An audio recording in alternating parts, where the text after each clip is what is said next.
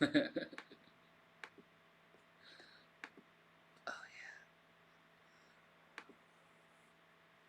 You got your mic on. I don't care. Okay. They can hear us. It's fine. We're not started yet. I'm just getting everything all fucking ready. Okay.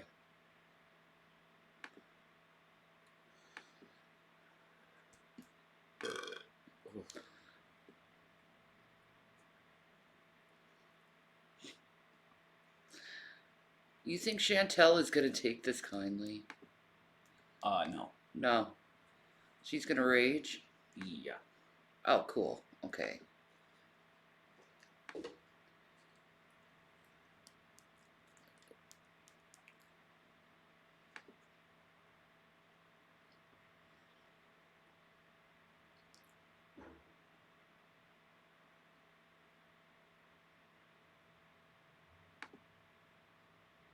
Mm-hmm.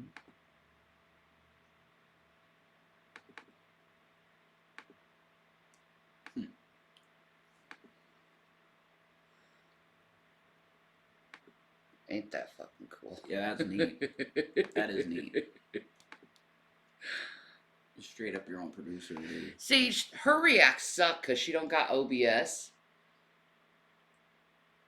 You know? What? Chantel's, her reactions suck because she doesn't have OBS. It's like her pointing the camera. Oh, yeah. And you can barely have any sound. True. See, I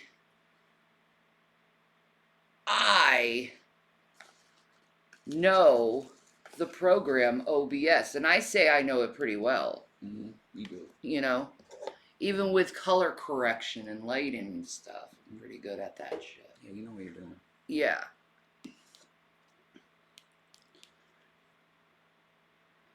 Ah, Jesus, Janice and Jules are having a Yoshi fight. Jules, all you have to do is stick out your tongue and land it on Janice's head and then suck her into your body and then shit her out as an egg. Oh. Yeah, Janice, you stop that. Don't make me put you in the corner like a bad girl. A bad key cat. Yeah, you're being a bad watermelons. Hi, Moose. Janice!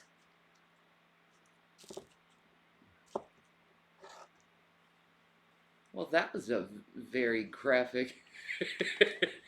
Hi, Boo. His turn people into Yoshi eggs. Jules is gonna be shitting out eggs everywhere, guys. Sucker. Yeah, suck me, Jules.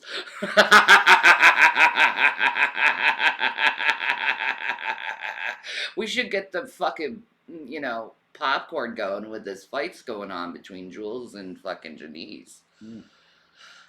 Fuck yeah, man. I'm in it, man. I'm the new Easter bunny. There you go. Anyone ever use a razor to shave their legs? Like an actual razor to shave my legs? Like an actual, not like the razor for legs, but an actual Yeah. razor. Huh. I don't believe I ever fucking did that shit before, man. Ugh. I don't think I've ever done that shit. I got scared of him. I would. Hi, Hot Cheetos. Hello.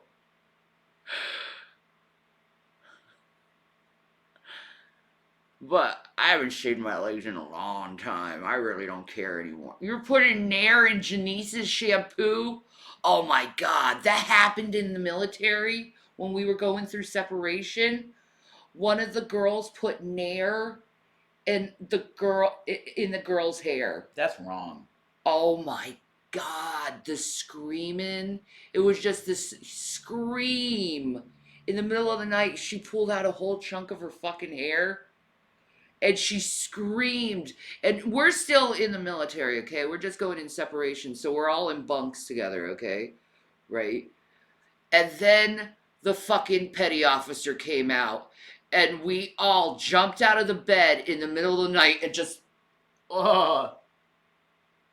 just shaking like, holy fuck, we're gonna fucking get fucking just so fucked right now. They're gonna make us drop. I just fucking know it. But no, the petty officer, what the hell is going on out here? That scared you happen. And we're just like, and then it finally, the person crying and freaking out finally spoke out and said what happened. And then the person got in trouble and she said, "You get in my office right now. Everyone else can go to sleep." And we're like, oh God, thank God. Because usually if one gets punished, we all get punished.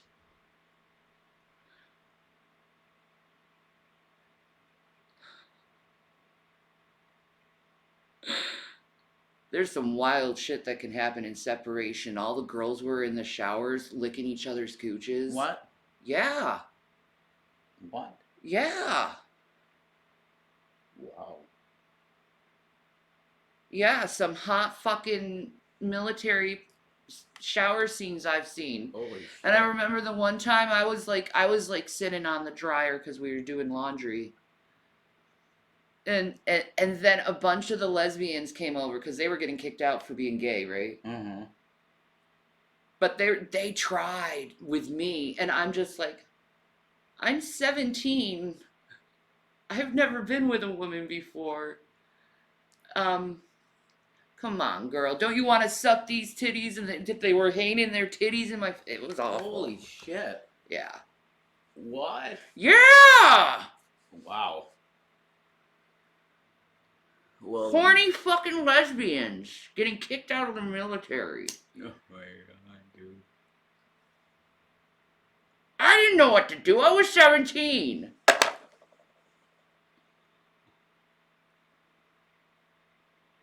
But yeah. It does, doesn't it? But it actually happened.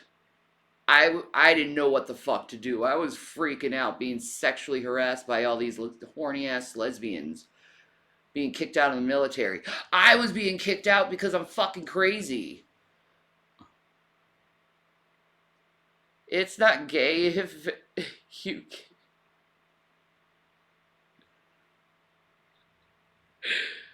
How was he supposed to help? I didn't know he existed. No. I was 17.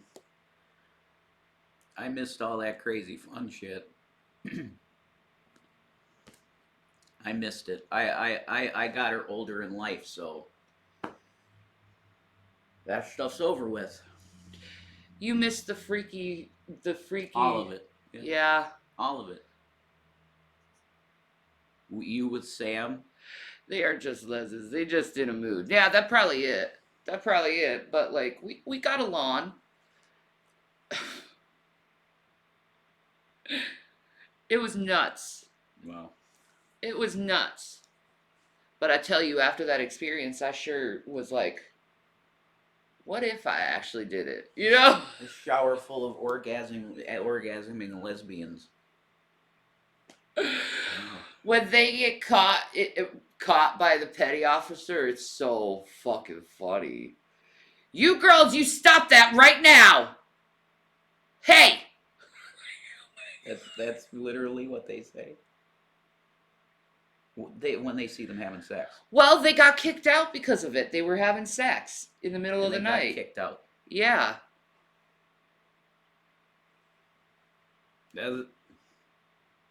Fraternization with. Well, the thing is, one of the girls was actually married to a dude and she had a baby. Wow. But she was like, you know what? This is my first experience and I really enjoy it. So, like, go with it. You know, like, okay. You're bisexual then.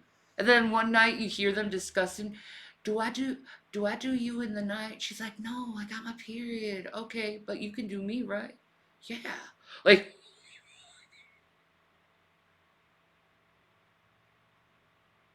Navy, cat piss, Navy. You want to fuck going to the Navy? Up in Great Lakes, Illinois. Oh.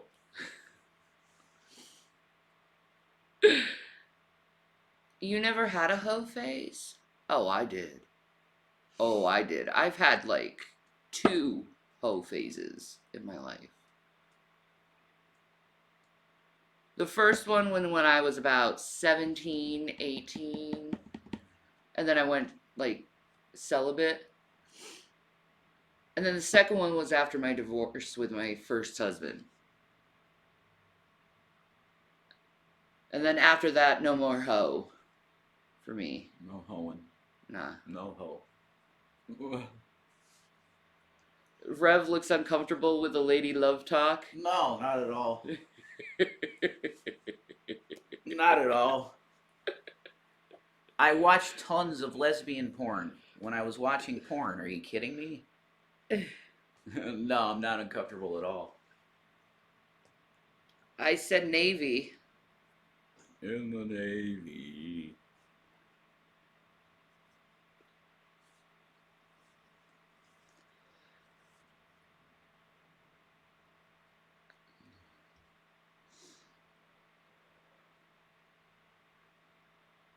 Watermelon's got a little sunspot on her. She's a good girl. I find it so interesting how cats sit in sunspots. Yeah, I know. They like to absorb it, I think, into their skin. Yeah.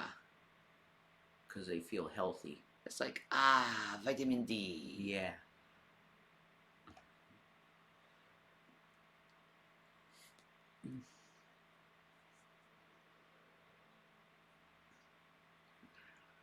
Ew.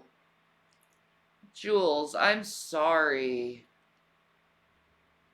I'm so sorry about that. That must have been a tragic experience for you.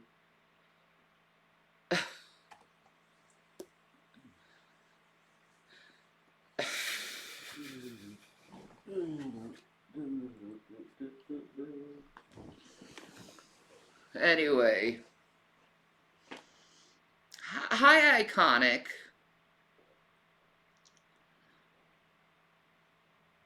Ugh.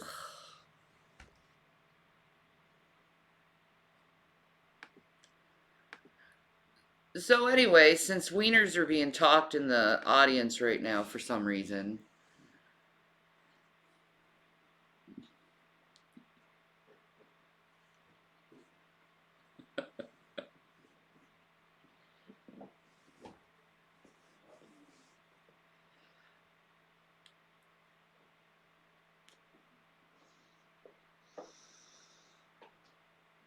pork wieners. Yeah, hot dogs are good.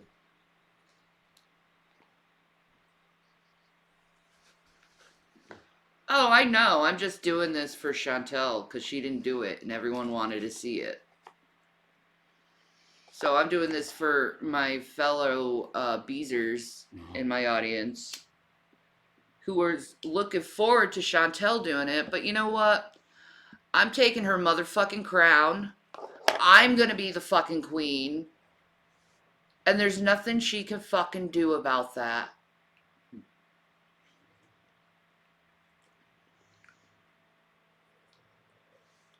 That's right, folks. Shani is in troll mode activated. You know what I mean? I'm troll mode activated. You know? Because I can out-troll any troll. Let's just be honest.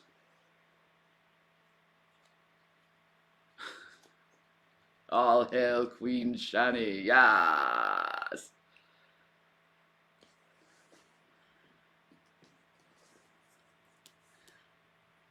Make a paper one to seal the deal.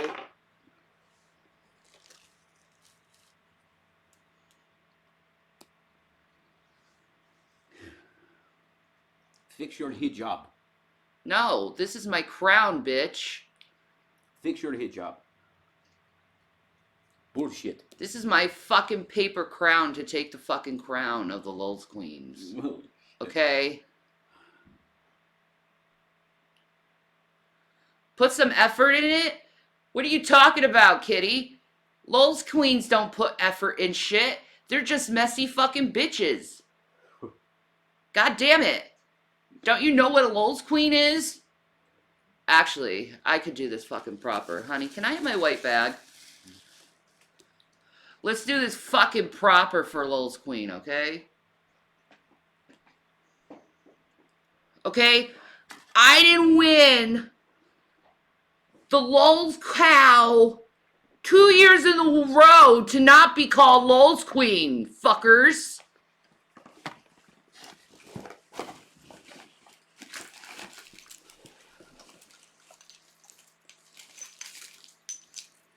You're gonna go to the record store. You're gonna give them all your There's money. no... The jewels are broken in this, man. I know.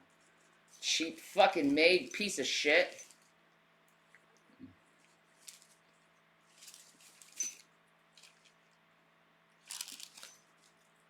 Hell is that?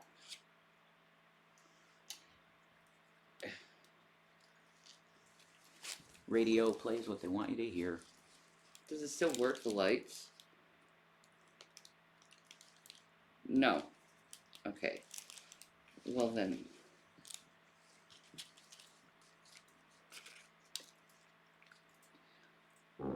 There we go.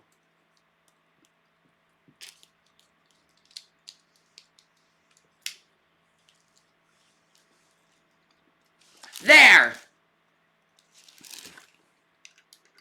Oh my god. What the fuck? That's gonna be clipped.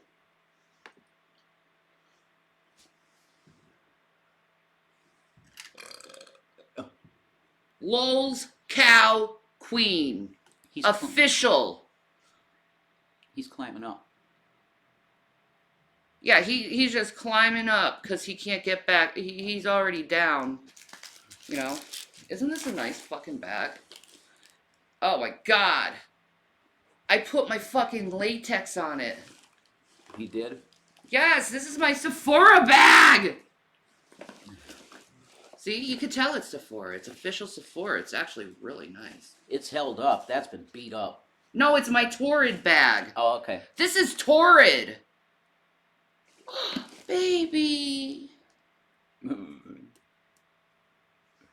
Been through wars. It's lasted, though. I guess so.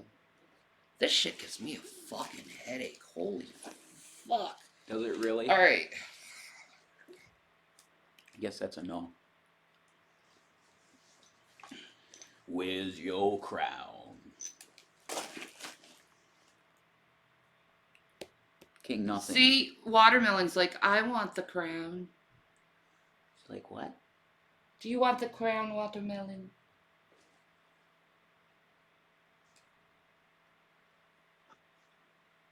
That's done. You know what's also done? My pride. Anyway. That felt good. Cool. Alright.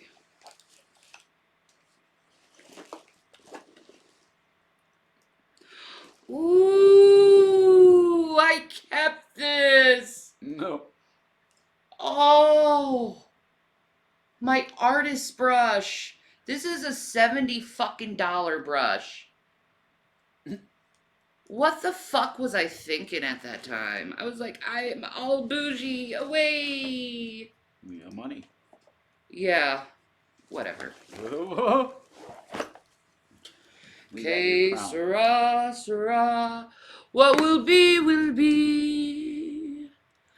I have my crown on, 'cause the Beezer can't take me. Fuck 'em, Shani. You are a queen. That's right. Do you want to play? You want to be a ghost? Yeah, go. Oh. She's like, no, I just taken daddy's seat.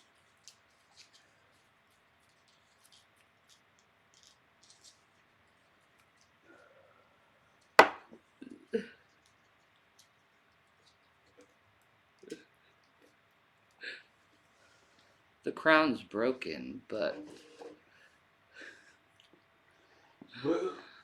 our queen, correct.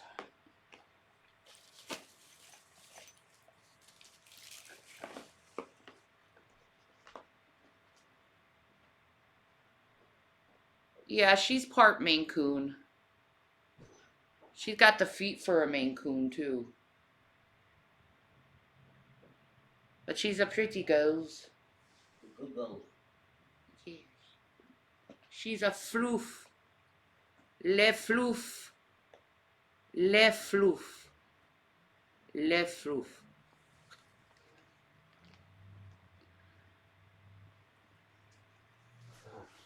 Husband, you must be in front of this. We must see this together. You're the king. You're the king. He's like, fuck you.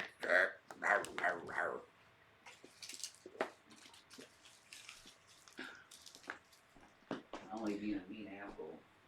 First time I saw a bobcat, it was walking through my neighbor's yard who was a guard dog, and I say, what are you doing, cat? You're going to get to up her. And he looked at me like like to see the dog try. I hold my husband, and he said that was a bobcat. I'm lucky he didn't climb me. Oh my God. Dude.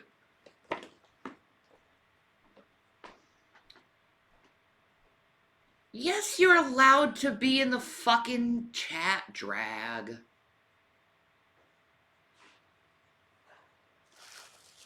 Just fucking turn the horniness down, dude.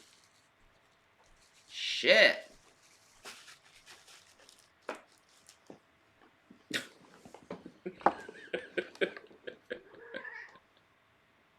That's the deal. Oh, shit.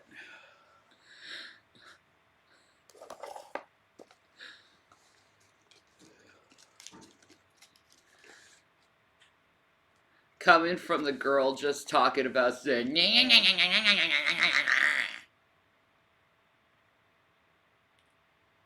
true.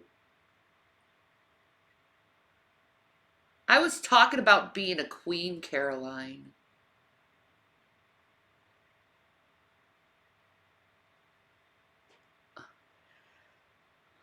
I don't know when it was warm out. I'm getting frisky when it's cold out. I want to stay in bed. This weather is messing up my senses. Me too. Nah, man, I get it, man. The lady's going crazy for the drag man. I get it. You got it. You got a good game on you. Much respect, bro.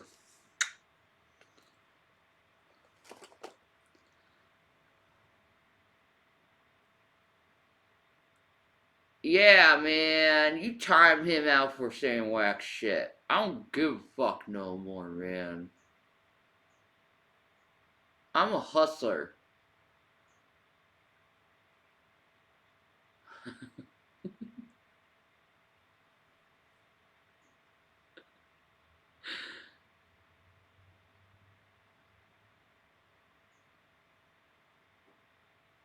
You have Batman behind you. Oh, I see it right here. It's Batman. It's actually, I think, a tree. A tree of destruction. Where the fuck is the fucking thing? I was gonna ask you that. Oh, well. Next to both of us. Watermelon was sitting on it. She was. You thief. No, don't you be licking yourself like you didn't do shit, Watermelon. She's like, but I am on the golden center of light.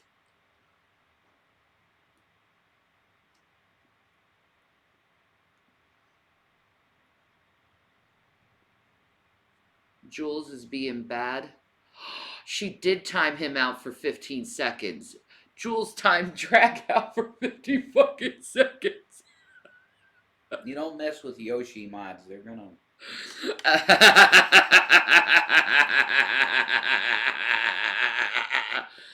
See, the Yoshi breed of mod, you can't really control. That's why you got to be careful when she's around.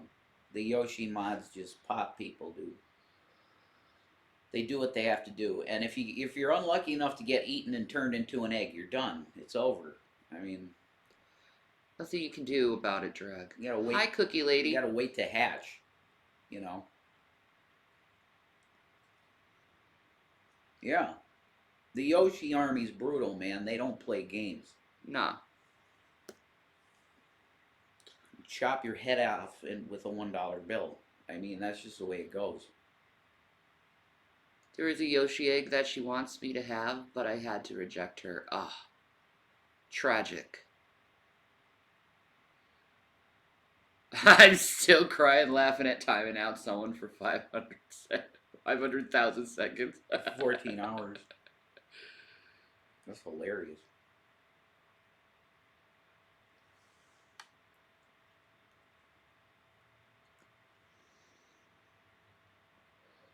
Have a good day, Bear. Later.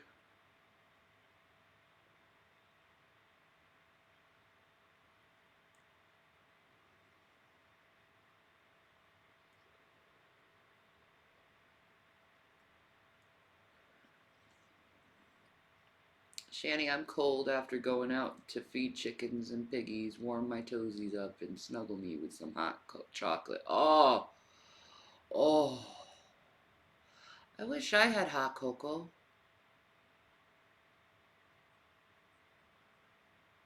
I need to get a store run going.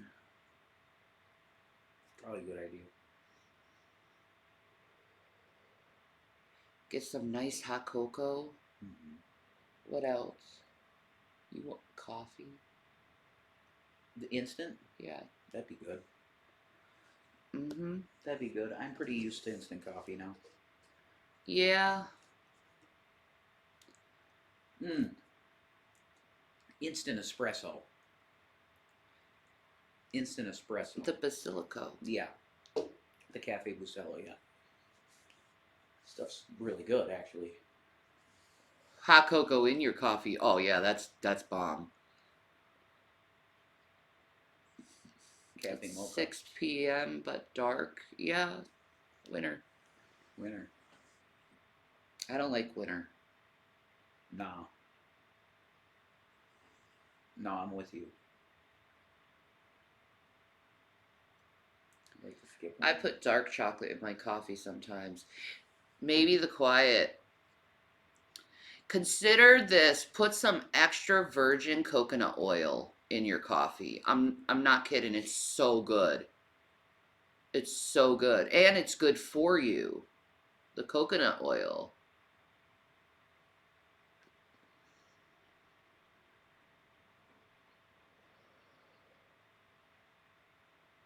Ooh, MCT oil, yeah.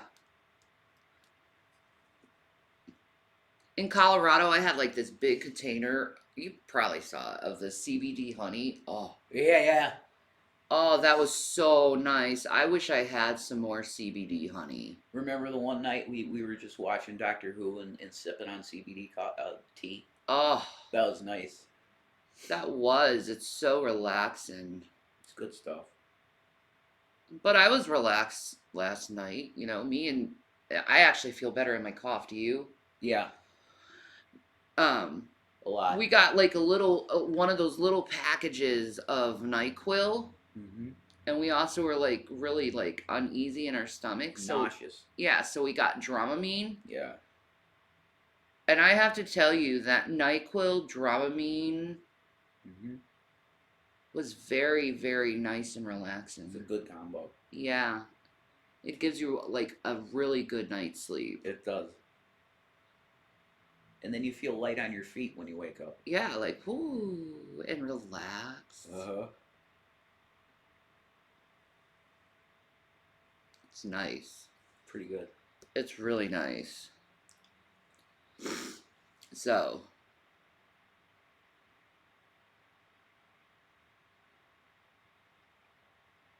a Benadryl, yeah. The gummy melatonins, dude. Oh, what is the brand called? You get it at Target. Yeah. Ally? Ollie. Ollie? Is it Ollie? Yeah, I think it's Ollie. Oh, Yeah, that works really good. you'd love the gummy melatonins for me. Yeah, I know. It's awesome. They're really good.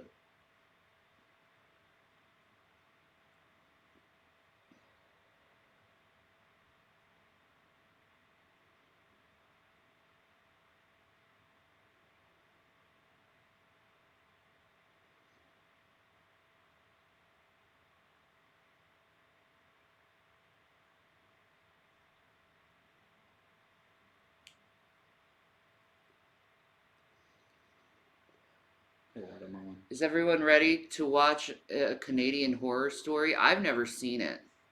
Nope. I've never seen it. Yes, I got my popcorn. Okay.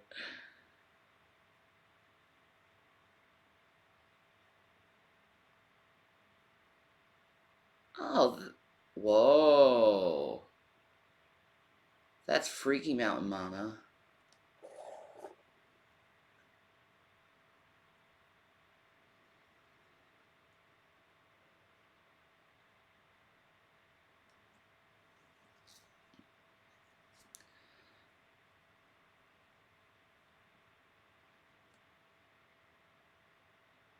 For OCD, let me know. I don't know how to help someone with OCD, man. I don't have OCD, so I would know.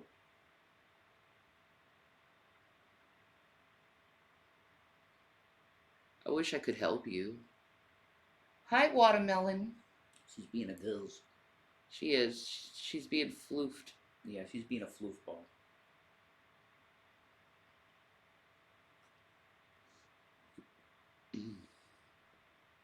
Thank you, Suki.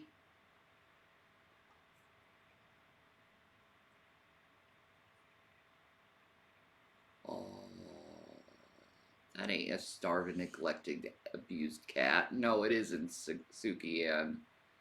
What? People try to say it is, but, yeah. It's so funny you snagged. I'm dying over here. Can't wait till you show it. I gotta work. Hey, she didn't do it, so I gotta do it. You know, she promised the folks, I'm gonna go and review a Canadian horror story. I'm like, okay, that sounds like a good idea. I'll do it. I never watched it. Alright. She's being a little queen.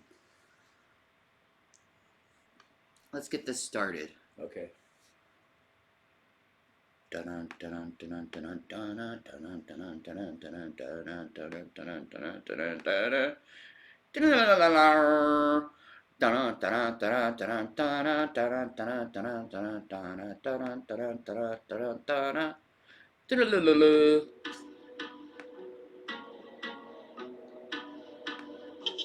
Good boy.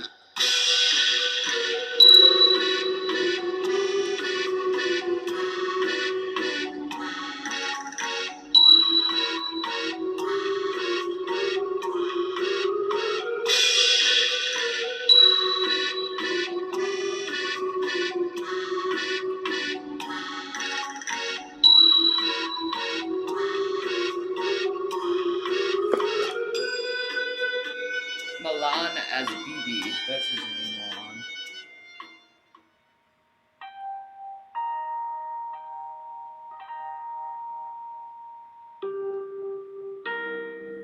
You know you've made a few pretty significant mistakes in your life when a simple Google search of your name returns a link to your Kiwi Farms thread as the first result. Even worse is when that Doesn't happen anymore, but go on.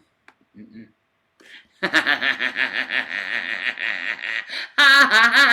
To Kiwi Farms. They don't show you on Google.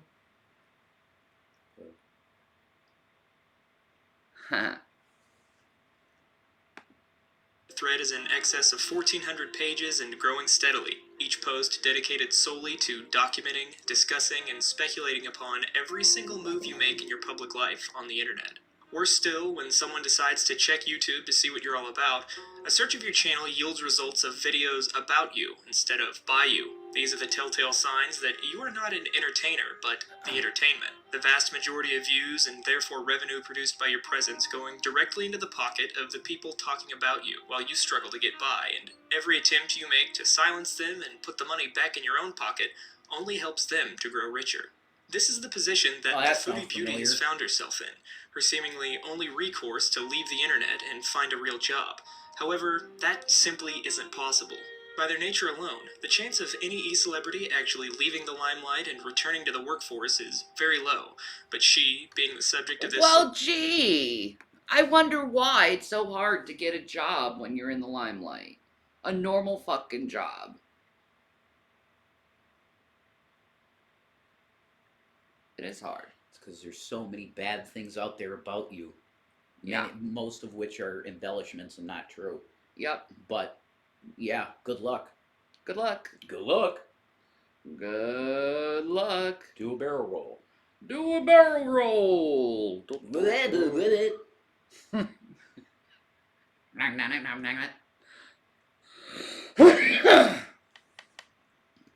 Some start. sort of dedicated collective of internet anthropologist curiosity makes it nearly impossible for her to find any kind of meaningful or fulfilling employment opportunities. This does not, however, mean that it is the fault of her onlookers that she is stuck in this position. Their attention is a direct result of her actions. She has no one to blame for her situation but herself. But, to be fair to her, the chances of ever returning to her particular I'm doing awesome, Witchup. How you doing? Good. line of work was pretty much down the toilet before she even started pursuing YouTube as a career, long before she became the subject of nearly weekly controversy and daily discussion. But before we answer any questions in regards to how she became trapped in this digital Sisyphean prison, eating food for the camera just to be able to afford food to eat for the camera, we first have to find out how she got here. This is the story of Foodie Beauty. Fair enough.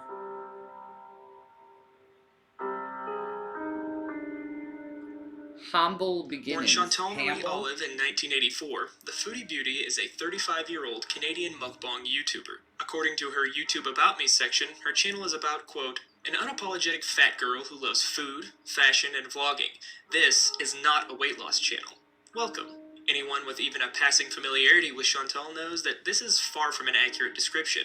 One more fitting would read, a morbidly obese woman struggling... Come on. It was a hater video. You're a fucking asshole for doing that and rewording what she has to say. Mm-mm.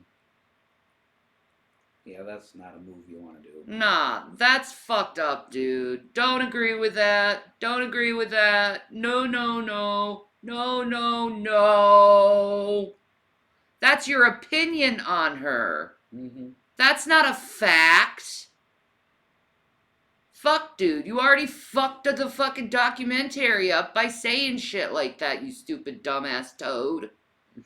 His name is literally Toad McKinley.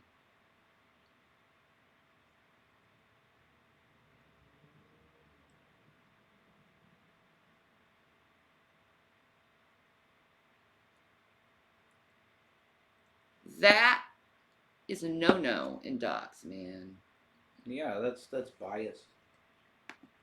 with a severe doctor-diagnosed eating disorder and rapidly deteriorating mental and physical health, brought on by her refusal to address her addiction to food in any meaningful way, and her constant need to antagonistically engage with anyone who has even the slightest criticism of her, regardless of their intention.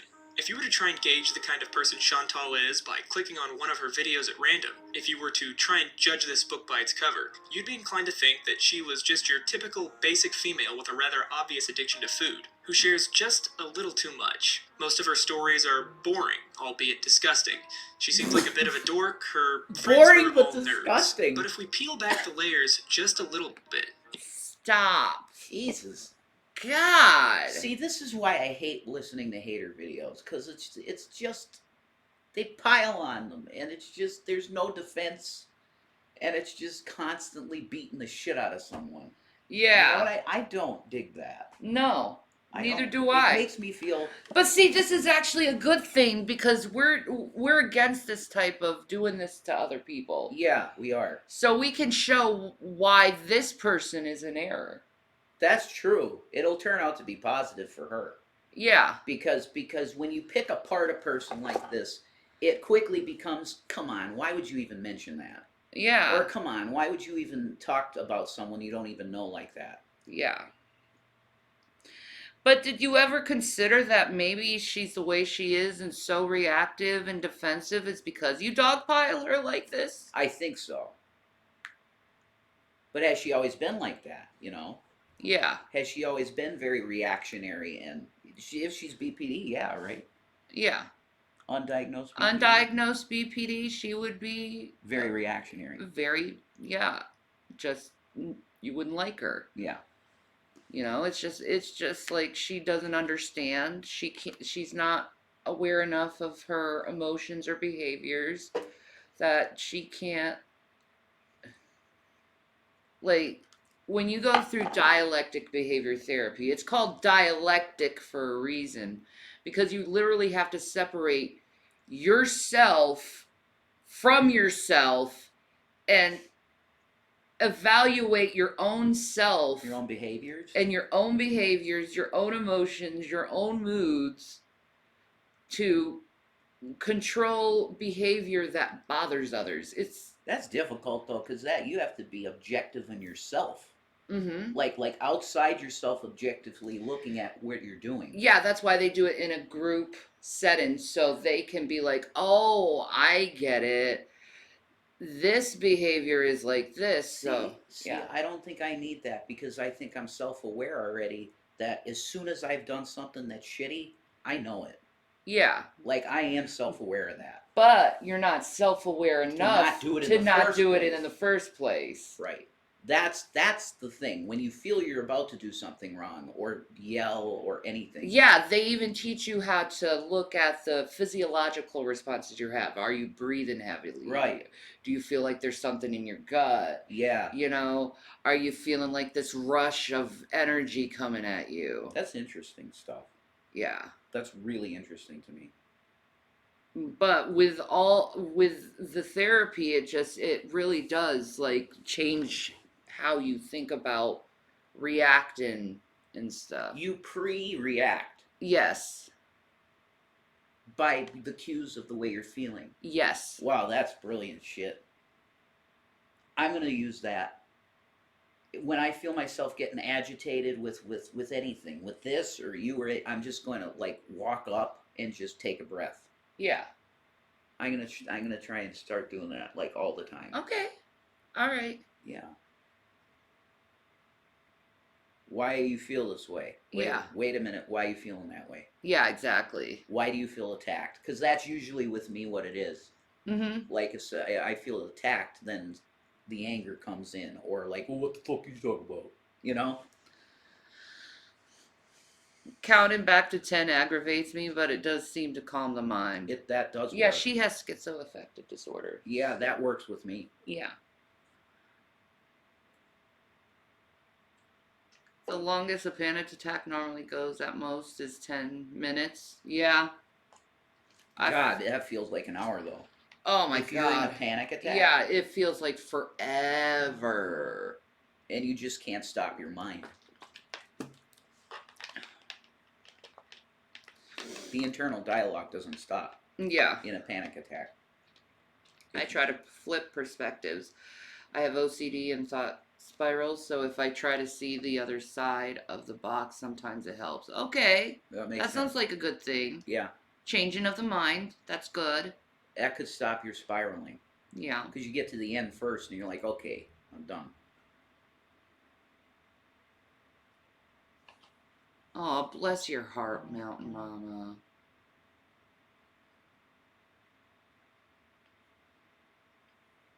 Oh, God bless you, Drag. When I feel my sociopathy acting up, I try to remember that other people actually matter. Well, there you go.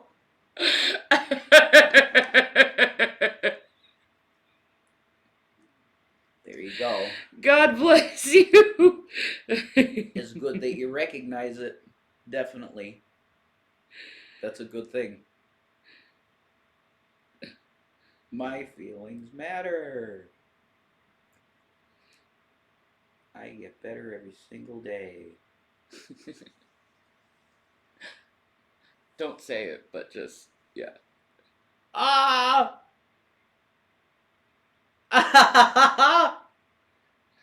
We got to remember that. Yeah.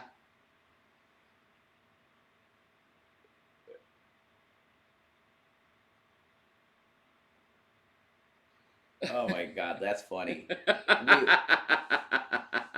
We get some more extreme, gruesome shit. All right. Be mad. Be mad. It's fucking hilarious. If you can stomach the unsettling way she eats and her propensity for discussing bodily functions in great detail, you'll find someone That's who true. is self-absorbed, cruel, vindictive, and quite possibly the most impulsive person you will ever find on this platform. Basically, she's the kind of girl that most guys only put up with because they're knockdown, drag-out gorgeous. Which is why the men she's surrounded herself with are either self-admittedly autistic like her ex and, best friend, Pete's. Hi, James. What's up, Jimbo? Am I holding the box right? I like Pete's. Yeah, I do too. Just stop. Stop. They have a unique relationship with each other. Come on now. I am a fair judge. They've been friends 20 years, man. We should do Sonomas. Why? Because I want a Sonoma. Okay. That's fine. Somebody asked if my ex Pete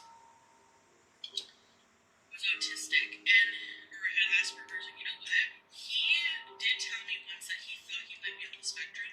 Or compelled to be with her in order to maintain their citizenship, like her current, boyfriend. Current. Well, this is 3. Oh, this is 3 years. This is old. But see, he's just assuming that's because of it. He's got a work visa.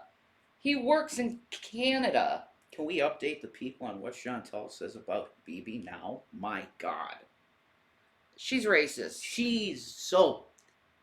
She calls black men ew. No. Black men are gross, is what she said. I can't believe she said that shit. Yeah. I can't believe she said that.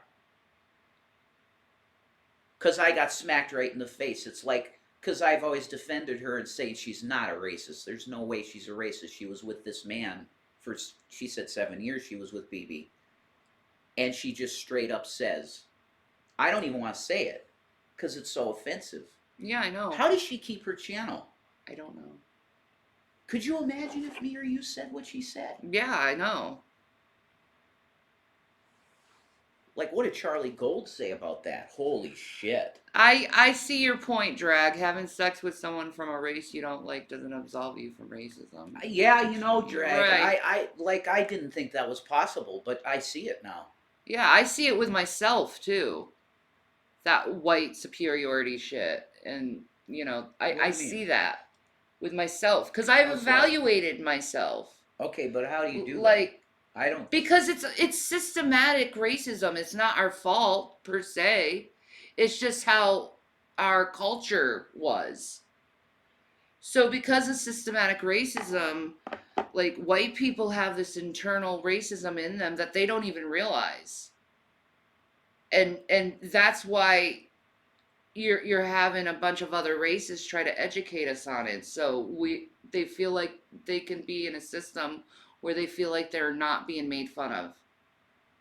Does that make any sense? No.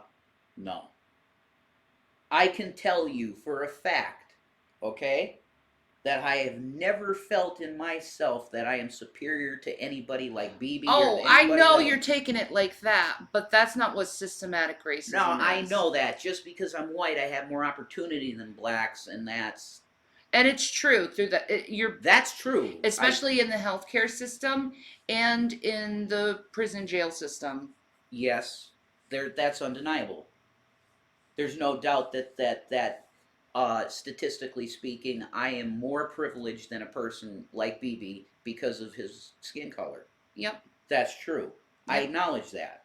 Okay. Yeah, you see how it is in jail. But I'm saying personally, from my mind, I've never felt superior to anybody because they're that color and I'm this color. Yeah. I've never felt that way. Yeah.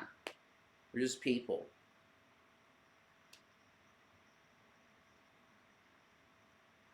I get that's what they teach, but the government also keeps certain groups of people in systematic position. Exactly. That's in the jail systems Yeah, and in the medical systems. right. That's what I'm talking about, The Logan's mom. jail, Yeah. 100%. I couldn't believe what I saw in the jail. Yeah. I couldn't believe it. There was like 5 white guys, Yeah. and I saw dozens and dozens and dozens of other races. Yep. Mostly Hispanic and black people. Yep. It's wrong. It's wrong. It's wrong. It is. It's wrong. They are preyed upon because they're that group of people and they go, oh, that's a criminal. That's really messed up. Yeah. That's disgusting. So like I really evaluated myself and realized that yeah, I have been racist. And I admit that and I'm sorry for that. And I hope it never happens again. You know? I hope it never has, you know. I have. I still haven't. don't see how you've been racist personally. But I have been. Okay. You know, so like Okay. but now you love black people. I love everyone. You've always loved black I have always loved black people, but but I didn't realize what I was doing. Well, what were you doing? I'm trying to understand that. Well, if I got super mad at like a black person, I'd throw the N-word at them. Well, right. Yeah, Okay, that's racist. Well, obviously it is, but it's not because of the skin color you used it. It's because of the person and they pissed you off. yeah, but because they were, That color, yeah. I knew it would hurt more. That's why you did it. Yeah, I know that. that's racism. Yeah, I guess You so. see how little, I how guess, it systematically got implanted in us like that? I get it now. Yeah. I totally get what you're saying now. So, You used that hurtful thing deliberately, and that was racist. yes. I get you. I do. Yeah, And that's the theory of systematic racism. I'm guilty too, because I did it with drag. Yep, And because I never use that word normally. yep. I never use the N word normally, ever. Because I think it's a Neither do I. Yeah, neither do you. Yeah. Because we think it's a shit word. Yeah, I do. And I love black people. But I see it now. I get it. Yeah, me too. And I'm sorry. Me too. I'm sorry too. Very much. If Dragnot's in there, I'm really sorry about that. Yeah, That was bullshit. yeah. I get it now. But man, when we were first here, I was She really needs to learn that too. Like all of us white people need to learn that. Like all of us. Because it's not particularly your fault, it's just the culture we grew up in had that in our spectrum, you know? So get it out. Cleanse yourself of that. It's icky, yucky. Ugh. It makes you feel gross. I Very feel really gross. gross over that. Yeah, And I am so sorry over that. yeah. Like, we love a self-aware queen. Yeah. How can you love black people and She be... just explained I it. just explained it. She literally just explained it. And I didn't understand it, but I do now. Yep. I didn't myself get how you were racist, but I get it now. Yep. It's those little things, like little things that we don't talk about. We don't really get per se, but it is in us. But also, you should give yourself the leeway also of making people understand that you were 100% triggered by what that guy said. Oh yeah, completely. Like a switch was flipped. I should have called him a piece of shit. Yeah. Well, when you said it, because it was on my stream, Yeah. when you said it, I was like, oh, what did you just do? I lost it, and I'm so sorry. Like you could, I'm sure the video's out there. I was. Sitting I'm there, not. I'm like, not. I'm not a good person all the time, and I'm certainly not a perfect person. But like, I learn from my mistakes. You were flaming mad. You weren't just angry. You were really mad. Yeah, I was really mad. I wanted to say the most hurtful thing I could possibly say at And someone. that's what you did. I did. That's what you did. I honestly admire you taking accountability for your past behavior and reflecting on it. Something we don't see much of. So, props to you, Shani. Yeah, like. My God, drag, Jesus. Now, drag. Speaking of systematic racism, you have systematic racism in you too that you need to evaluate. We have to evaluate it, like everyone, every color. You like the short white girls drag. It's these little things that we don't talk about. Short white girls drag.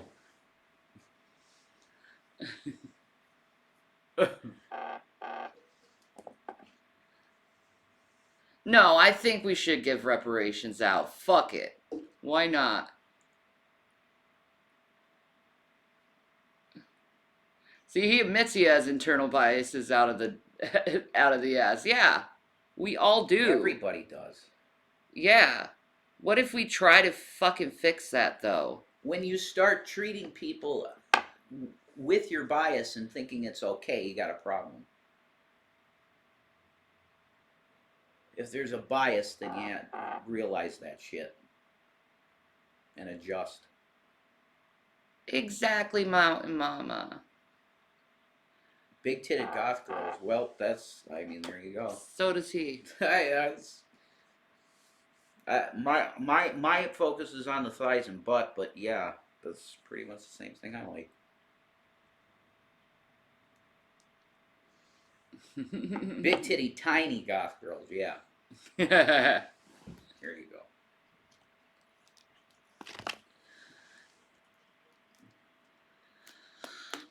He can't help it. You bring big titty goth girls up, and he's like, I'll look once.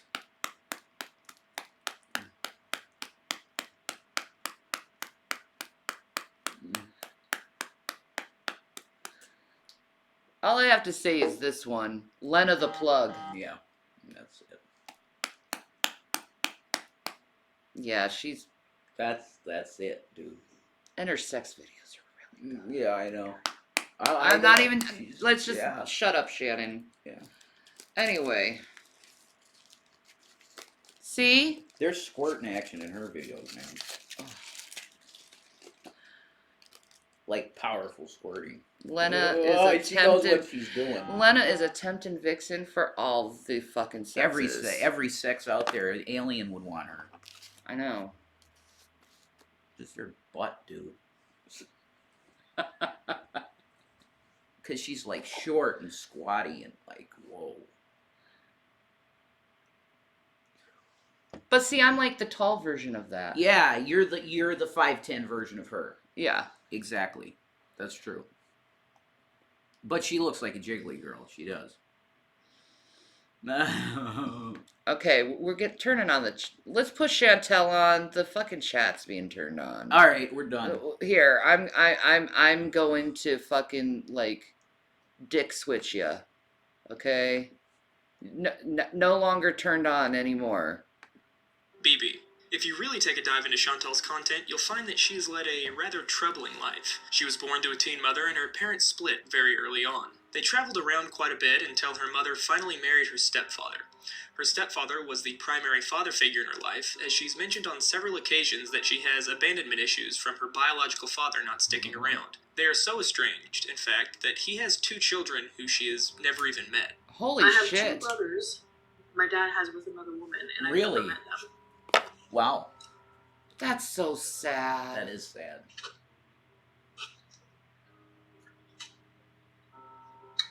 I'm pretty sure they don't even know I exist. Her mother and stepfather had another child when That's why she does that to men. It's her father. Freud has some points on things, man.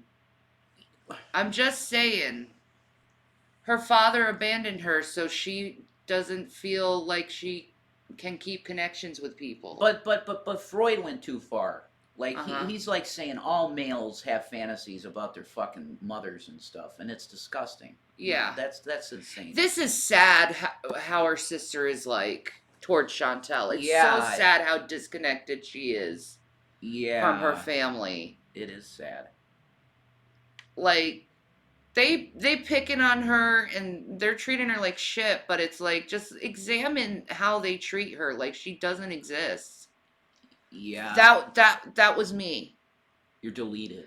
That's how my family treats me. Like they don't say anything to me, and I'm you're just in the middle, and they ignore you. Yeah. That's like really weird yeah. and hurtful. Chantal was 11 years old. In a pinned comment of their family pizza party video in which the sister appears, Chantal says her sibling has a mild learning disability. There are plenty of reasons to doubt what Chantal says just based on her well-known behavior of putting others down in order to elevate herself, but even if her sister does have a mild learning disability, why mention it? For one, it's no one's business, and two, just watching the video Always you would trying think, to mimic you. hey, what's wrong with that girl? Everything. She seems normal.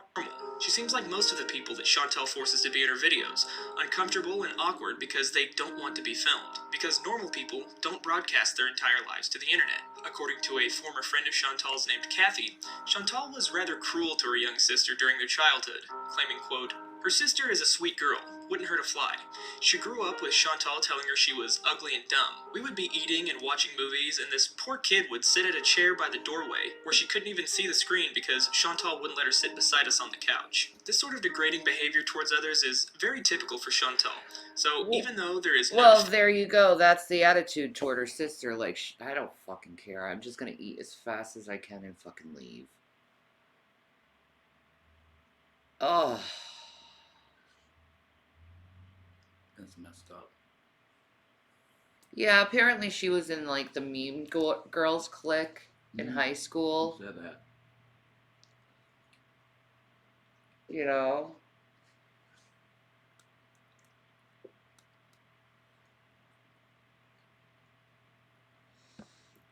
You like when I do reaction videos like this? Alright, iconic. I'll keep that in mind. It's Toad McKinley. definitive proof that she treated her sister poorly, I'm inclined to believe that she does and did. Needless to say, her daddy issues in conjunction with her parents having another child during her formative years caused Chantal to act out. Of particular note, she began sleeping with a 21-year-old man when she was only 15 years old. When I first met him, I was 15. No, Chantal. Oh. 15 and 21, that's you're statutory.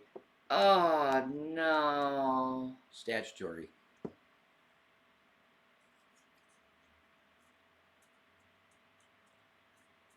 Ooh, aloe vera. I would love an aloe vera plant. I love aloe vera. Pretty good stuff. And they're great plants because you don't have to water them much. They're desert plants. And we got so much light in this house, it would do so well. Yeah. And then our other places, like I love aloe. Mm-hmm. My mom used to grow aloe all the time. I've got one on my nightstand, God's plant. It's the only Bible that God says God came down and planted himself. Really? That's beautiful. I didn't know that.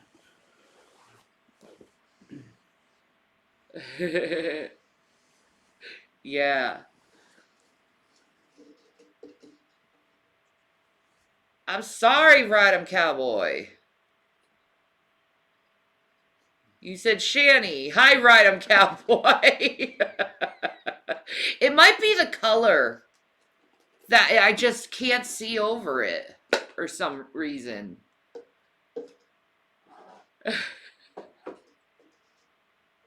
Well, it's just a little hurtful. I don't mean to be.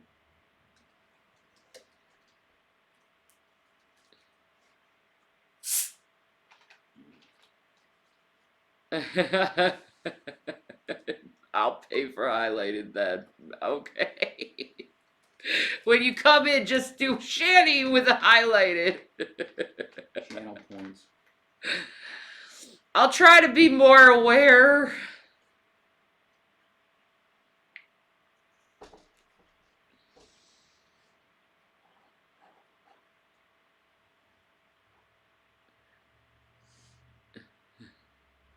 It doesn't work. It does work, though. I see it better now. It says redeem highlight my message. 100, yeah. Ignored. No, you're not. Let's get back to the video. And he was 21. So yeah, kind of to begin with. I mean, I was a mature younger person, but Aside from the obvious fact You were a mature younger person? What happened? Did you reverse age, Chantel? Because you're really immature 38-year-old. Reverted. Yeah. Oh. Like she... Yeah, no younger person is mature. I know. Like, maybe she's still in that 15, I'm so mature thing. I don't know. A mature person doesn't need to call themselves mature. It's just like, whatever. It doesn't fucking matter. fact that this man was a predator, he also had a drinking problem and a girlfriend his own age who was pregnant with his child at the time. This woman would routinely have confrontations with a teenage Chantal, once even showing up at her school to try and fight her. I didn't know this guy had a girlfriend that who was pregnant with his child. Okay. So she was the other woman of already pregnant.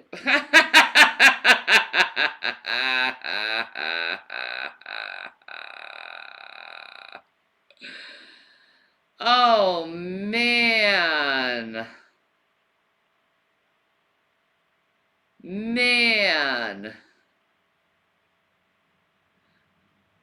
Girl.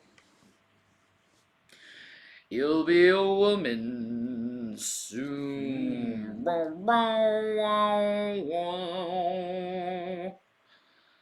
Yeah, she likes that song. Ah. Yeah. A girlfriend who liked to fight.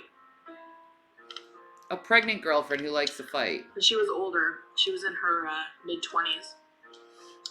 So anyways, this girl tried to make my life hell when she found out about me. Like, why don't you attack him? Why me? I didn't know about you, you know? But at that point, I was already, like, really in love with him, or so I thought. Well, big surprise. You fall for And I people was like, in she a was so matter mean of about it. 5 I was hours. like, you know what? Look, he's so hot. I'm gonna keep screwing her. Oh my god, And he's it so looks high. bad. He's my soulmate because he's so hot. He's my soulmate because he's so hot. Are you 16 still?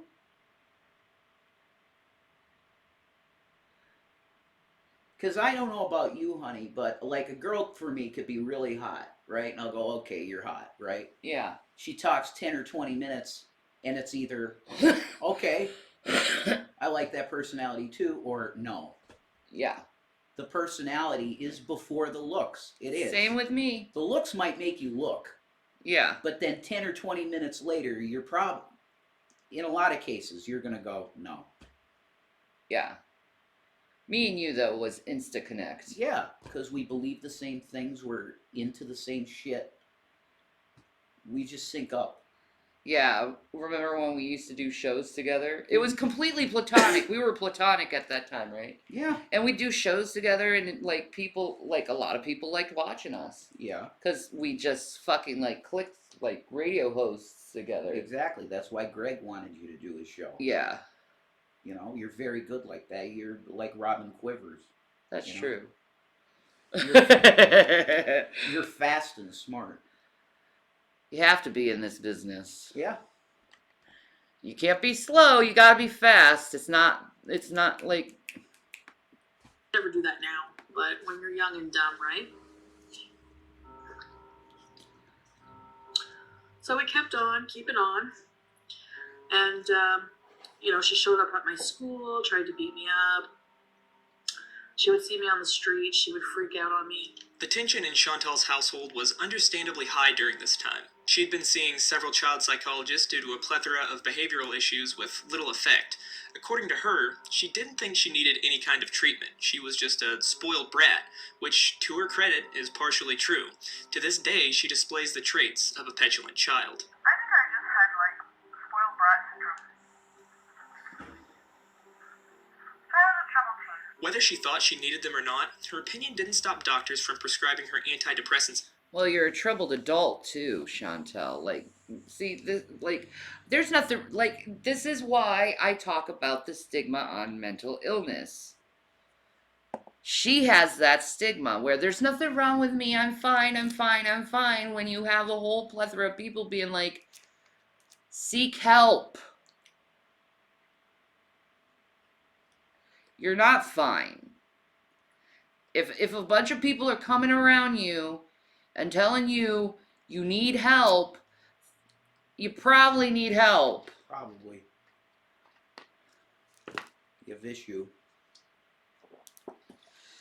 You probably do. Like, you need help, Chantel. I'll just be honest, straightforward. You do. You need help.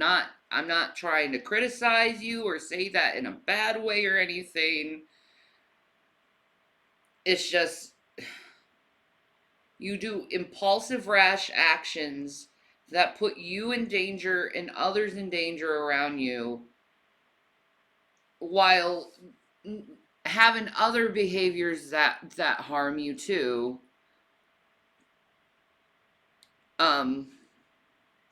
You need therapy, and you'll be happier if you do.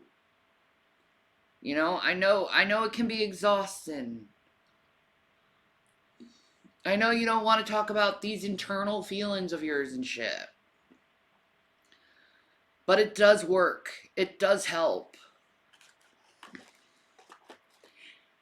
And your audience will love that you're growing through it. That's all I have to say.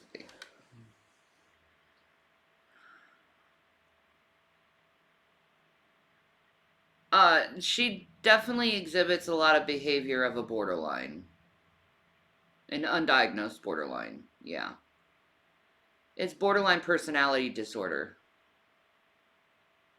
It's not personality disorder, it's borderline personality disorder.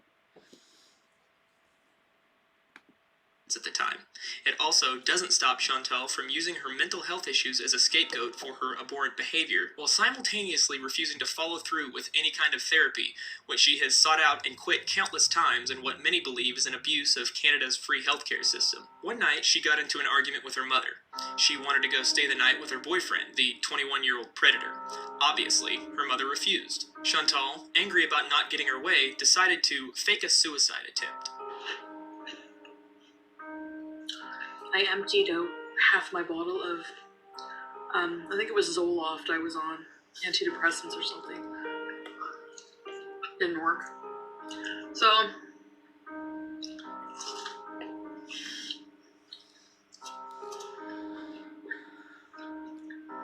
I showed her the bottle and I said, I'm gonna kill myself. I took half the bottle.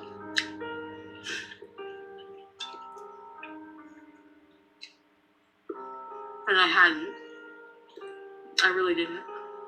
Her intentions then were the same as they are today. Purely selfish. I never... Manipulate her mother like that. I feel so bad for her mom. Messed. Oh.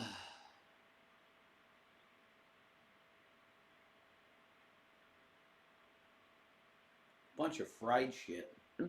I think corn dogs, Cheeto fried mozzarella cheese, and it looks like Cheetos. She used to really do this it. all the I time. wanted attention. This used to be her show. I knew that gave me power, threatening that. I wanted to hurt people. Her mother rushed her to the hospital in a bid to save her life, She thinks it's and when funny, the nurse told her too. she had to drink an activated charcoal mixture in order to neutralize the drugs in her system, she became worried that the charcoal would hurt her if no drugs were in her system, so she ran into the hospital bathroom and actually took, quote, some pills. So in the bathroom, I actually took some pills. Then I thought I'll just drink the charcoal. I believe she's being intentionally ambiguous here in order to make the viewer think that she had actually taken a dangerous dose, but in reality, it was probably no more than 2 or 3 at most. After she confessed this to the nurse, they decided to keep her in the hospital for a few days. Ironically, her hospital roommate was a young girl suffering from severe anorexia, hooked up to feeding tubes due to her dire situation. The girl's family would bring her all sorts of food, and well, I'm sure you can guess what happened next. But anyway, I had said to her at some point, "Are you gonna eat those candy?" And I think she kind of caught on because she gave them to me. She gave me her candies. After her stay at the hospital was over, they decided to send her to a psychiatric retreat. So you took an anorexic girl's candies that she was supposed to eat.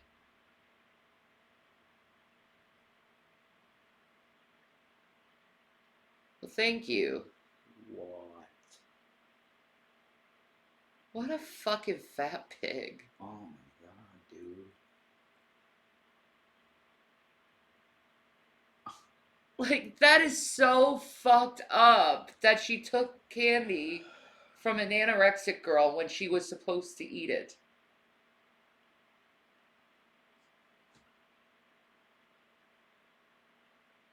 You're shaking, dude. Yeah. It's really bad.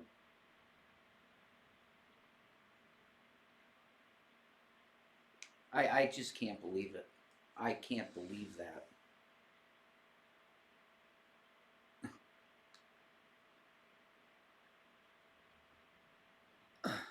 I've never stolen candy from anyone, Jane.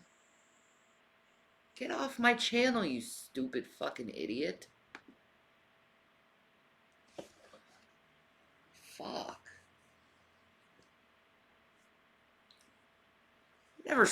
I would never steal candy from someone and take candy from an anorexic girl with a feeding tube. No, I don't think you would. Jesus God. What the fuck?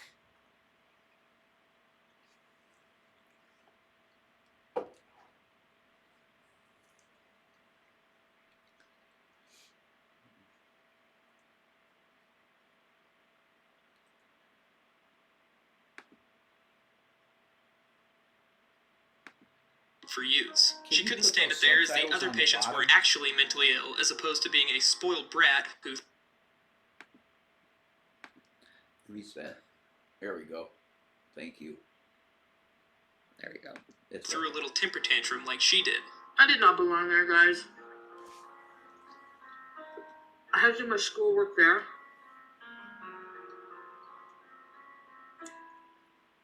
Every single other person there was absolutely fucking Looney Tunes. Like, really out to lunch. Like, I stole liquor and pretended to kill myself. These people, like, oh my god. So she devised a plan to escape, which was, in her own words, to manipulate her grandmother into coming to take her out. My plan was to run away and call my grandmother because I knew my grandma didn't know I was there. And this is bad, but I knew I could manipulate my grandmother into feeling bad and not making me go back there. After what she had just put her mother through, you would think that she would feel enough shame to not abuse the kindness of another loved one's. What the fuck?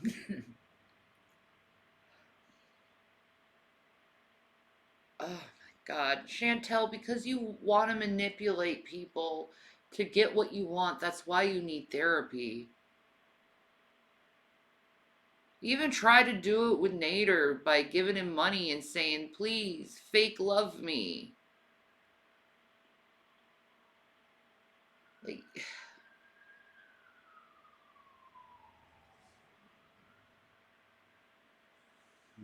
Yeah. I ate 10 sheep sausages. I think I'm in a food coma. All you had to do was fake love me. Yeah, exactly. That's so fucked up to ask someone to do. Like, how do you Weird. fake love someone? I don't know. I've never heard that, ever. I don't know what that looks like. I do this every time I hear a siren. Mm-hmm. Or if I, or you see me walking, you'll see me do this a lot to certain people. Mm. He does it too. Mm-hmm. It's a thing. It is. Constant prayers, man. Keep it going. Keep them going. Mm-hmm. That's right.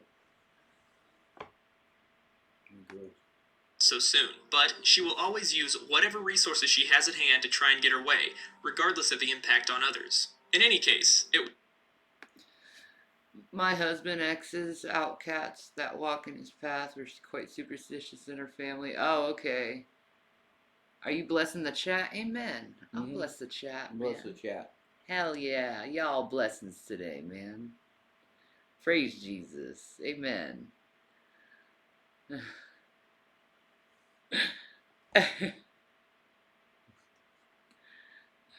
Can't trim the tree any more than it is, man. Tree's pretty trimmed. Right? Yeah. worked. However, Chantal's mother would not allow her to come home, so she was placed in a group home for teens with nowhere to go, which would set her on a path of alcohol and drug abuse, partying, and sexual promiscuity, behaviors that no doubt exacerbated her already underlying addiction to food. Chantal herself has speculated that her food addiction may be hereditary, as her father was out of the picture due to his alcoholism. She's also suggested that he may suffer from an addiction to food as well, and that many in her family eat for comfort. I think I've said before, food was, my whole family has issues with food.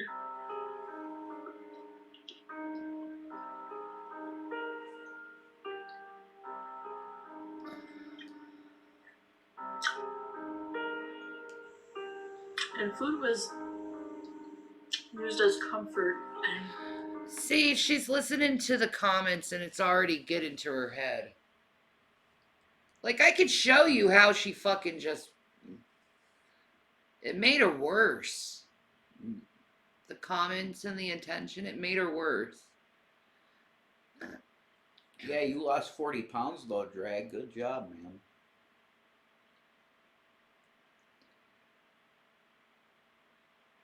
Blessed be, chat, I raise my wine. There we go. Blessed be. Blessed be. Blessed be all day. Puff, puff, pass. Yeah.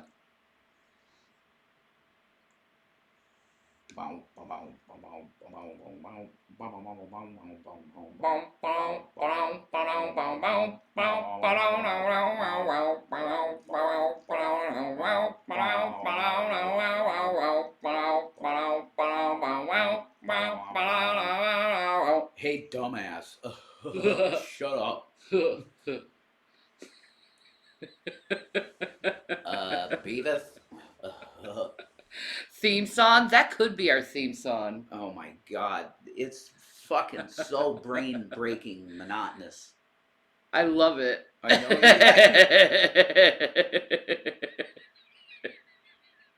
you do.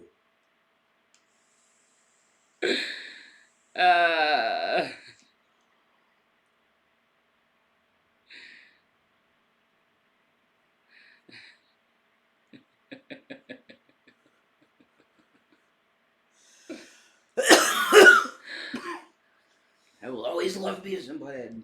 Beavis and Butthead is the shit. Forever.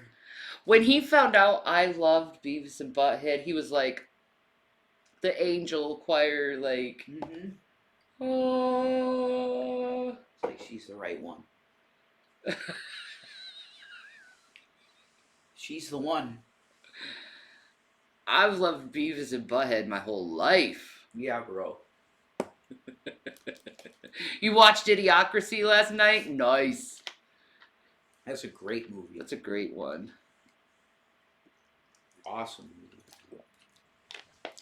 Have we snuggled up and watched Little Nicky yet? Yeah, we've done that together. Yeah. Months ago. Yeah, months ago. We were supposed to watch Little Nicky again, but we didn't. Oh yeah. We've watched other shit. What were we watching last night? I don't know. Between the fucking NyQuil Serial and the killers. Dramamine.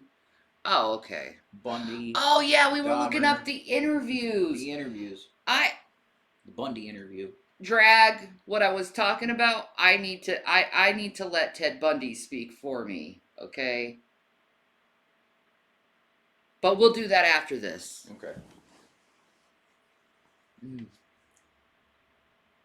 Beware, Drag. Be very self-aware of yourself. You'll see when it comes on. During happy times with family gatherings, you know? From her earliest days, her fondest memories are of food, enjoying visiting her grandfather because he always had candy, and being scolded by her grandmother for eating too much and asking for more. And she was really French. All I remember is always wanting. God. I was a little Drag. piggy when I was a kid. What a surprise, right? Yeah. Okay. Drag, do you think calling yourself a psychopath would actually intimidate me, bro? Dude. But Dude. you had Dude, I don't think you listen. My spirit is the spirit of Elijah, okay? Bro. I can turn water into fire, bro.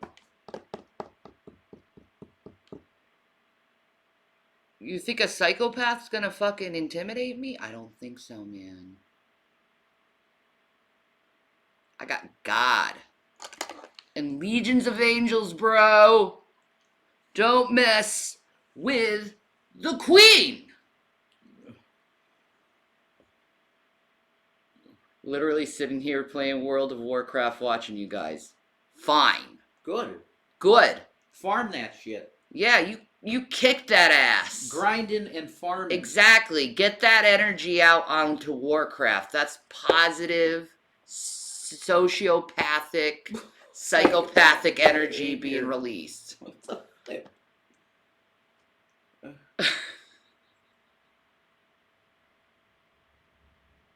My shaman is inspired by you guys' motivation. Alright.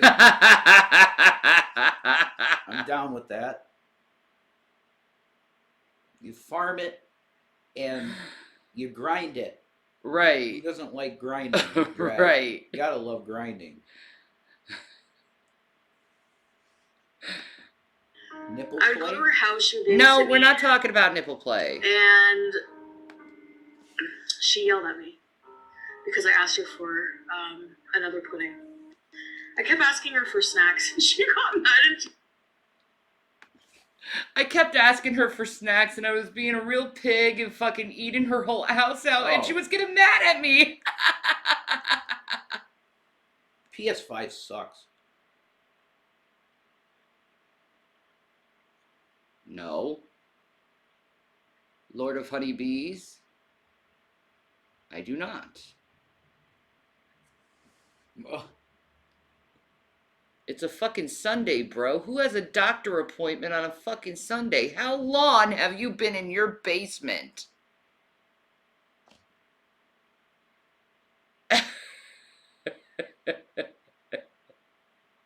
Ugh.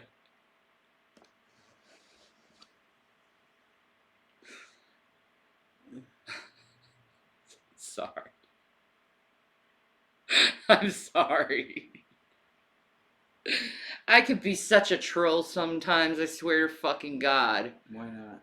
Queen Troll, ha ha, the Goblin Queen. That is one of my titles, the Goblin Queen. Mm-hmm. That's true.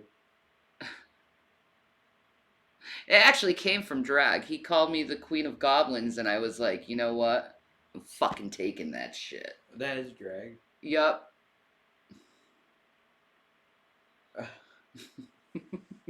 Alright.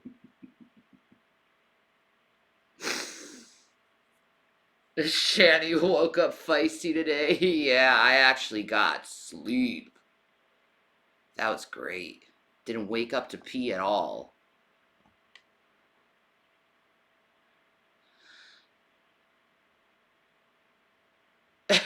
Hey.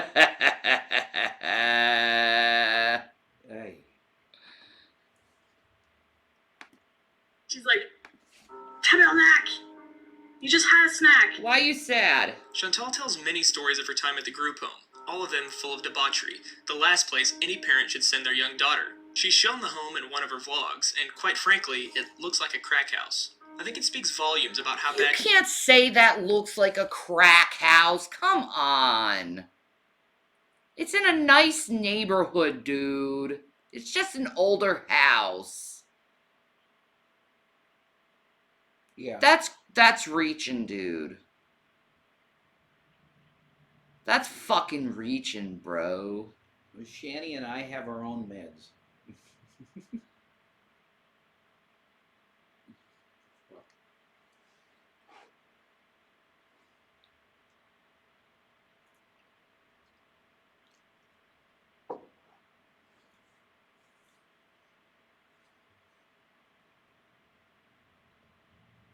Anyway, Bad Chantal was as a child that her mother would resort to sending her to this place. One of these stories in particular sticks out to me, and that's the story of Big G.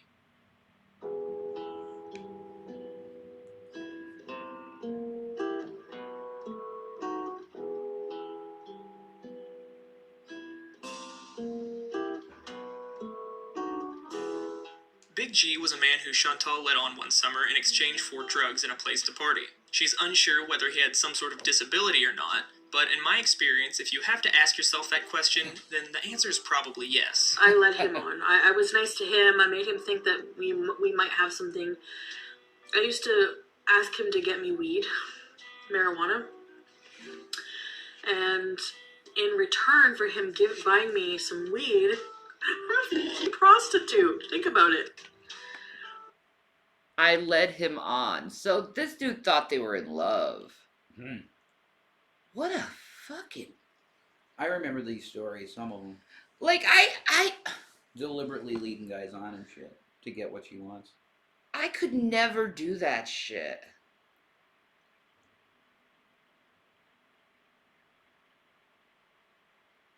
Yeah, that's true. People do it every day.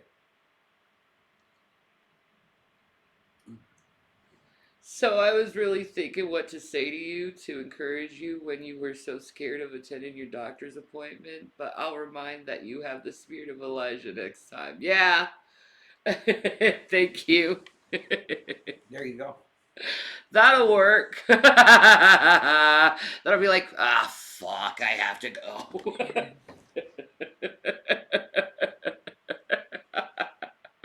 Gotta do what you gotta do.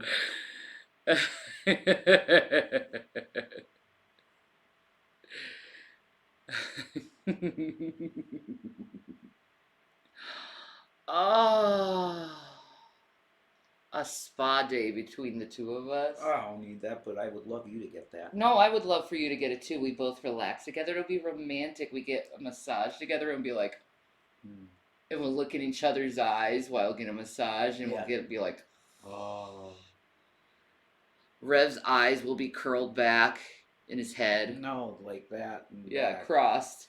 Oh. That might be nice. That might be nice. Yeah. I had a couples retreat with my best friend this weekend. My hubby is in Scotland. Scotland. Oh, Scotland.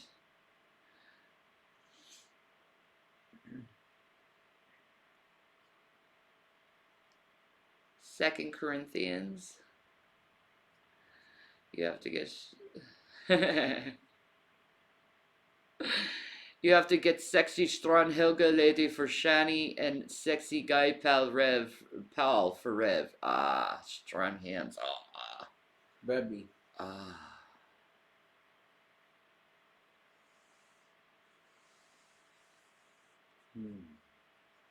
Does it ever bother you that Rev always looks like he's humoring you on camera? Humoring?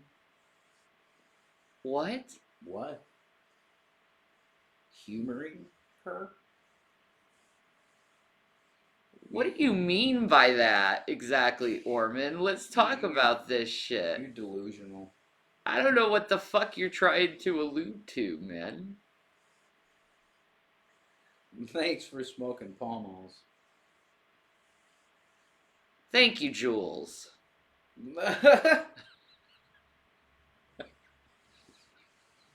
That's real love.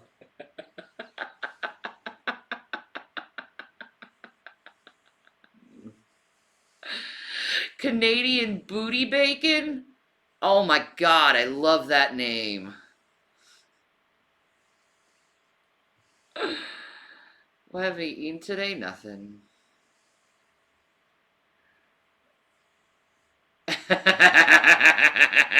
Okay, guys, they're horny I would go in the again. bedroom alone with him for It's every a couple fucking minutes day. it comes to down talk. sex That's it, every I swear. fucking day. Now, the way I see it, there are two ways to interpret these events. Either this man did not have some sort of mental disability and Chantal was indeed turning tricks for some pot, which is something she's no stranger to, or he did have some sort of mental disability. That's a look of determination on Chantel's face. That's, I am going to have the greatest poop ever after this meal.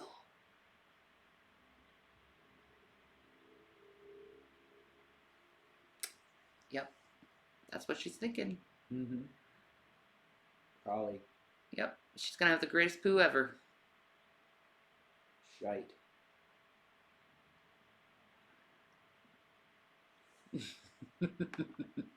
And she was emotionally manipulating him for her own benefit. Either way, this really Your helps to comments further are illustrate the being kind read. of person she is.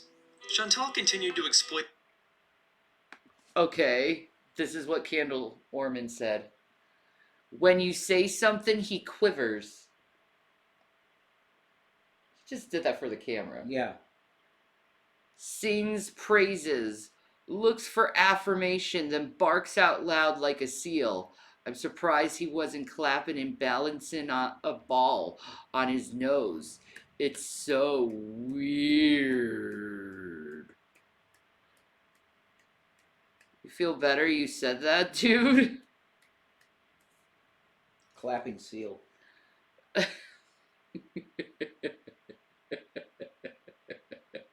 I just agree a lot with her. Holy fuck.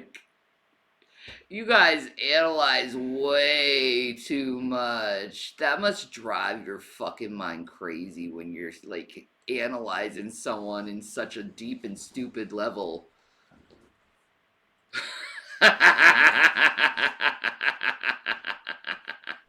Lighten up, asshole. Lighten up. What's Rev's PayPal? Here.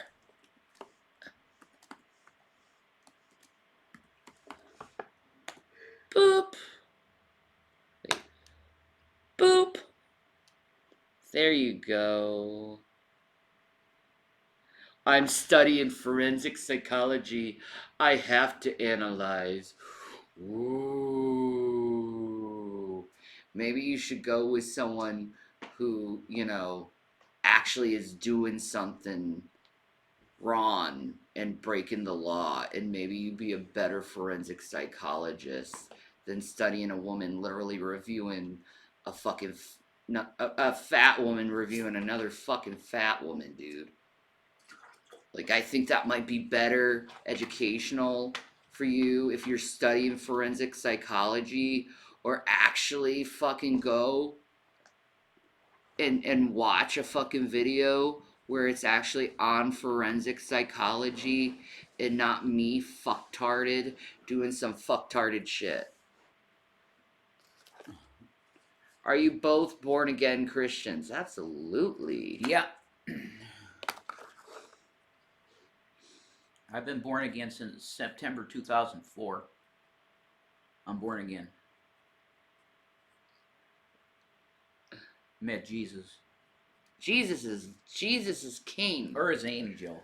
Right? It was an angel or Jesus. Probably the angel of prophecy. Who is that? No, not anybody here. Oh, I'm saying, who is the You angel? looked out the fucking window. I was like, holy shit, we're gonna die. Anyway, the angel of Gabriel. Oh, Gabriel. okay. Gabriel, because he announced the birth of Christ. So it's probably Gabriel, because he definitely gave me prophecies of stuff that happened. Cool. Like my mom almost dying and shit. Yeah.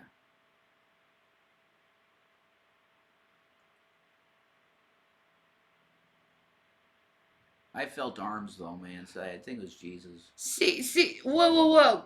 Candle Orman. See, that's why you're fucking a bad forensic psychologist. Right, wrong, and law are not the same thing. Are you currently breaking the law? No. Idea. Do I think you're doing wrong? Probably. Wow, You're completely speaking from a completely biased point of view. If you were a fucking good forensic psychologist, you would speak unbiasedly and be like examining, is someone doing wrong, with probably, and actually acknowledge that no one's doing wrong instead of going probably they're doing something wrong.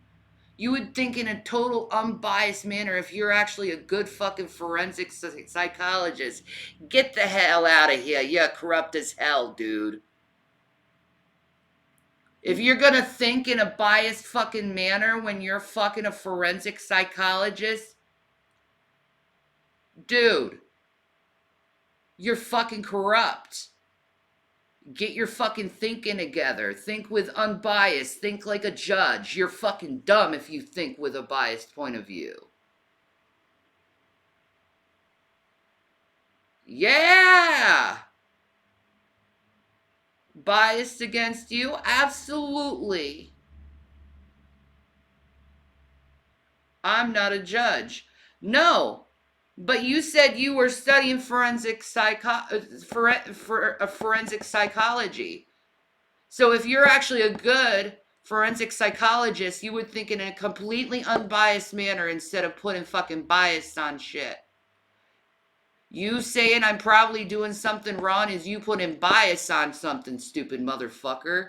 With no evidence. With no fucking evidence. It's the evidence. We don't do shit. There you go. We do a show on the internet. That's what Be a better forensic psychologist. I'm gonna put you on it. No, not you. I'm sorry, elementary. I'm gonna put you on a timeout. You can think about what you have to think about, but you know what? You fucking think biasly, and that makes you shit. So fuck you, dude. With this man over the summer, until one night she brought her 21-year-old boyfriend over to party. The man obviously realized there was something going on between her and Big G, and Big decided G. to take matters into his own hands by getting drunk and assaulting him. I don't know why I find this funny, looking back at it. So I don't. He's like, he's just sitting there and he's like, I'm going to punch out Big G. Big G was oblivious. He's just like, what's up, man? She's laughing about a dude getting punched out.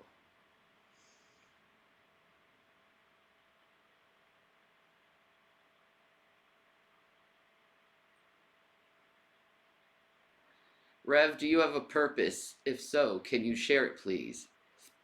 to spread the gospel of Jesus as best I can. Which I did for a long time, but I still, that's that. If I'm breathing, it means I should be speaking the gospel. Amen. So Jesus loves you. Get saved. And he's a good dad. He died, rose the third day, seated at the right hand of the Father, making intercession for the saints. Hallelujah. Thank you, Jesus. If you believe it, you're in. And he loves you. He loves everybody, though. Everybody. Even Ed Gein. He loves Ed Gein, dude. Jesus Christ loved Ed Gein, okay? Jesus loves everybody. Everyone. Okay. Petty Patty says, so we're supposed to love and pray for the sinner, but hate the sin, yes? So what about Lucifer? Are we supposed to love and pray for him? I don't think you would be off if you did. Yep. I don't think you'd be off the mark if you did pray for Lucifer. The problem with that, though, is I don't think he wants it. He is by nature in rebellion. and he's stuck there. He's stuck in rebellion for some reason. We don't know why. I think it really offended him that God was going to love us more than the angels. It really offended him bad. So it's hard for him to get over it. He's dumb. Anyway. He's your dad. God's your dad. No, Lucifer. Satan's... Yeah, Lucifer's dad is God. Yeah, Satan's dumb. He should love his dad. Punches him in the face.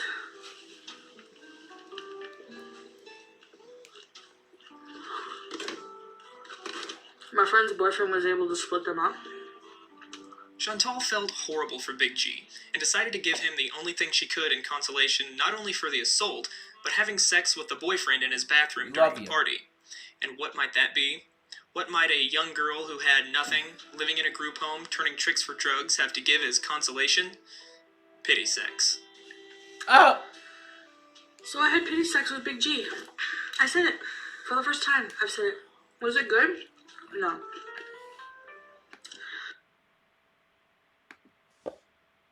You've been with her a long time.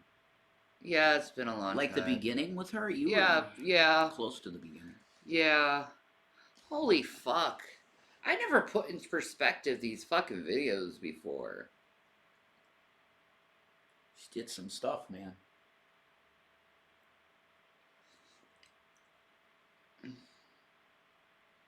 I'd love to have a radio show that's successful. He talks about that all the time. Yeah. I would love They always have to do this like pit and shanty against like I'm like I hate that shit. It never works. Shan. So It doesn't work. It doesn't work. On me anyway. It doesn't work. I'm putting you on a timeout for that. So fucking sick of that attitude. Like there's like something going on between me and Rev. Blah blah blah blah blah.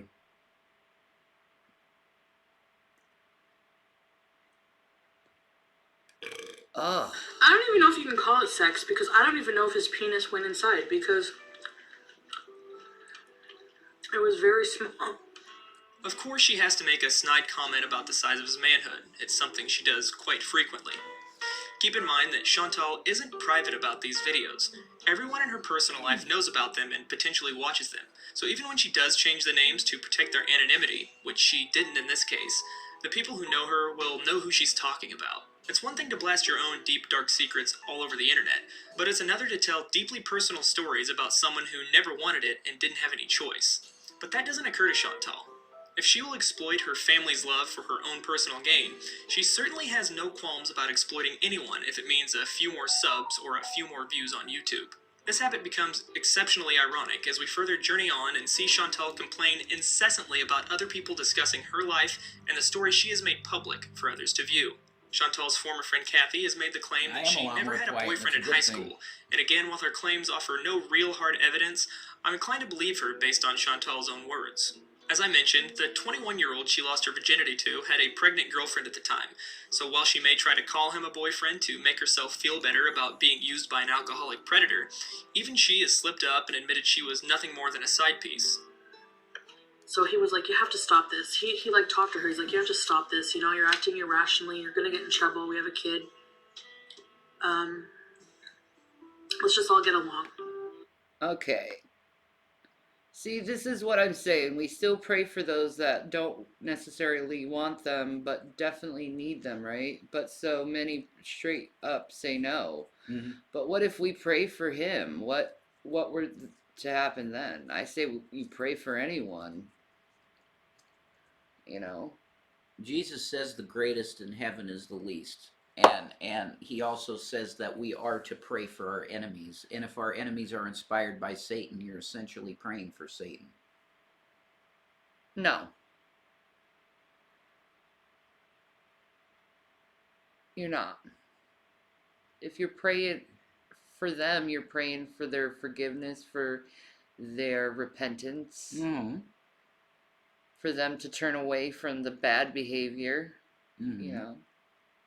Jesus never specifically asked us to pray for Satan. I don't think that's our role. Yeah. That's not our role. Yeah. He's happy in his rebellion, as far as we know. He likes being the rebel. He's like Q or Loki. You know, he likes being a clog in the wheel, a wrench. So why would you pray for Lucifer if he enjoys what he's doing? Yeah. Whatever.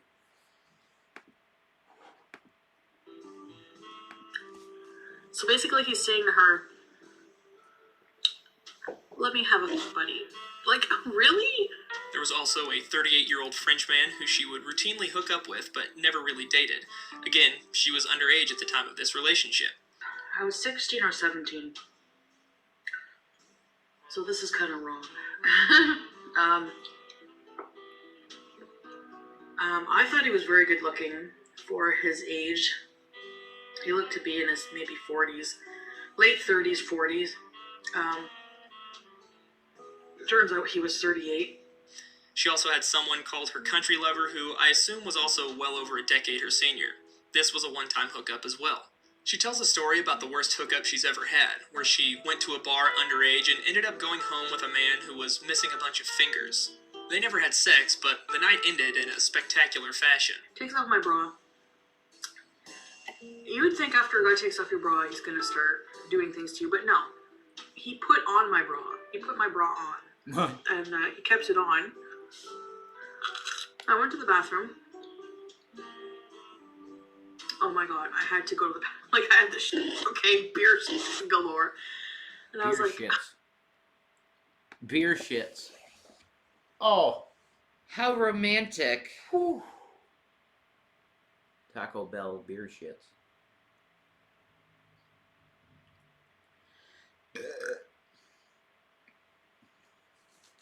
Ugh.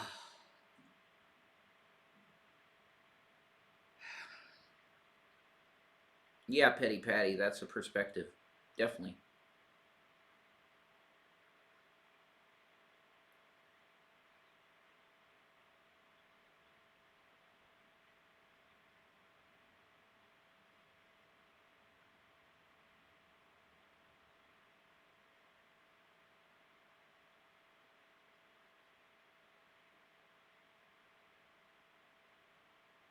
Wow, Mountain Mama.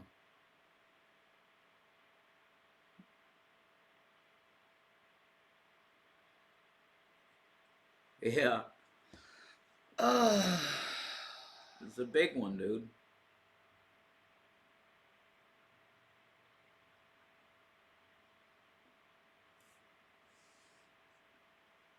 I love you. I love you too. You okay? It's okay. I got this shit. oh my god. And his bathroom was the type that had, like, no fan. And it was, like, close to his, you know, it was like a little bathroom and his, like, bed was right there. So, I do that. I was in there a little while. I come out, and he's, like, passed out. Like, completely passed out in my bra. All of a sudden, he starts grunting. And he starts, like, he cuddles up to me, grabs me really tight, like, almost friggin' suffocating. And he starts crying. I'm saying, "Mommy, Mommy, oh God." And I'm like, what the wearing my bra, crying for his mom. Oh my god. Then there was the relationship she carried on for 2 years over the internet, where she lied about her age, her weight, and who she really was. Wow. After making excuses not to meet every time he tried, on 2 occasions he bought her a plane ticket and both times he had to eat the cost, she finally told the man she was underage, overweight, and the pictures she had sent him weren't really her, so he dumped her. She chalks it Why can't celery taste like this? Man, she catfished a dude. Catfishing.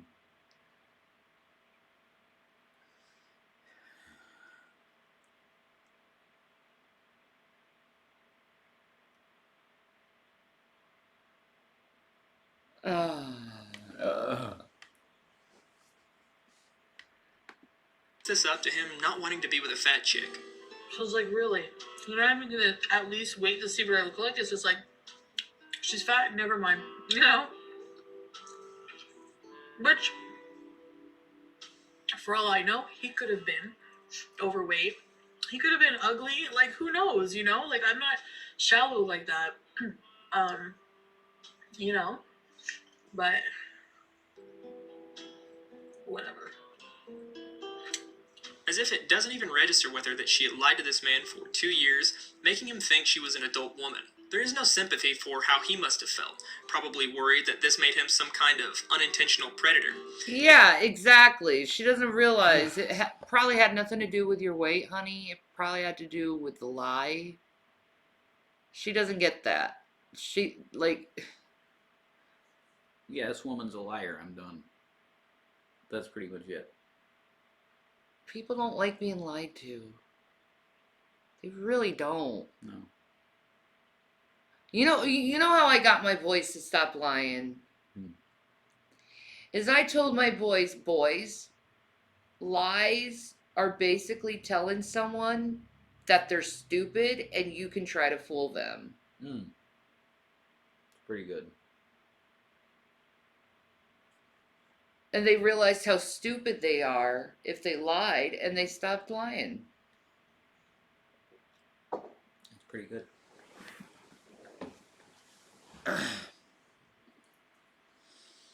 Because they realized, wow, that makes me a bad person, that you explained it that way. Yep.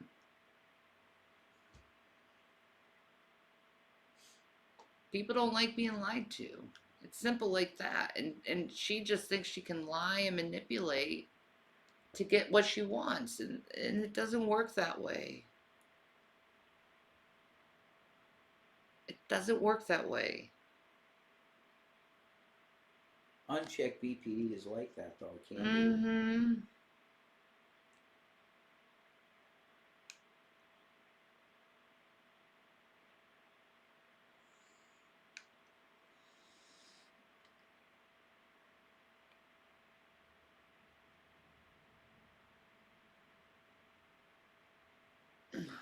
No, it's okay, Elementary. I didn't mean to do that. I did that by accident. At every turn in her life, Chantal is the victim, no matter how many mental gymnastics she has to perform to make it so. Funnily enough, this is the closest thing she had to a real committed relationship in her adolescence. It's a bit sad that the only way she could get someone to be with her was to lie about her physical appearance, but it does prove my earlier point. No decent guy wants to put up with someone like Chantal unless they are drop-dead gorgeous. Oh. If I had to guess the reason for all of this sexual promiscuity, it would be her daddy issues. Luckily, I don't have to play armchair psychologist and make these kinds of guesses because Chantal has outright admitted this on several occasions. Daddy abandonment issues. The list goes on. Hashtag daddy issues. I think I have daddy issues. The way She probably does, and she should not be made fun of for that. No. Because it's horrible. Yeah. Sure. God bless her. I have daddy taken away issues. Just violently snatched out of your life issues. That's what I got. I have mommy issues. Yeah. So that's a whole nother ball game. Mm-hmm. Daddy issues are completely different than mommy issues. Definitely. Like, I think mommy issues hurt more than daddy issues. Yeah. Because you come from your mom, you lived Yeah. in your mom, so it's like... It's worse. I'd say it's definitely worse. I didn't have that, but I'd say it's worse. I had a mother who treated me like a messiah. Noted, but the morality of my thought was presumed, and yes, I am well aware that morality between here and China is different, but I think we, the Chinese, can agree on destructive behaviors, and if Rev is indeed clapping like a seal, then it's not conducive to Shani's mental health. You see the issue now? No, I don't. I think you're being overly fucking, analytical, and it's fucking annoying as shit. I'll try and talk louder, Drag. Sorry. Getting old, Drag. Yeah, he is getting old. He's fucking 35. You're gonna start feeling your fucking age. So he's got to get Ha ha ha ha. I bet you start cracking when you get up. the sex in now.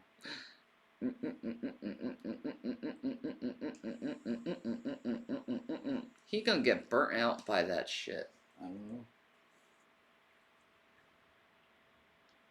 But he can handle it. Whatever. Do you think your sons will have mommy issues? No.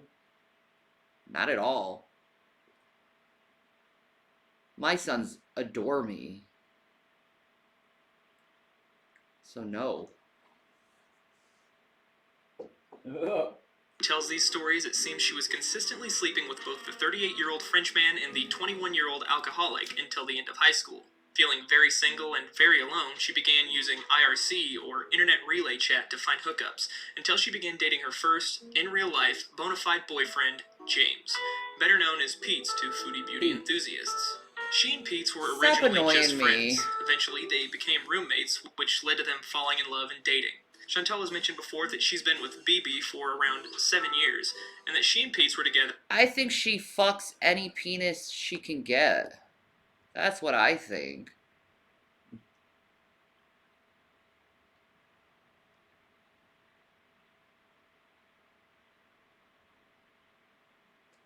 It's true.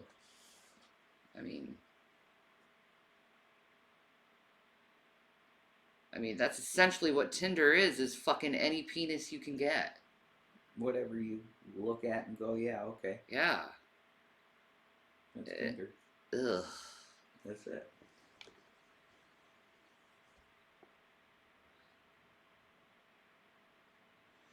Mm-mm. Bro. See, that's how you get gonorrhea. For around 7 years as well. That means she started dating Pete's when she was 21 or 22. That leaves 2 to 3 years between ending her high school flings with older men and her first real relationship. During this time, we get some of Chantal's most horrifying hookup stories. Her most notable is the failed threesome. She catfished a couple using IRC, sending them a deceptive photo. The result was an awkward night of partying that culminated in Chantal getting rejected and sleeping on their couch. She then left them a little surprise in the morning. I find the bathroom, get on my knees, start doing my thing, and this is gross, guys. So it comes out both ends, and I had a skirt on. I had a G-string. The barf goes projectile all over the wall. Okay. That's yeah. That's Oh, God! bad timing.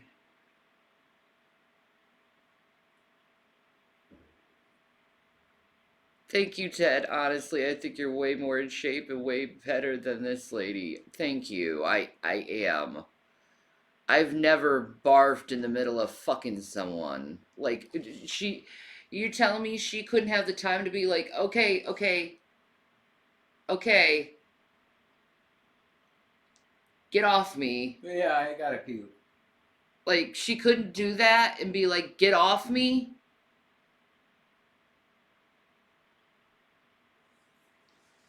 Oh, shoot, I saw The some. poop goes all over their floor. Wait, you shut up, Chantel. I saw some holy frickin' fire come out of frickin' Melly's mouth.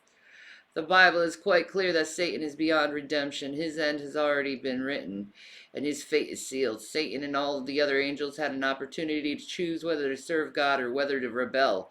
Satan and a third of the angels chose to rebel and were cast out of heaven. The time for the angels to choose and change their minds has passed, just as it will for all humans someday. There is no longer any chance for Satan or demons to be redeemed. I mean, that's good. Woo! That's good doctrine. Yeah. That is great doctrine. Yeah, that is what the Bible pretty much says. Yep. They're chains stored for judgment because that's all they have ahead of them. That there's no other future for them. Yep. Except judgment and then the lake of fire. Mm-hmm. Yeah, that was. Thank you. You brought us back to earth there. There you go. You're right. Iron clashes with iron. That's why Christians need to talk to each other. That's why we need to. We need to keep each other in balance that way.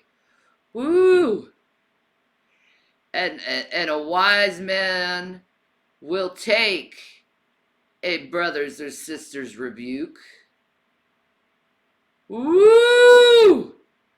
Fire, girl! Fire!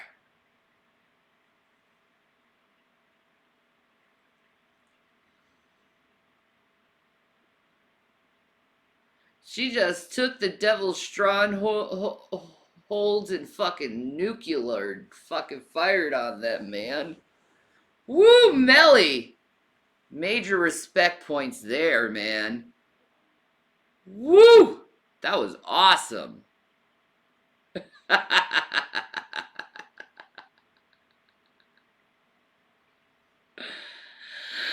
Oh, that was awesome. Woo!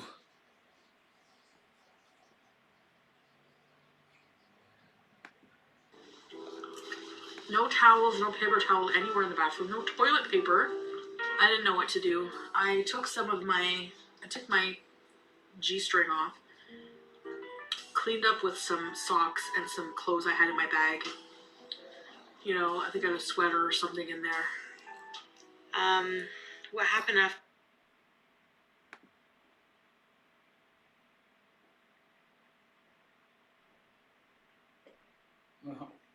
Uh-oh.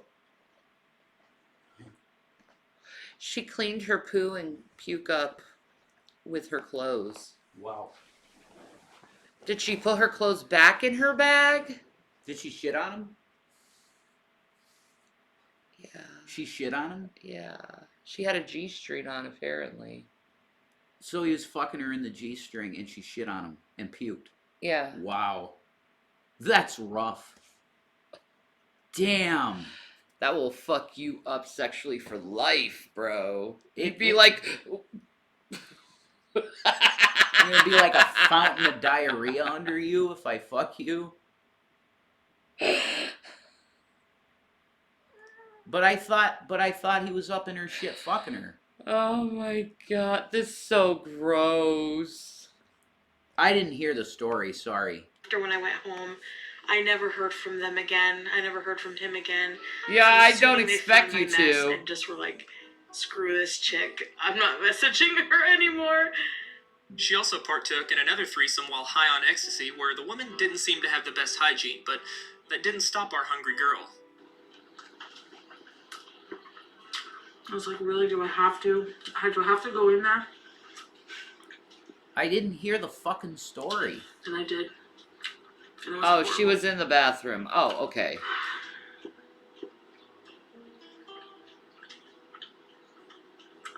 Yeah. So, And let's not skip over one of my personal favorites. The time she was so horny that she slept with a homeless man on a rock by a lake. then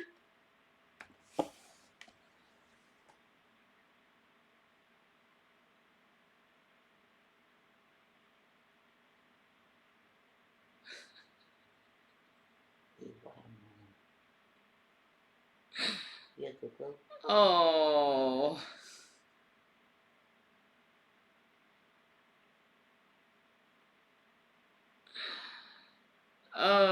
Oh. Yeah, well, there's a big difference becoming homeless together and sleeping together and just straight out fucking some rando homeless guy on the streets. Big difference, idiot. Christ.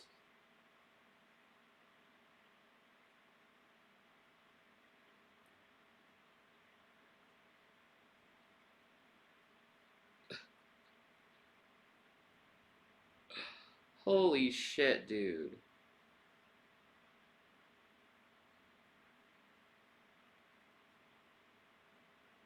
Nope. you know, it came around to the bar closing, and I got that feeling like, I don't want to go home, and I want to get late, you know? As I'm walking home, I see this guy. He wasn't too scruffy looking, but he was kind of scruffy, you know?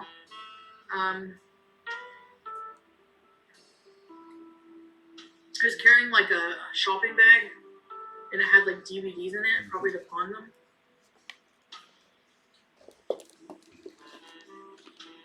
And we did it on the rock near the harbor. I know what you're thinking. What did we smell like? Ted, the only curry I like is green curry. Mm. I love green curry. He would love goat curry. Yeah, definitely. He loves all curries, but he's English. So. That's right. That's what I would wonder. He didn't smell too homeless, like, He didn't smell too homeless. you know, he smelled You know, the garbage smell while he was up in my shit. You know, it wasn't that bad. Oh my god! Oh my god, Chantel. It's like, yeah, it smelled like curdled milk and garbage, but, you know, it wasn't that bad. Oh my god. Bro.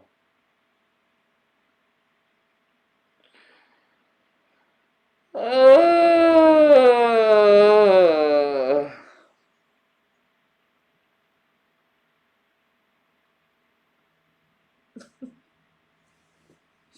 All right, Chantel, you get your thing on, man. Let's get this going. Damn. a little bit like malt vinegar, but She's also been known to trade sexual Well, favors for malt treats, vinegar. as I mentioned previously with Big G.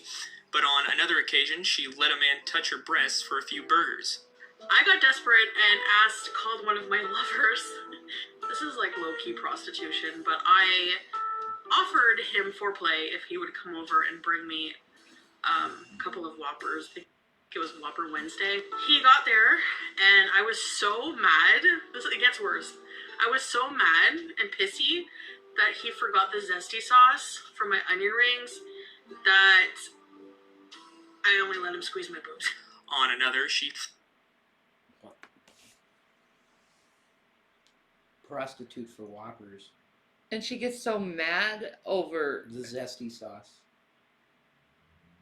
Oh my god. You're telling me you didn't get the zesty sauce? That's it. All you get is to touch a boob. That's it, asshole. Holy fuck. But I got you your burgers. I don't care. You didn't get the zesty sauce. You get a boob and that's it. She is so weird. Whoa. How she uses people for pawns, man. Fucked up. It's weird behavior. flashed an elderly man in a vegetative state for a Klondike bar when she was underage. So I was like, what do you want me to do for a Klondike bar? Name it. So my friend's boyfriend's like, I want you to go to the man at the end of the road.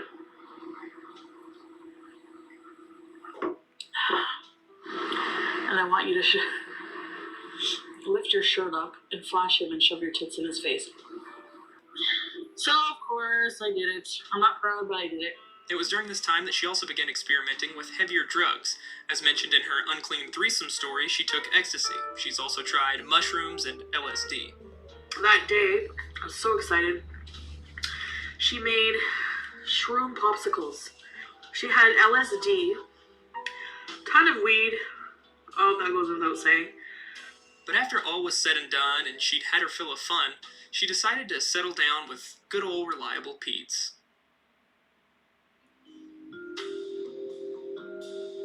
Chocolate To be honest, rain. Pete's is a pathetic guy, and I think that What the was fuck? and is his appeal for Chantal. While it's easy for a woman her size to Jesus. What rude asshole commentary. Pizza's a pathetic guy. Wait, fuck Leave yourself. Pete's alone, man. What kind of commentary is that? I don't know. Maybe autistic people are pathetic? Is that what he's trying to say? That's really messed up. Holy shit. Fuck.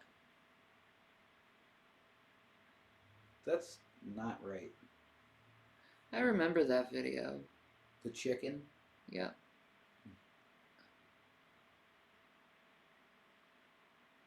They always have to mention how big Chantel is and how effeminate Pete's is. I know.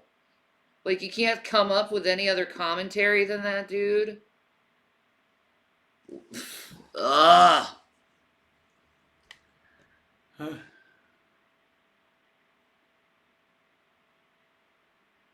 Do you understand the importance of reaction channels yet? Find a sexual partner, it's not so easy to get someone to stick with you. I mean, with a god awful personality, a propensity for infidelity, an appetite that would put a dent in the steepest of pocketbooks, and the delusion that the world revolves around you, it's really not that hard to upgrade. Here's a bit of free advice for the ladies out there. If you're gonna be awful, you better be pretty. But when you look like Pete's, when you're as deficient in social skills as Pete's is, you become a safe. He makes fun of his autism right then and there by talking about his social skills. He's deficient in his social skills. You're making fun of autistic people. Accurate. Pete's is social. He's good. He's good in a chat room. Like he's very functioning. It takes a lot to be alone with a chat barking at you. Like that could set an autistic person off. Yeah, it could. He's pretty good at it. He really is. But he gets pushed too much, and then when he gets pushed too much, everybody laughs. Then, well, oh, he had a blow up, haha. It's not funny. No, it's not. And secure assurance for girls like Chantal, an assurance that they will never be alone. You're their backup plan. We see this today with the relationship. They remain friends. He's obviously still in love with her, even after everything she put him through. You can tell that the moment she says, "I'm ready to come back and settle down," he's going to be right there. I guess manipulating people with disabilities is more of a habit than a one-off for Chantal. So she and Pete dated for around 7 years, and eventually they were engaged to be married. But at some point, Chantal fell out of love with him. So she did what any mature, well-adjusted, mentally healthy 28-year-old person would do when they're ready to end a relationship. She sat him down, gently explained her feelings, and they amicably went their separate. Yep, exactly. Exactly, Ted. That's what people do to you two. Just poke and poke until a rage happens. Exactly. Mm-hmm. Yeah.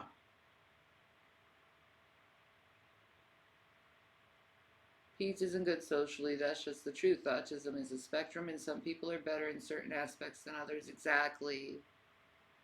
That's why it's puzzle pieces to represent them. Mm-hmm. Because that's how they think.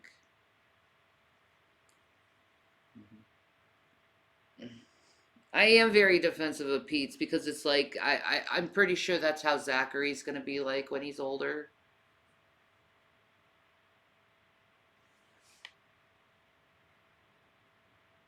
You're in love with the golden cow, though. Ta-da! It's great. That was a great gift. No, I'm not watching her. Ways, remaining fast friends. I'm watching this. Just kidding. She started routinely cheating on him with random African migrants, then left him out of the blue one day for her current boyfriend. Now, when Chantal says she fell out of love, what she really means is that she was no longer feeling sexually satisfied. I'm a very sexual person, and I know people stay together out of convenience.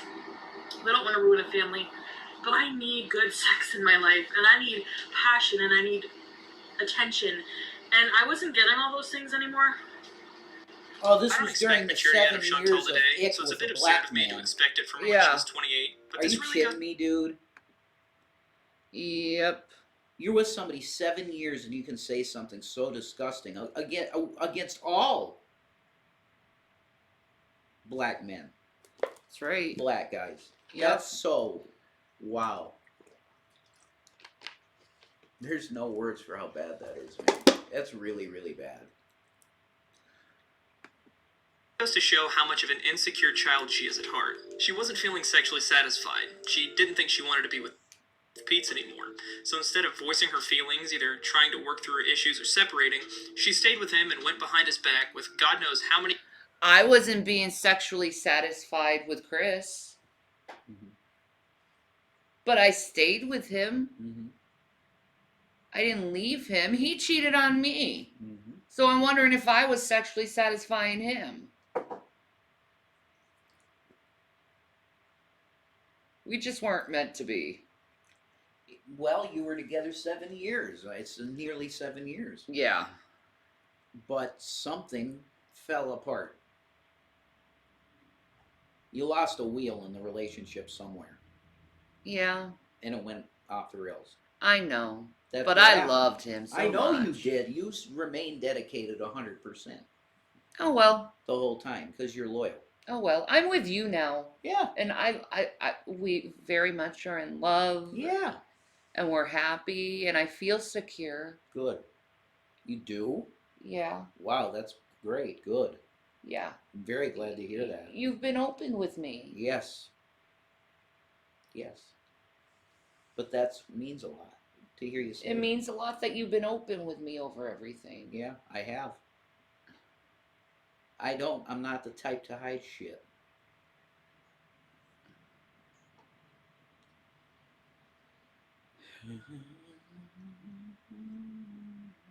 Yeah. 7-year itch. It happens. Many men potentially exposing him to God knows how many STDs because her fear of being alone Pray trumped those any cans. sort of respect she had for someone she supposedly loved. I Yeah. don't think Chantal really loves or cares for anyone. I think people are just another commodity to her, and their only value is what they can do at any given moment to satisfy her urges, because Chantal truly is a slave to her own desires. If she wants to eat, she eats. If she wants to have sex with someone, she does it. There is no thought given to the impact her actions will have on herself, let alone the impact it will have on those around her. In her more recent videos, she will tell you that she That's BPD impulsivity right there. Mm-hmm. You don't think about it. Impulsive sexual behavior specifically. Well, impulsive sexual behavior is very dangerous. But it's a part of BPD, right? Yeah. Impulsive sex shit. That's how I feel, Petty Patty. Sex ain't really all that to me. I prefer feeling safe and supported with my husband. But good sex is definitely a plus. Yeah, exactly. Sure. Absolutely. BB started talking for like 2 weeks behind What a Pete's back, watermelon. and then she broke up with him. I think that it was very wrong of me to do that, to sneak around and talk to BB for like 2 weeks. Not true. Not even in the slightest. The first person she has officially admitted to cheating on Pete's with was a Nigerian man named Paul. She went out for a girls' night at the club. The man approached her, and though she was not attracted to him and was put off by his personality, she gave him her number. I suppose beggars can't be choosers. What? He immediately She puts out onto everyone. Ooh. That is a bad picture. Whoa. Whoa. God, that's a bad picture. That's pretty rough.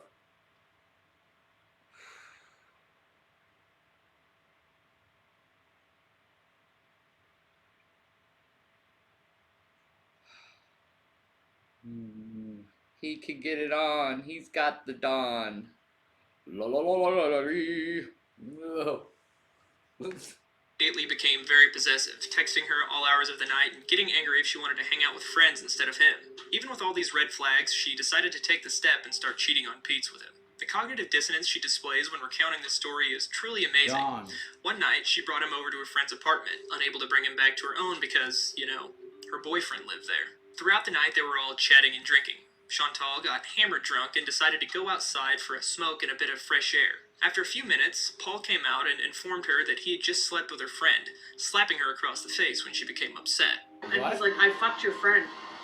In 2 minutes? Well, I was gone?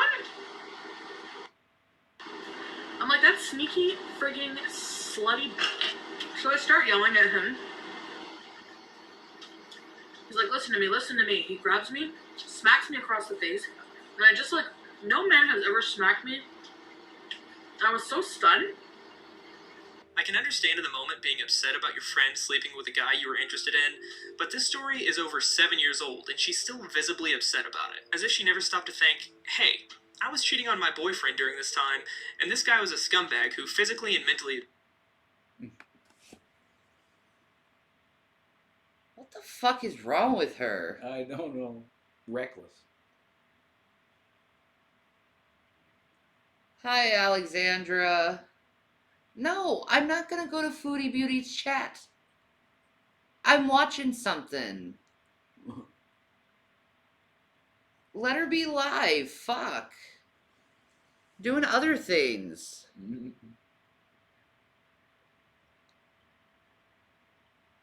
God, she needs Jesus. Abused me. Maybe he was the problem, not my friend. Better yet, her friend even told her it wasn't true, said he made it all up, but she didn't believe her. She believed the guy who she claims treated her worse than anyone else has in her entire life. I guess Chantal just can't wrap her head around the notion that not every girl sleeps with any man that so much as glances in their general direction. Yeah. She even has the nerve to say this. I believe in karma. And I think that I was sent BB as a consolation for this jerk. Now, I'm not a complete moron, so I don't believe in things like karma, but just for the sake of argument, let's say I do. What seems more plausible? That she was sent BB because the guy she was cheating on her boyfriend with was a scumbag, or that she was sent a scumbag because she's a terrible person who was cheating on her boyfriend of 7 years? The answer should be obvious to anyone who isn't Chantal or one of her dozen fans. Around the same time she was seeing Paul, she began seeing a man she only refers to as her Rwandan lover, as well as chatting with BB online. She would routinely visit the Rwandan man for booty calls. Eventually, she and BB met in person, immediately fell in love, and lived happily ever after. Except they didn't. You see, BB was still sleeping with other girls, and Chantal was still hooking up with other guys, not to mention she was still dating Pete's. It wasn't until a chance encounter at a gas station that they decided to make it official. Chantal came across BB in a car with 2 women and became infuriated. I mean, how could he do this to her? Sure, she was still in a relationship with her boyfriend and sleeping with other men, but that's different. Chantal, unlike everyone else in her life, can't be held accountable for her own actions. So she meets up with him at the club, tells BB she doesn't want him to hook up with the other girl he brought, and they get a hotel room.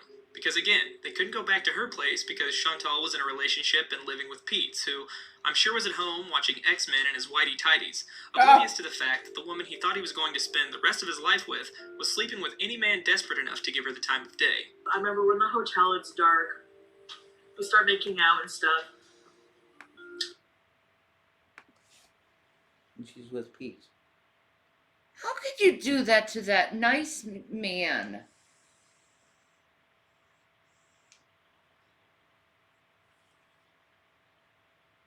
I'll tell you this, if Pete was my boyfriend, I would love him. Yeah, sure you would. I would love him, and I would never cheat. I'm not a cheater. I don't do that shit. It's gross to me. Yeah, it goes against your Christianity. Yeah, but it like Directly. it like directly goes against my like fundamental standards as a human. Mm-hmm. You know? Like I can't relate to her like this, man. I can't relate to like knowing that you have your man at home that loves you with all his heart. No one said it elementally. She's just saying she ain't like that. I could like this man loves you with all his heart. He still does. We know that Pete's still in love with Chantal, okay? Probably.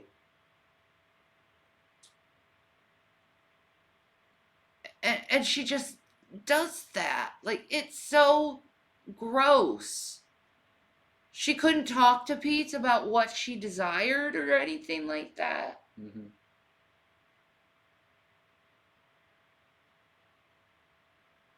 She did cheat on BB too.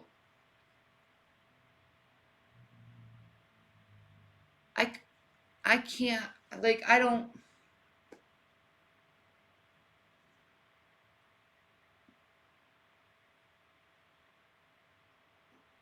Mm-hmm. The heartbreak of being cheated on. You know, I know how that feels. Yeah, you do. You do. I couldn't do that to someone. I could not do that to someone. It's because you're a good person. Yeah. For real. Yeah, they did deserve better. They did.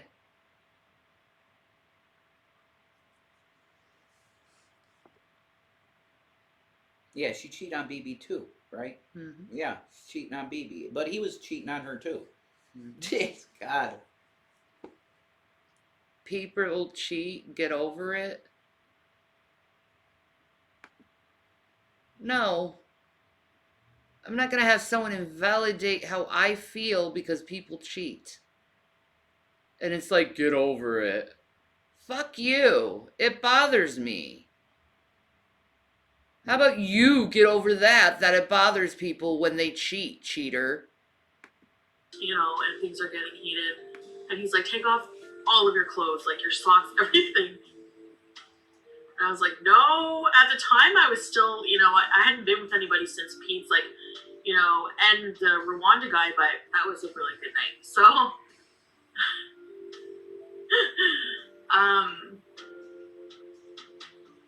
I'm pretty sure we kept the neighbors up. TMI! Shortly after this meeting, Chantel broke it off with the other guy she was seeing, confessed to Pete everything she had done, and told him she was leaving him for Bibi. According to Chantal, he was heartbroken. In fact, he was so in love with her that he offered to let her sleep with whomever she wanted to as long as she stayed with him. Many times Pete would tell me, even if you don't love me anymore, I don't know, maybe he sensed it was coming, but he said, even if you don't love me anymore and you wanted to see someone else, I would be totally cool with that. I would be cool with you having different lovers to make you happy. Truly, there's no sadder character. And he's doing that. He's proven that. Yeah.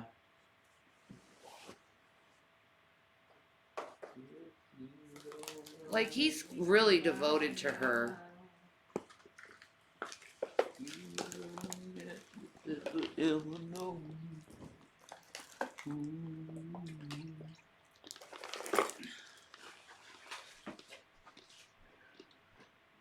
It does sound like a poly relationship, and it's sad.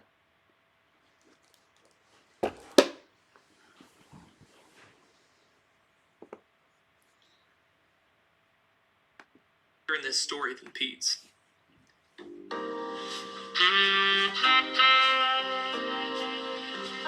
So Chantal and Bibi moved in together. He used his 4-year bachelor degree to get a job as a security guard, and she worked in healthcare administration. In late 2016, Chantal lost her job and instead of seeking new work, lived off of unemployment and began regularly uploading videos to her YouTube channel. The first few appear to be your typical low-quality, low-effort beauty videos. In her first Get to Know Me video, she tells us a little bit about herself. Unlike the brash and brazen girl we see today, proudly recounting her sexual exploits or bathroom blunders as she shovels thousands of calories into her mouth, she comes across as a bit shy, giving us precious little tidbits of information. She's short, 5'1" in fact. She loves cats, she dropped out of college, and she can count the amount of people she slept with on her hands, something she later admitted was a lie after the 10th or 15th video she made recounting her numerous sexual encounters. I know you're thinking, oh my gosh, woman, I think she made up a lot. how many lovers have you had? She may have made up a lot of For it. content. It's possible. Like, use stories she read and stories from other friends and stuff. Yeah. I think that's possible. And she's only had, like, Pete's and maybe a few other people. Well, she acts like she hasn't had a lot. No. Yeah. Who knows? It doesn't fucking matter. Really, Only she knows, yeah. Yeah. But it doesn't make her look good.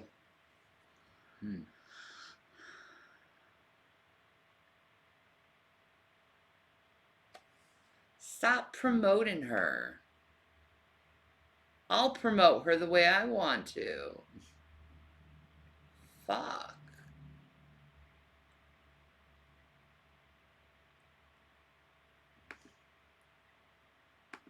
I used to say that I could count on my hands, but I don't think that's true anymore.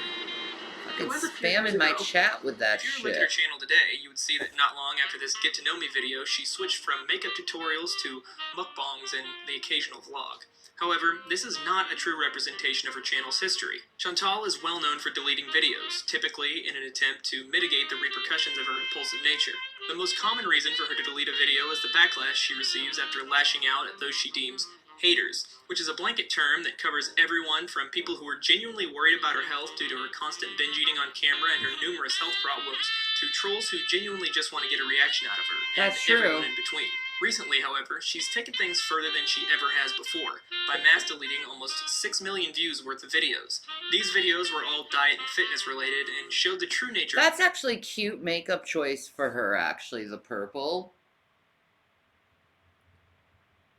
She should do purple more on her face. It really brings out her features. Mm-hmm.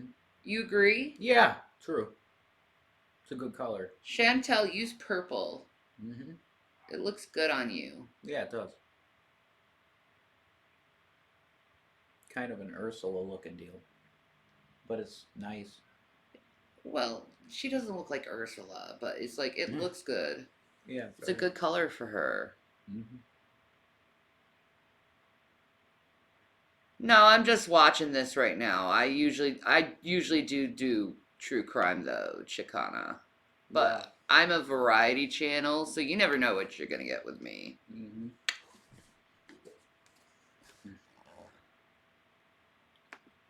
Of Chantel's channel, revealing precisely why she's garnered so much negative attention and criticism over the years. While a good majority of the videos are not publicly available, the majority of the videos released in 2019 have been archived on our Kiwi Farms thread, and I have saved them all. While it's easy to disdain Chantal for her behavior, for who she is as a person and how she treats those around her, these things aren't clearly laid out for your average viewer. I've spent well over 200 hours watching her videos in order to weave together this story, and I'm sure even I missed quite a bit. No, the primary reason the vast majority of her fan base has turned against her, Holy the reason so shit. many channels make videos about her, Look is her at constant this. diet I cycle. can't Despite what believe you'll hear like, from Chantal today about being he body- eats really good. He's been eating really good lately, but look at this fucking dent in the peanut butter. You've had it a while, honey.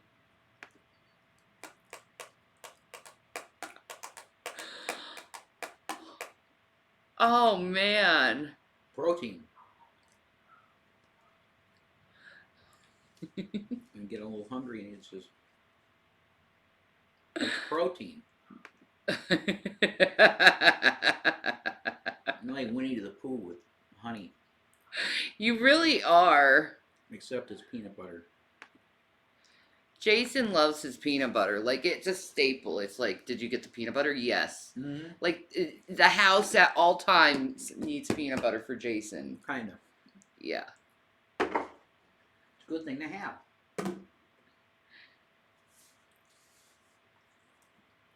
It's just a thing that's protein. So it goes into your stomach. It's like, okay, I feel good. Yep. It's something to digest. You're cute. Keeps me going. We're going to have spaghetti and meatballs. Oh, we got that. Oh, it's got to be cold, too. I don't want to heat it. No. Cold. Cold. It's so good. Yeah. Oh, my God. I did pick the right girl. Or he did. He picked you for me. Yay. He did. Jesus did that. Because he said it's just going to show up at your door.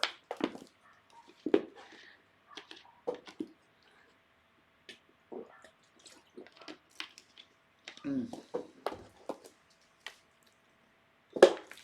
body positive, how she's happy to be a big girl. She most certainly is not. No, she can she's try not. and rewrite history for No, those she's who may not. stumble upon her channel by deleting every video with diet or weight loss in the title.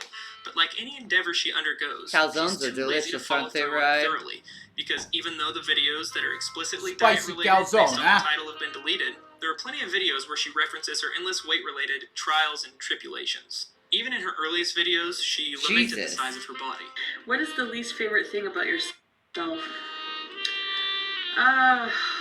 Probably my weight. I'm a It's peanut always butter snack. the number one thing that comes to mind. In a rare moment of self-awareness, she actually need points peanut out butter that her snack. weight isn't the biggest issue in her life. It's the underlying problems that cause it. Her uncontrollable emotions, but more importantly, her impulsivity. But you know what? No, I don't think it is weight. You know what annoys me even more than that is probably that I can be like, probably my anger. I anger very quickly. I don't like that. And I'm impulsive. So my anger and impulsiveness, I dislike them both. The first video to garner any real attention was uploaded February 16th, 2017. It was a mukbang video, today sporting over 550,000 views, and in it, she addresses the very real question she knows her viewers will have. On the days that I don't do mukbangs, I'm gonna eat very little, and whatever I eat is gonna be healthy. And I'm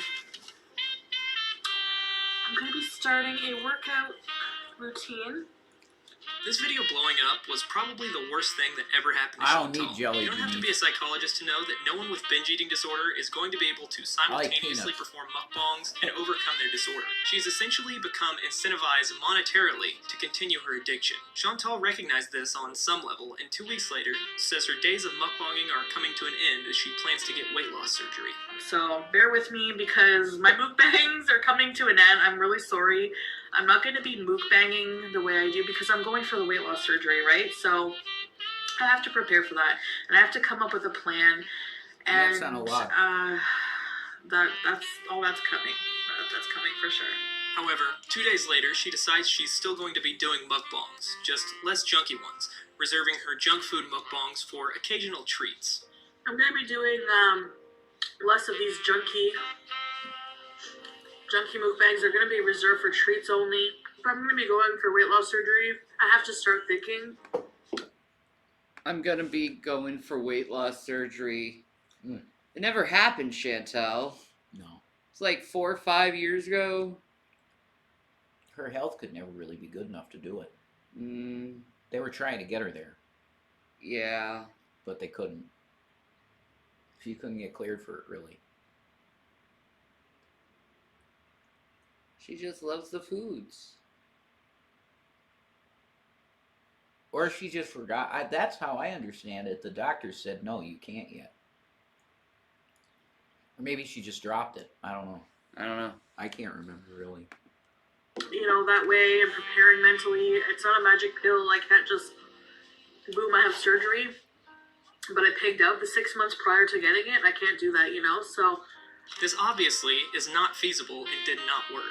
When you eat like Chantal, it doesn't matter if what you're eating is, quote, healthy food. If you're still eating 3,000 calories or more a day, you will not lose weight. No. Chantal's height of 5'1" and weight of 380 pounds, she should be consuming less than 2,800 calories per day to lose weight. It isn't uncommon for her to clear that in a single mukbang. Keep in mind, her mukbangs are not her only meals either. And her viewers were quick to point this out. Initially, He she is took a these comments for gentleman. what they were, genuine concern from loyal fans. From people who actually cared about her health and wanted to encourage her to Oh my overcome her goodness. eating disorder. And for a brief moment, it seemed as if she was going to make a real change, I know. that she recognized she couldn't keep making eating videos and lose weight simultaneously, as seen in this video titled Mukbanger's Health and Other Stories, uploaded April 19th of that same year. your health should be number one, no matter what you do in life. And I know a lot of you watch me regardless. And I know that some of you would leave if I changed the content of my channel to a more healthier theme. And that's the price I gotta pay. You're not gonna see me pigging out anymore, I love you. eating unhealthily. But she didn't quit mukbanging. Be a She healthy did get her diet boy. back on track. She Oh. would eat healthy food for a day, maybe two, and then go right back into 2,000 to 3,000 calorie binges. And gradually, that genuine concern from her fans started to become frustration. As the tension began to build, Chantal tried to separate her content into two channels. I'm gonna. Yep, it did start getting frustrating. I do remember that. And then people are like, dude, you said you were going to do this. And then she started getting angry and defensive. And it just got so bad. And it's just like, dude, this is just a woman struggling with her health. And like, whenever she says she's going to do something, she's probably not going to do it. So Probably. don't hold that against her. She needs encouragement, I think. You know, she gives up a lot. I think that's the thing. She gives up a lot and she's really bad in relationships. I mean, it's a borderline trait. Yeah. So my heart is No, yeah, is with I that. agree. You can't fault her for her food addiction. I don't think. No. I don't fault her for that. No. That's something that she's got to deal with. It's a malady. Yeah, exactly. We really got to get in the mindset of not shaming people's maladies. I've prayed to God to help change my eating habits and my cravings to healthier choices. So far, it seems to work. I also walk up and down the road one time a day. That's awesome. Yeah. It's just like any other addiction. You can't falter. Yeah. I agree. Not on that stuff. Mm-mm. Treating people like shit, you can judge that. You know, if you treat people like shit, that's rough. Yeah, true. And cheat on your boyfriends constantly. Do a separate channel for my weight loss journey. Drag. People ignoring their maladies is depression. It's depression. And she gets depressed a lot, man. That's one thing she suffers from is depression. You gotta support people with their maladies. There's Yeah. different audiences for different aspects of the material I release. Material, like it's like this big thing, but anyway, so that's what I think it's just better if I do that. I guess in her mind, she thought that the audience that wanted her to get healthy would just cheer for her on her diet channel and would ignore the fact that what little work she put into losing weight on one channel would be instantly canceled out by her I like massive the binge sass. on the other. After this attempt to placate her viewers failed, she began lashing out at anyone and everyone who called her out for destructive told behavior. ya. First, with small Okay. passive-aggressive quips here and there, before eventually addressing her critics directly in a scathing rant within a video titled "Indian Food Mukbang Eat With Me," uploaded June 6th of 2017. Indian food. So before you all start typing, what happened to your diet? What have Kinnear? Let me explain something to you, okay? So I made a decision. I'm closing my weight loss channel. My other channel, I'm shutting it down. I am too big to deal with, you know, all these Hi, experts Brooksalt. in, you know, in diet, and then these people who are like, well, you wouldn't get hate if you wouldn't tell people that you're losing weight or you're vegan. You know what? You're right. So I'm not going to. It's sickening. It's sickening. No matter what you do, people think you're eating bad. You eat a fucking piece of fruit and people think that you're like, you know, like, no, I can't handle that. People need to worry about themselves. This is a mukbang channel. So if you can't handle watching someone big eat something, go watch a skinny bitch eat a salad. It's getting okay? to her. Either The you watch me comments. for me and my story times and the food, or else don't watch me at all. Plain and simple. At this point in her channel's history, she had just passed the 5,000 subscriber mark, and already she was beginning to break down mentally from the pressure, causing her Yep. veneer of kindness to slip, mistreating her fans. So naturally, her fans began to turn on her. Despite her declaration that she would no longer talk about her diet and weight loss and that she would be deleting her weight loss channel, she continued to make it a regular topic in her videos, and did not delete the second channel. On the 1st of July 2017, she releases a video where she changes her mind, claiming that she now believes that losing weight while filming mukbangs is possible, while eating a meal from Five Guys. I believe that you can have an eating channel. Ooh, banana and PB are delicioso. I definitely- Yeah. I used to do that pan Gotta watch what fried you're eating. sandwich. Let's get to the burger. Really yummy. Ugh. Five Guys greasy. I'll be honest, I don't like fast food. You don't. I'd rather like have Five Guys. I'd rather have a sandwich than fast food, Yeah.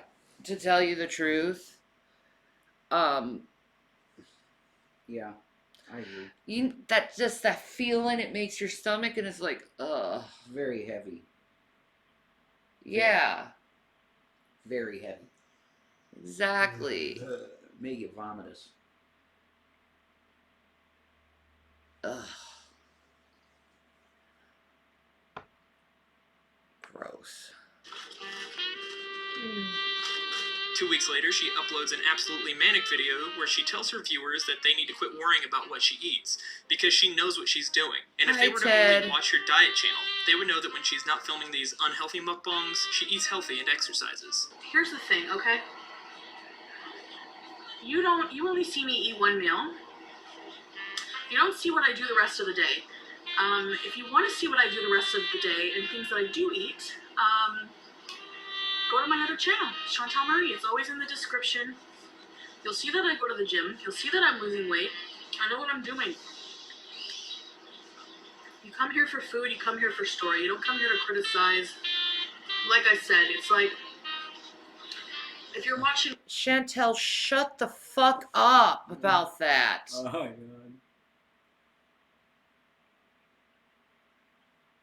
You do something on your weight loss channel, like go to the gym or something, and then on your regular channel you eat a pound of spaghetti. People are gonna go, wait a minute. You gotta ignore the criticism. Yeah. Though at the same time. Yeah, you do. You gotta remain positive and keep doing what you're doing.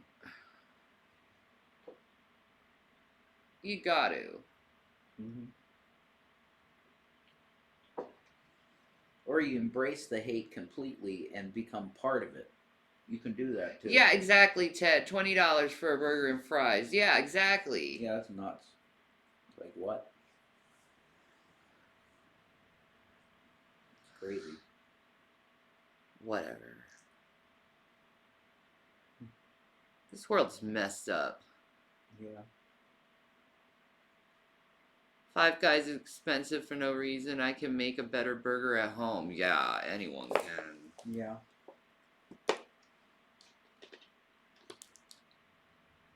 Very greasy. Like the grease always soaks the bags. Like, she's not, it's not that, I mean, the proportion is outrageous, but, It's quite a bit of pasta. yeah.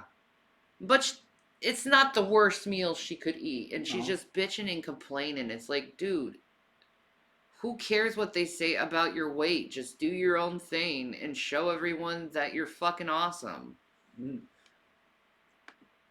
Somebody, a YouTuber who has no legs, doing makeup, you're not going to start talking about the fact that they have no legs.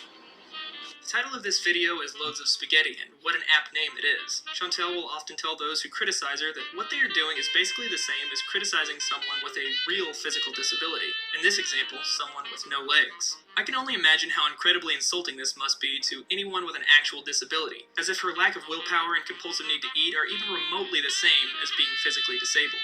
I know you don't like to think before you run your mouth, Chantal, but maybe stop to consider the fact that you have the opportunity, at any point in your life, to simply stop eating disgusting amounts of food every single day and start going to the gym, and your supposed disability will disappear into thin air. If someone with no legs could get their legs back by not being a glutton and stuffing their face with food all day, every day, they wouldn't be crying on the internet about people saying mean things about them while they wallowed in their own misery. They would be eating a clean, healthy diet and working out twice a day, 7 days a week, until they were back on their feet.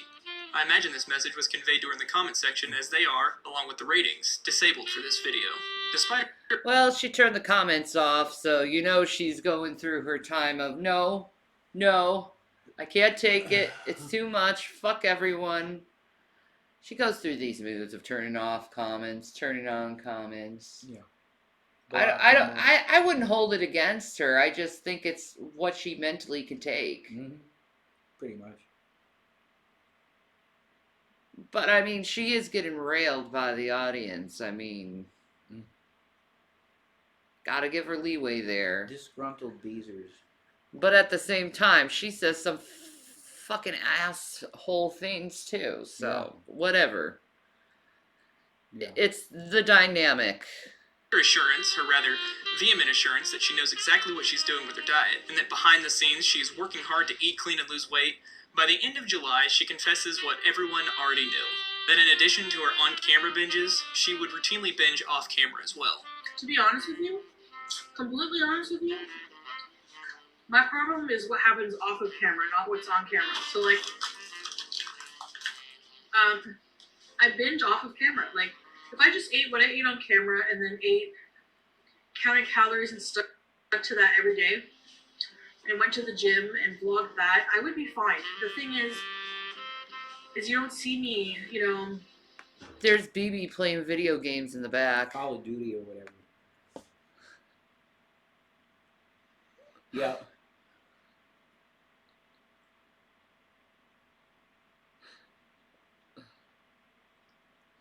She seems like a people pleaser. I'm sure all the comments her. Yeah, that's how I know. That's what I feel for her.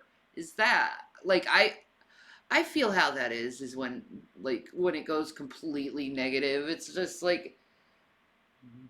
holy fuck, that shit hurts. It hurts. Mhm. It's like, you were my friends. I thought you liked me. Yeah. I'm sorry I did a horrible, stupid thing and said something that fucking triggered the fuck out of someone. I didn't mean to hurt you guys.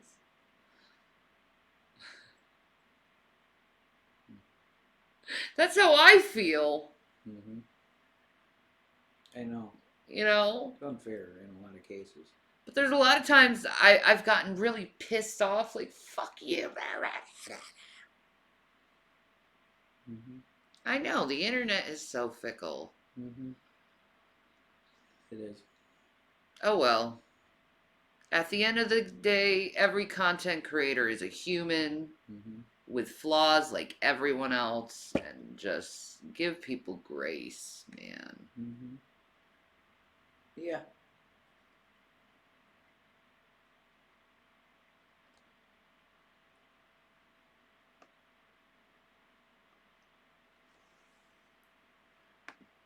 Going to the store and eating a whole bag of chips and dip, or like sometimes I binge, and that has to stop. And it all comes down to correcting your own behavior. I mean, you have to just do it. So that's what has to be done. She's and, pep talking herself. Again, despite her assurance that she will be able to lose weight and film mukbangs by cutting out all the junk, all the videos that follow this one are filled with pizza, fast food, poutine, just the worst kind of foods you could possibly put in your body. The month of August. It's because it brings the views, okay? That's why it brings the fucking views, and I don't fucking blame her. Views. Eating that shit will bring in the views. Most definitely it will bring in the views. Mm-hmm. Seeing a big woman eat, it turns some guys on for some reason. I guess. You know? Mm-hmm. Or you get feeder porn. Yeah. Exactly. That's the Maybe thing. she got inspired by Hungry Fat Chick. Maybe. She was like, fuck it, I'm doing it. Fuck all of these assholes. You know, maybe she did it in spite of her fandom and to trigger them. Mm-hmm.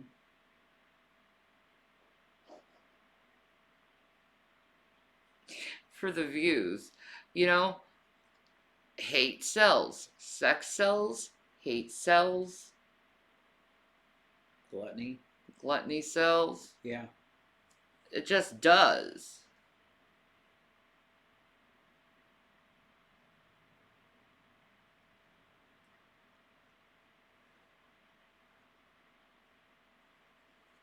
And some of us can sell sexy hate. Oh, Jesus.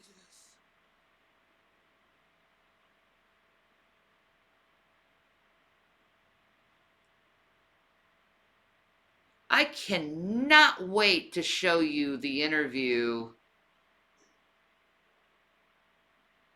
Ted Bundy's last interview, Drag. I cannot wait to show you that, dude.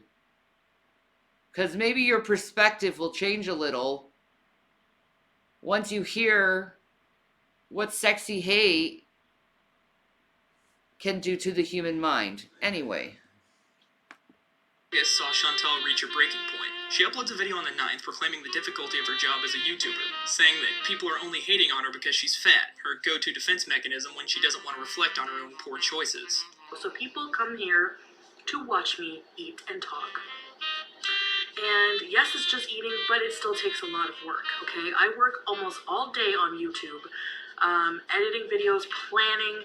I could show you my planner, scripting, coming up with different ideas. I also do other things like a different series on my channel. So just because it involves a fat person eating something doesn't mean that it's just a waste of money. Every dollar that I make from that is going to go back into this channel in some way. So those people, can it. You don't have to donate, but you don't have to open your mouth and give shit to people who want to contribute to my channel. She pins a comment to the video from a loyal viewer imploring her, and this is great advice for any YouTuber out there, not to compare her cushy life of sitting at home eating all day to a typical 9-to-5 job. Her response to this almost defies belief in its arrogance and ignorance. YouTube is a full-time job. I put out a schedule, and every day I work on my channel pretty much all day. I try to put more and more into it every day. YouTube is a job. It involves scripting, film. This dude is so fucking full of shit because literally he's using YouTube as a fucking job. Shut the fuck up, you hypocritical fucking piece of shit. Well, I think he is saying YouTube is a job because he does it. Yeah, YouTube is a fucking job. Holy fuck. People really need to get over that shit. Yeah, I know. Lots of people do it now. YouTube is a job. Twitch is a job. It's a service to give out to people, to entertain them. And you're paid for it. And you're paid for it. Like, holy fuck, get over it. It's a fucking job. It's a new type of job. New economy. Filming, putting your life out there, eating is just part of it. Regardless, it is getting on camera for thousands to view and entertain people, whether that be they are disgusted or entertained. I don't care agree. either way, people watch to be entertained in some way. I started writing my own stories to tell on camera. Editing takes a while to do. It is more work than people realize. On top of that, And she's right there. She's absolutely right there. Editing is a job within itself. Mm. And you have to be good at it. And she is good at editing. I will Pretty give her good. credit for that. Yeah. She's great editor. She can make a video. Yeah. She could work for someone for editing. That's how good she is. You know?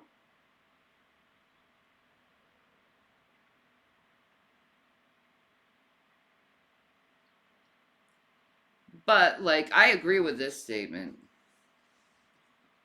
Straightforward. It takes time. Everything takes time. Hey, hippie child. Welcome. Yeah, she's pretty decent at editing. When she gets into it, she's really good at It's editing. not bad. Especially cooking videos. She's really good at cooking videos in editing. Yeah. You know, Story videos, like when she cosplays something. I'm a good editor. Everybody hated her Shining video. I thought it was good. Mm-hmm. I loved her Shining video.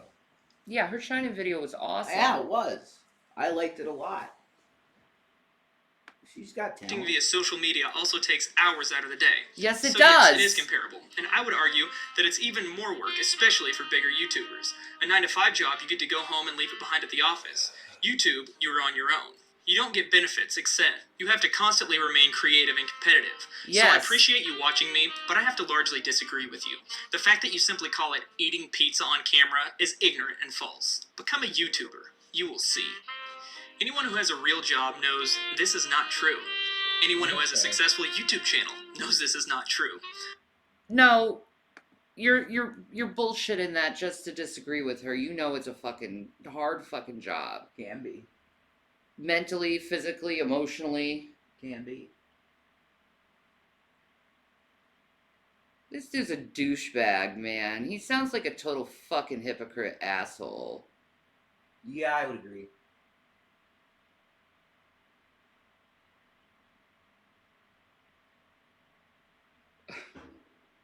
I would agree. I bet now he's calling YouTube a job. Mm. Only people who don't call YouTube a job is those who haven't been able to be successful enough to get monetized. Right. Those are the only people who will say that YouTube isn't a job. Is the YouTubers that haven't been successful enough to be monetized. It's true. Come on now. Mm-hmm. I know better than this.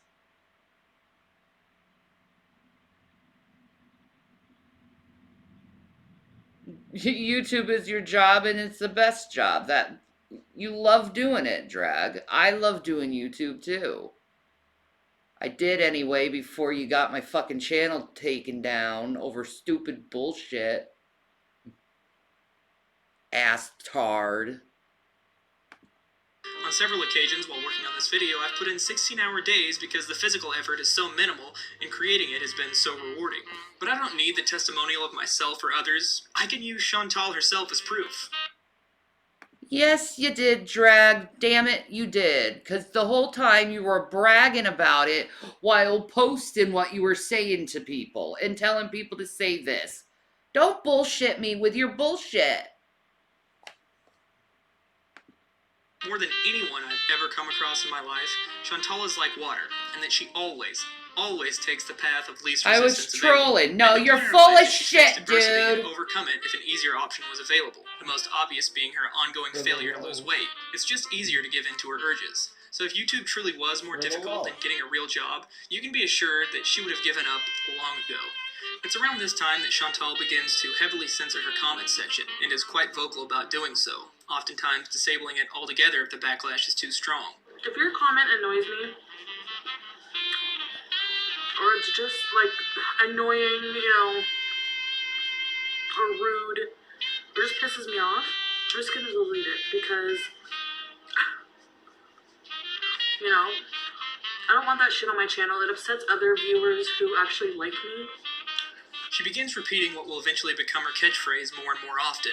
If you don't like it, then don't watch. And this is probably the most critical mistake she's ever made in regards to suppressing criticism. Because if you don't allow people to voice their opinions on your channel, they're going to talk about you somewhere else. And where might that be? And then somebody, I found out, going through the comments, there's this, what the hell is Kiwi Farms? Is that like a forum or a website where people go and like discuss other people? Chantal's Kiwi Farms thread is massive and extremely active, and she has no one to blame but herself. I'm not saying that she wouldn't have had her own thread if she let people freely voice their opinions in her own comment section and didn't fly into a fit of rage at least once a week when people point out her destructive or hypocritical behavior, only to subsequently delete her impulsive rantings and then pretend like nothing ever happened and she's just the poor victim of a society full of fat hatred. But it certainly wouldn't be in excess of 1,400 pages and the primary place she's discussed on the internet. So despite her assurance that she's a fierce girl who doesn't care what the haters have to say, to no one's surprise, she uploads a video on August 17th of 2017 admitting that everything is really getting to her. I have a hard time keeping my feelings in, so you guys don't know how many times I've come close to like, I'm not saying this for pity, I'm just telling you how it is. Like, I almost lost my head and I'm taking a break. I'm taking a break from YouTube. I'm quitting. I wasn't understanding what I was doing wrong.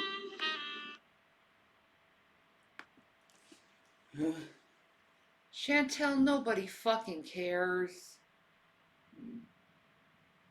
You just took one thing that someone said and you're just bitching about it because they said something and it really got to you.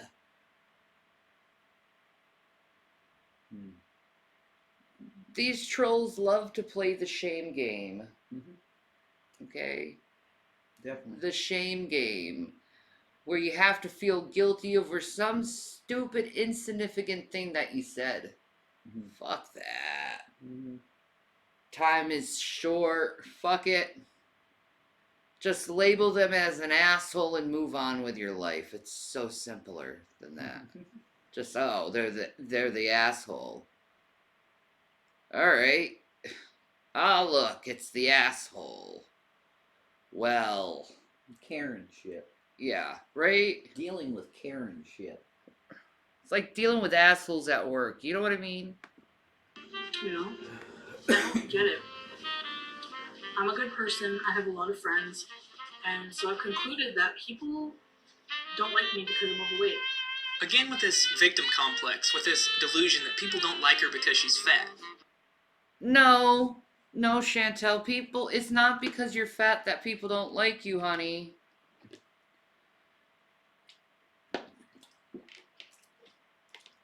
It's because a lot of people like to hold grudges. And they internalize that. And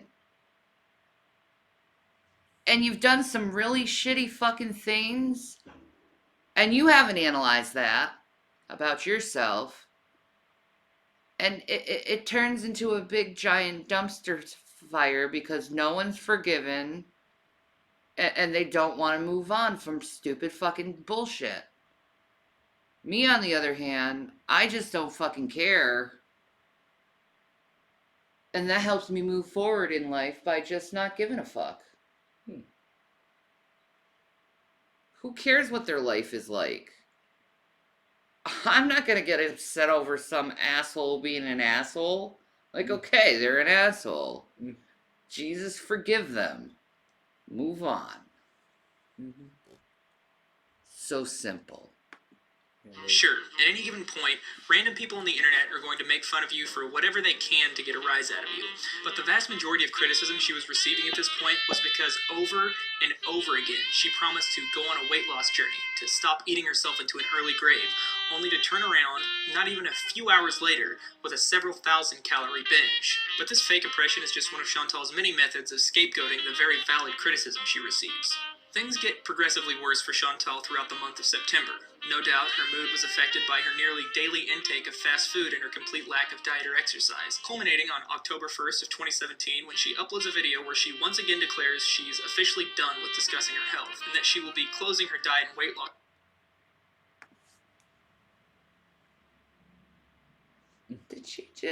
Did she take a children's, like, fire hat from Fire chief. Firehouse and try to fit that on her big ass head? She did. Oh shit. You damn well know that thing giving her a headache. It looks so tight on her fucking head, man. But she's like, this'll make a cute video. So she did it for her audience to be like, this is a cute video. Like, you can't say she isn't thoughtful. Mm-mm.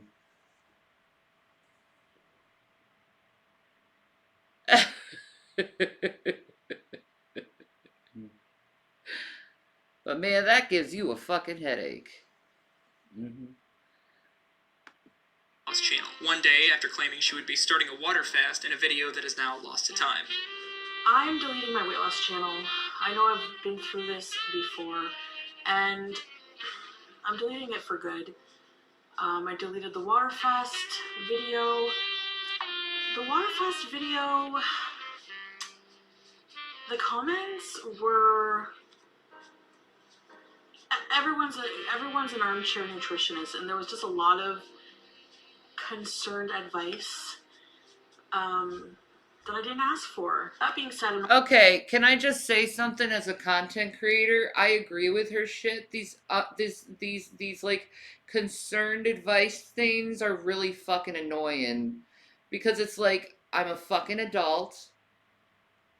I know about healthcare. I'm trying to do what I need to do. Please shut the fuck up. That's how it feels, doesn't it? Yeah. Please stop doing that to content creators. We just don't appreciate it. We're not gonna. Most of us are not gonna be reckless. I don't. In all honesty, I think if it was done on you, you wouldn't like it either. Yeah. It's like, holy fuck. Get off my fucking asshole. Holy shit. You know.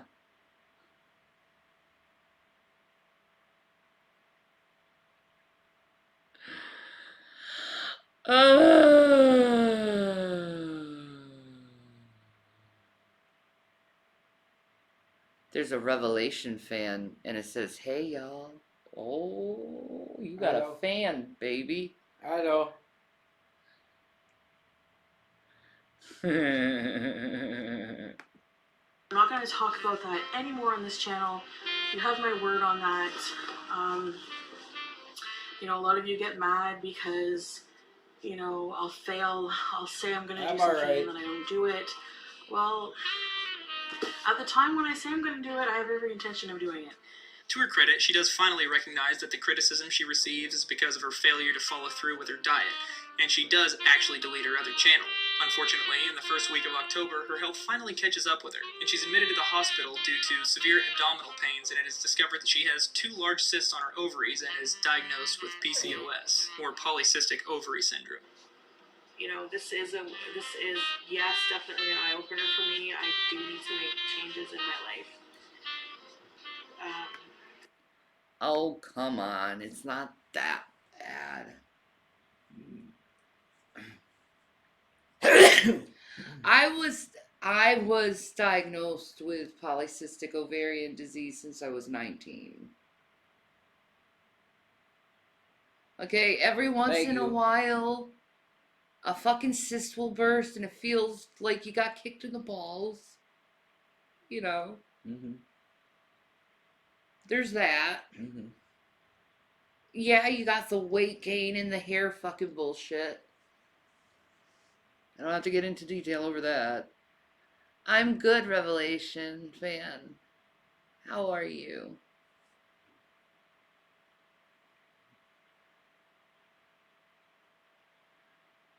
Yeah, they mess up your hormones like a motherfucker, but it's not the worst thing in the world. Trust me, there's way worse than PCOS. You know, fibromyalgia, osteoarthritis, way worse than PCOS, in my opinion. I would think so. But that's because I have all of those fucking things. So I can tell you which fucking shit fucks me up Is worse. worse. Yeah. Oh man, if all I had was PCOS and not the other motherfucking things I have, oh, I could be normal again. We'll see what I do. We'll see.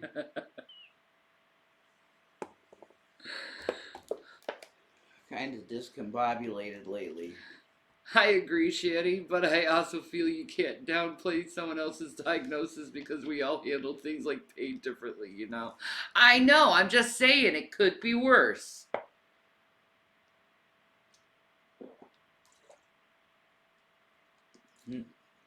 She should be lucky. She's blessed. Have I ever thought about going to a faith healer? No. Benny Hinn.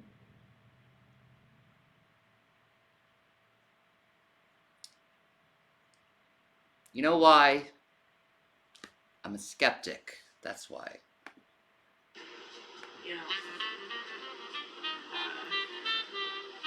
facing the demons, so to speak. I need to face my health issues and work on making them better. The material's gonna be a bit different. I can't, abuse my body anymore like I have been. So I'm gonna have to make some changes. Chantal completely changes her attitude after this video. She decides she's done with binging and blaming others for her own shortcomings. In the comments, she even implores her most loyal fans not to argue with people who post comments doubting their confidence in her newfound motivation to turn her life around, recognizing that her past behaviors don't inspire confidence. She almost seems like the girl we first saw uploading videos on her channel, the one who took advice and criticism for what it was, genuine concern from her fans. She manages to stick to what appears to be a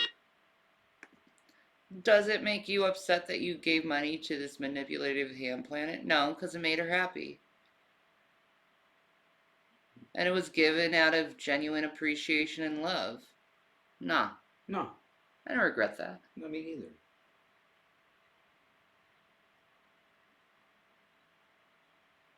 Ooh, Canadian French toast with cream and the oh, French toast. Oh, that sounds so good. Oh. mostly healthy diet for a good 2 weeks with only one little slip up, but by the end of October she falls off the wagon again, uploading what is, in my opinion, the saddest video on her channel. Oh, really? This has been going on since I was young. I don't remember too much about my childhood, but I do remember my first bag of chips and how it made me feel. And people say, why don't you just stop eating? It's that easy, just don't eat it. But it's so good. If you cared about yourself, you wouldn't eat that way. Maybe we don't. Maybe we care more about the food than we do about our own selves. Holy fuck. Okay. That's serious food addiction. Or you could just be like, I just don't give a shit. When I feel like I want to eat something, I fucking eat it. Mm-hmm. Just be fucking honest about it. Fuck. Mm-hmm. Who cares what they think? If you're honest about it, what are they gonna do? Mm-hmm. Call you a pig and shit? Who cares? Fuck them. They're assholes. Mm.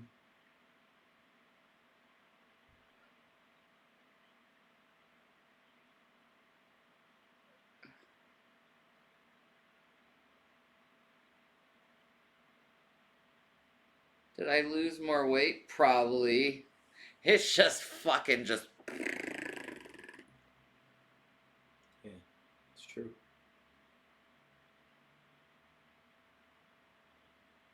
Yeah. Whatever. You're no baby. Seems like my body's in ketosis. Something like that.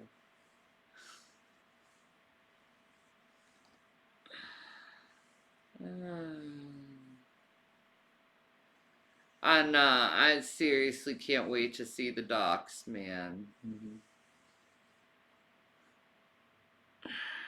This is getting bad, bros. Whoa.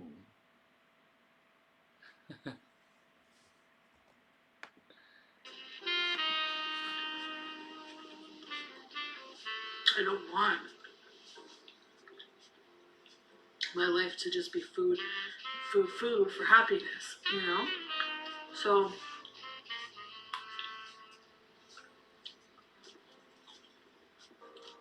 I know that I can't eat this. Her fucking jaw pops. That cracking noise and pop noise. Is that chocolate? Yeah, that's chocolate, alright. Okay. Not even a week later, she was back to regular binges and raging at anyone who dared question her life choices. But don't come. Oh my god, Chantel. I'm sorry, Revelation fan. Yeah, I'm sorry. It sucks. It does suck.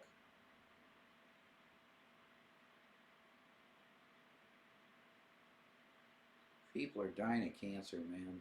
Yeah. My father-in-law died of 5 nights ago. Wow, I'm so sorry, guys. I hate cancer. Okay, I don't want to be thinking of that. Thanks. No. Not mean, I gotta move on. you know, with boy. And people are like, well, you only want people to kiss your ass on your channel. No, there's no reason. I'm sitting here eating I'm or sorry, talking guys. or doing what I do. Even if I fall off the wagon on my diet, so shoot me. You know, like I'm trying here, and you still have no right to be a negative on my channel, and I just delete you, and that's it. Plain and simple. If you don't like it, watch something else. And to this day, just past the 2-year anniversary of finding out about her ovarian cysts, she still hasn't had them removed. For a time, she was under the impression she could cure them with diet and homeopathic medicine. Yes, she's one of those. Todd, shut the fuck up. You don't know what the fuck you're talking about. You don't always need your ovarian cysts to be removed from your body because your body naturally absorbs them. It just, if they're really fucking big, then you have them removed. Or if they cause an infection. But usually, Toad, you don't need to remove your ovarian cysts, okay? There is no cure to polycystic ovarian disease. He's a fucking idiot. And he's trying to make her look bad over something that he doesn't know what he's fucking talking about.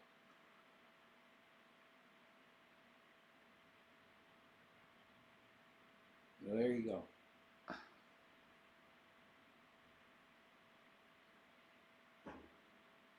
God. Sorry.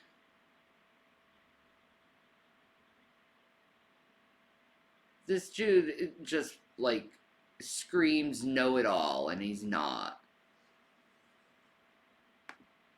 People. I'm sure you're shocked.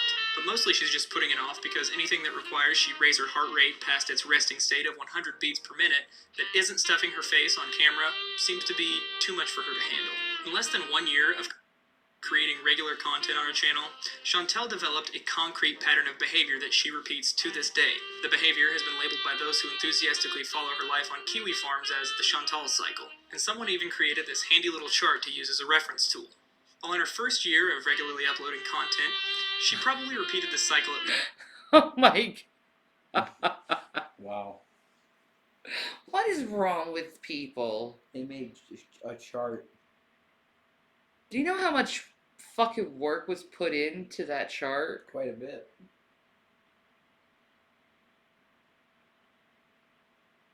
Jesus. Whoever made this shit, you have way too much fucking hands on your, or way too much fucking time on your hands. Probably. Way too much time on his hands, this motherfucker here. Like, this should not exist. Mm-mm.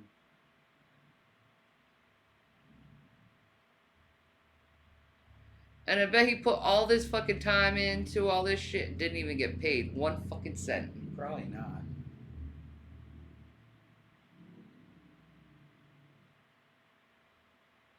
Holy fuck.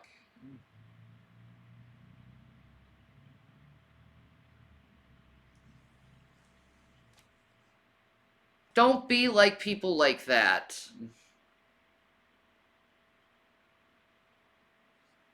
A little nuts.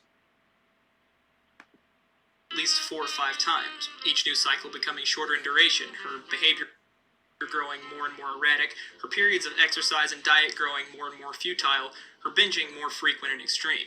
And this snowball effect continues to this day. I could go through her channel and troll Kiwi Farms in order to list every single diet she's tried and failed over the past 2.5 years. I could take those failures, compile them into a neat little package, and give everyone my hot Even take. though there's some truth to that cycle, because right now she's in a binge cycle and she's eating so much that she can't even fit on the airplane.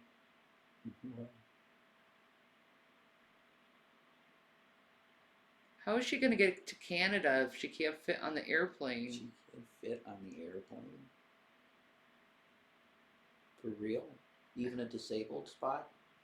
You're gonna have to have the Canadian fucking army save her or some kind of What weird the shit hell? like that. Then you see a video of Chantel riding with all the army men and her giggling like a schoolgirl. Yeah. They're so cute. Mm-hmm. And she like thinks they all want her. Mm-hmm. That would be a hilarious video. Yeah. Actually.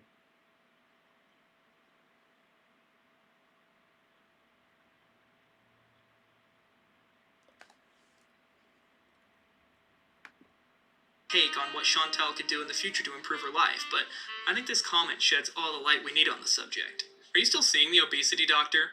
No, we have differing viewpoints on nutrition. I'm guessing your conversation with the obesity doctor went something like this. My problem is I'm holding a lot of fluid. I can't hardly pee. Really? I don't know what. I mean, What do you mean you don't know?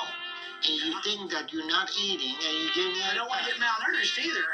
Do you look like you're malnourished? I think it should go without saying, just based on the way I conduct myself on the internet, but I am not a doctor. And that's one of the 2 reasons why I'm not going to give her diet advice. If she won't listen to a doctor, then why would... Hi Serena, how are you?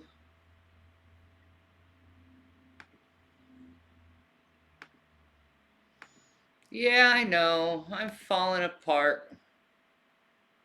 You're my baby girl. Whatever. Love you. Que sera, sera. Whatever will be, will be. Yes, Kosher, we did. would she listen to some handsome, well-muscled stranger on the internet? The other reason being that I don't want her to get better. I wanted to keep entertaining me with her dumpster fire of a life, and to serve as a guide for what not to do for people who are actually committed to turning their lives around and losing weight. Just because I'm not going to list every single diet Chantal has been on over the course of her No, history I on haven't YouTube done that, doesn't mean I'm done Tara. talking about them altogether. They are incredibly relevant to the rest of her story.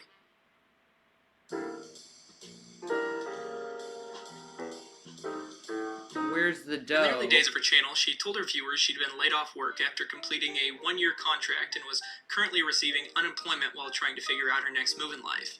This, as with many other claims Chantal has made, turned out to be a lie. She later admits that she had in fact been fired from her last job.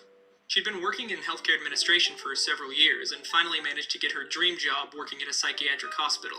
Coincidentally, the same hospital she stayed at as a young girl. She was hired in a temporary position to fill in for a woman who was gone on maternity leave for 1 year. For the first 6 months, things went great, and she decided she wanted to stay on permanently with the hospital.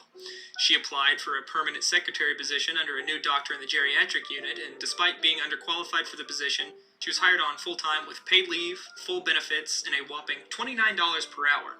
Keep in mind Damn. that's 29 Canadian dollars. So, I don't know, like $6 US or something. Unfortunately, No, things with the new doctor idiot. didn't go so well.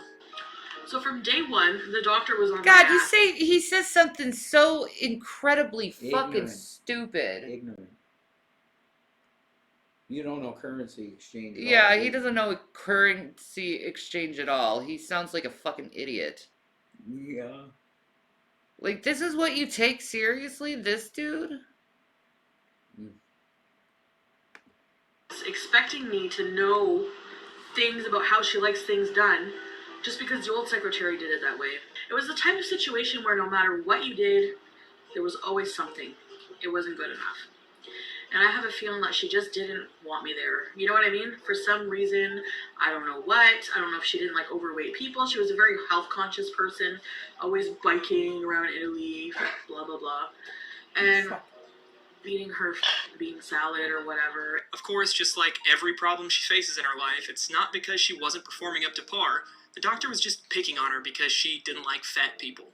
Eventually, Chantal began outright neglecting her duties and started frequently calling in sick. If something pisses me off and is not going right, I become very discouraged, and I just don't give a shit anymore.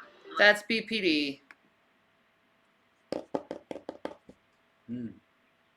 Been there, done that. Very, very much. Mhm. I hate getting in that mood. Yeah, but it happens. Yeah, it does. She felt rejected, so it icked at her. Like anything that causes rejection toward her, or she feels like is rejection. Like she's not enough. She freaks the fuck out. Mm-hmm. That's borderline right there. Mm-hmm. True.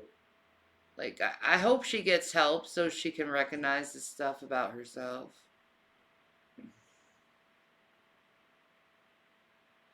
Hi, Angie.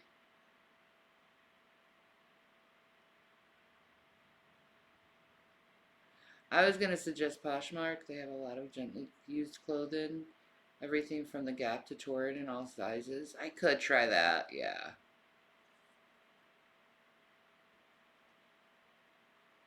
Huh. like I don't care what happens. Shanny chats are the best, I just man. want to go. I would wake up almost sick thinking of going in there at 7 in the morning and dealing with her. You know. Do I like moon pies? I love moon pies. I like the banana ones, the chocolate ones, the caramel ones. There are, right? The maple. Oh! I remember them the most, the maple flavored ones.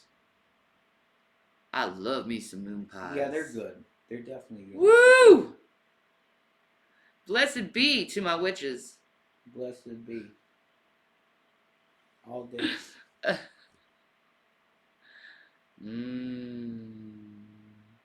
Shanny loves all pies. That's right.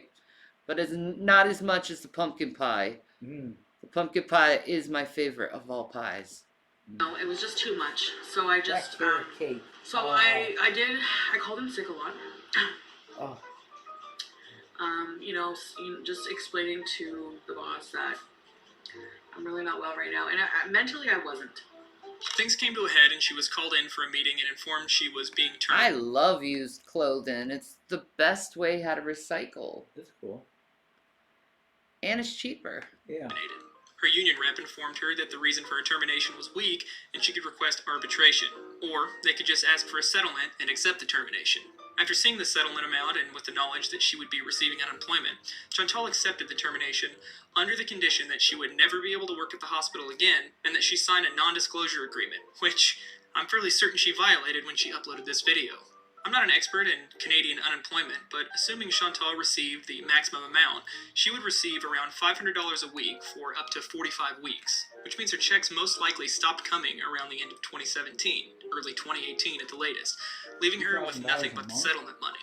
At one point, Chantal admitted she went into debt from ordering so much fast food when she lived with Pete's. And I put a lot of weight on when I used to live with my ex. Oh my god, I probably gained about 100 pounds living with him because he didn't cook and I didn't cook.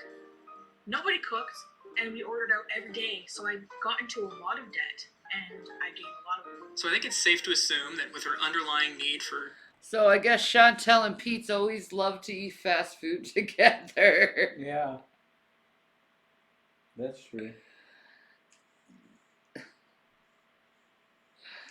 That's hilarious. I mean, it's a thing.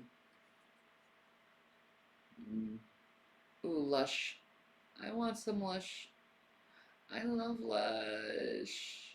I love Lush. I know. daily fast food feasts, in addition to her penchant for purchasing absurd amounts of clothing and makeup, she burned through the settlement money quite quickly, meaning her sole source of income is YouTube.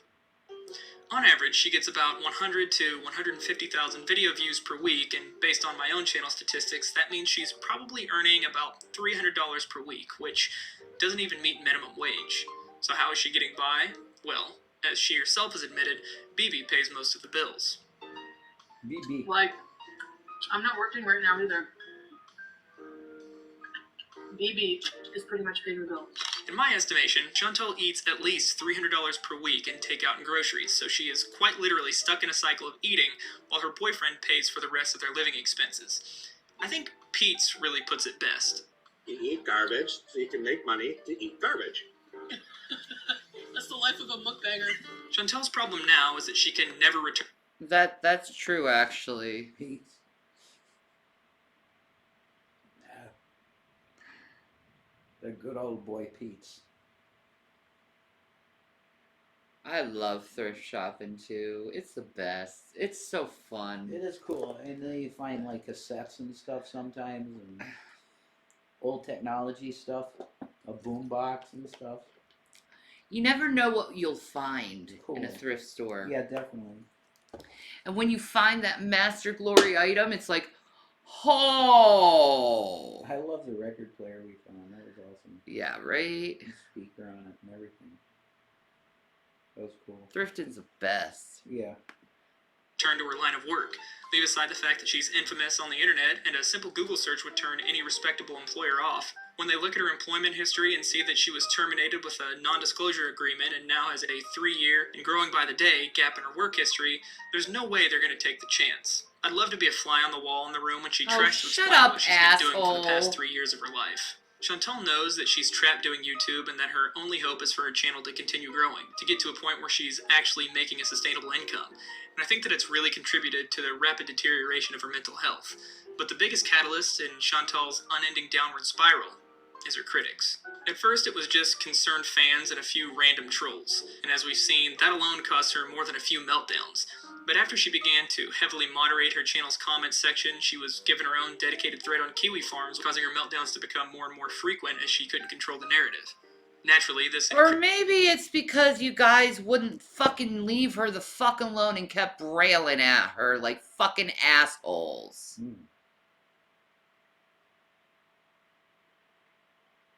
That gets tiring. I bet if I go down in your chat, it's mostly positive fucking statements of affirmation toward your ass. But what if that was switched and it was all hate? You'd lose your shit too. Then you can feel how Chantel feels. and why she lost her mind.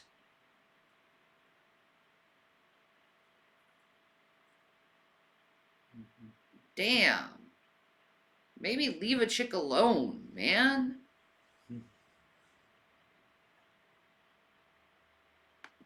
Increasingly erratic behavior, along with a daily updated catalog of her every foible just waiting to be monetized, attracted the attention of reaction, commentary, and parody YouTube channels. And that's when her rage really kicked into overdrive. Chantal's channel saw really good positive growth for the first 2 years, but in 2019, things have slowed to a crawl. Her channel has essentially stagnated. Yeah, The problem pretty is much. that the vast majority of people don't watch her for her personality. They watch her for the spectacle that she makes out of herself. There's a reason every video dating back to March of 2018 going forward has the ratings disabled. As she struggled to grow and cope with daily criticism and her failing physical and mental health, she's watched videos made about her regularly garner 2 to 3 times her average view counts, while those creators continue to shoot past her in subscribers and views. The continuous onslaught of criticism and mockery in conjunction with the knowledge that videos made about her get more views than her own content was more than she could take, and she began playing a very dangerous game.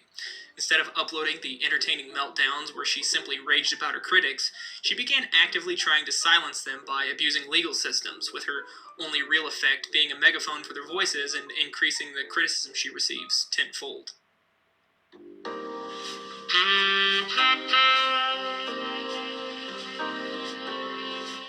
In April of 2018, a user by the name of Manicunt, aka Kathy, started posting on Kiwi Farms about Chantal. This person gave Oh, her friend.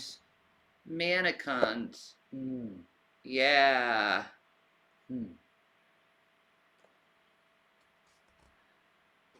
details that only someone who knew Chantal personally could know. Details about how her mother and grandmother helped support her financially, how she treated her sister poorly, and an alleged affair she had while dating Bibi, just to name a few. Most users on the website probably wouldn't have believed that Manicunt actually knew Chantal, but Chantal verified it herself in spectacular fashion by sending her an email that really stripped down the facade of victimhood she tries to put on for her audience.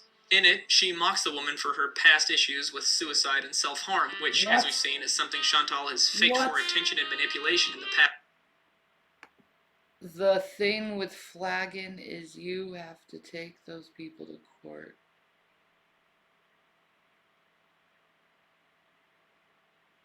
What's the what? I can't. She fucking shamed somebody for suicide? Yeah. What the fuck, dude? Yeah. That's screwed up. Right? That's really weird and messed up and disgusting.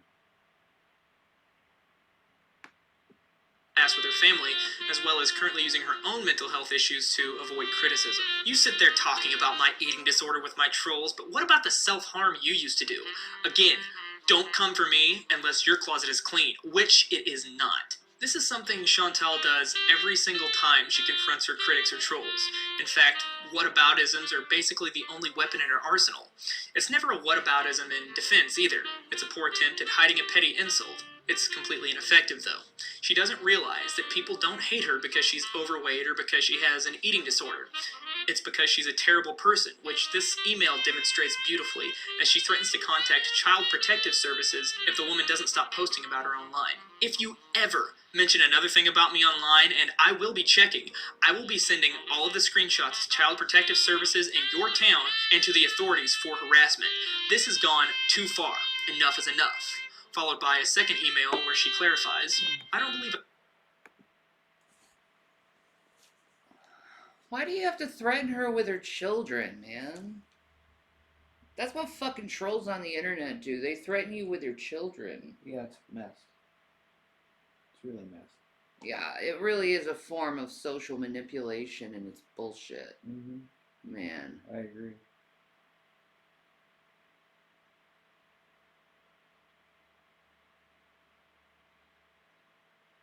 Yeah, Chantel has done everything your trolls have done to you, but to other people. Yeah, she has. That's true. But these people do the same to her, so they're calling her fucking terrible people without realizing that they're terrible people too. What the hell? It's a mess, man. Like, these are the same people that call Chantel over her cats. a parent who spends all day online spreading bullshit and cyber harassing and getting high deserves to have children. So yes, I will make the call if I have to. Chantal likes to call the people who criticize her online terrible human beings, the lowest of the low. But what kind of person threatens to have a woman's children removed over some petty internet drama? In what world does she get to decide who deserves to be a parent? No matter how you look at this threat, because that's what it is, Chantal comes off like an absolutely awful human being. Either she A, doesn't believe this woman should have her children taken away but wants to try and use CPS in order to threaten her into shutting up, or B, actually believes this woman is an unfit mother, but she'll hold off on calling Canadian CPS to save the children if the woman does what she says. Yeah. Chantal uploaded an apology to Manicunt, which was quickly removed, followed by a since-deleted video where she takes back the apology, doxes Manicunt's full name, and says it was fair to threaten to call CPS since Manicunt allegedly threatened to call immigration on BB. In an email, I said to her, you know, you're going to threaten me? Well, you know, I'm going to call Child Protective Services on you. And you know what? I stand by it. I don't think... What does BB have anything to do with Chantal? What Chantal's channel? Like, BB has nothing to do... Like, her friend shouldn't have freaking threatened Chantal. No. Like that. Of course not. Like, both of them are fucking stupid then. Mm-hmm. Pretty much. Yeah. Just going back and forth. Yeah. Tit for tat. Mm-hmm.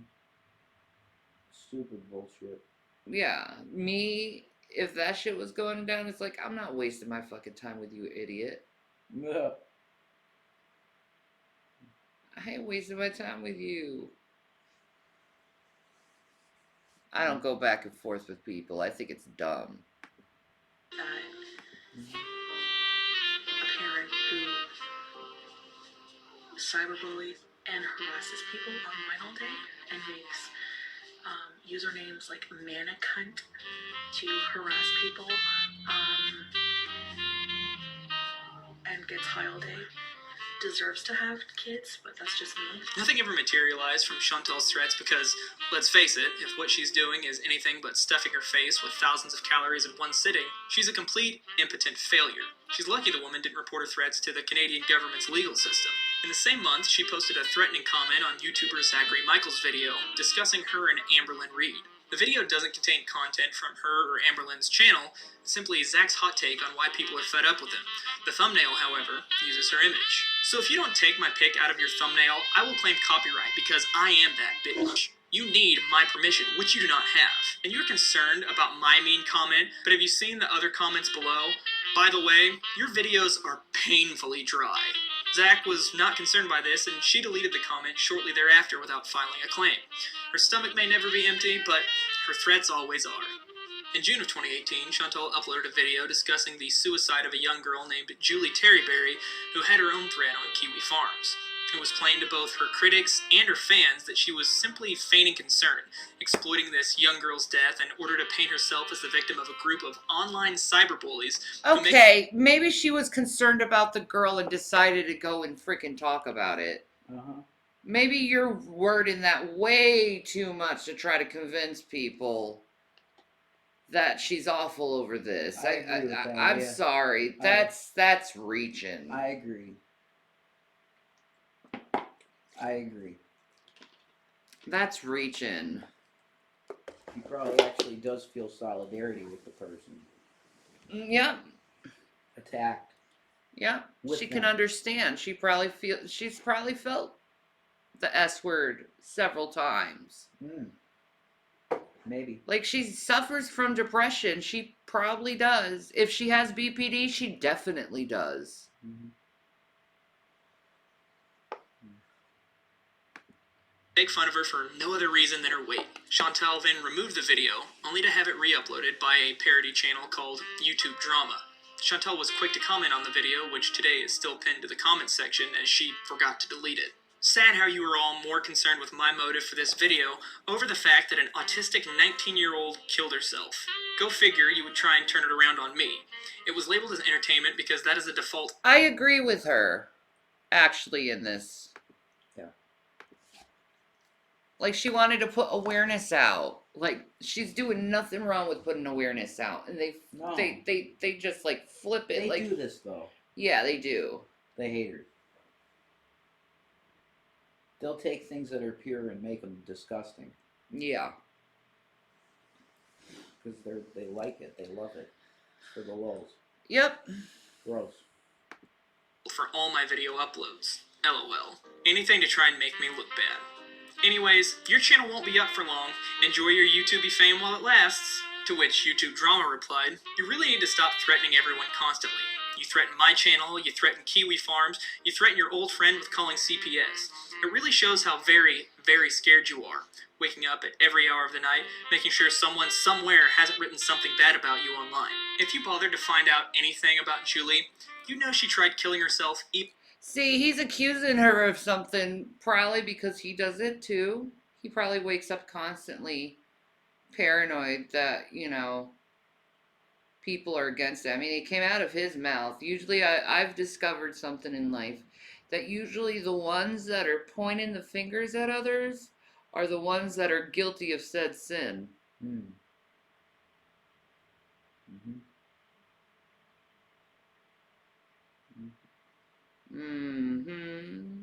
That's true. Mm-hmm. So Yeah. you're full of shit, YouTube Drama, and you damn well know it, man. Yeah, in Chantel's case, she is bringing awareness. Yeah, exactly. Mm-hmm. Exactly. This was genuine for Chantel. I think so. Yeah. But they needed to make up some kind of drama, make something even horrible about her. Why? This made up drama, this shit. This is horse shit. Yeah, this is horse shit.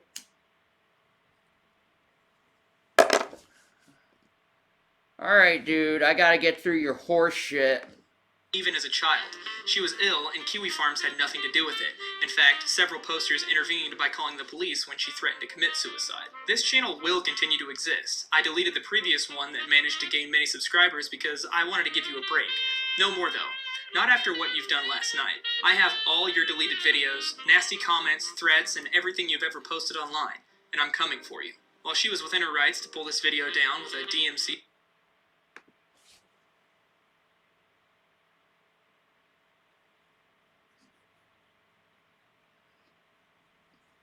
Stop saying I'm coming for you. Stop. Calm down. It's just internet beef, man.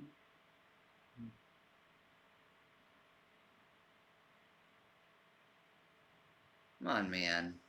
We can all do better than this horse shit. Yay, both their channel and the video remain up on YouTube today. And YouTube Drama did something Chantal never has, and followed through with her promise.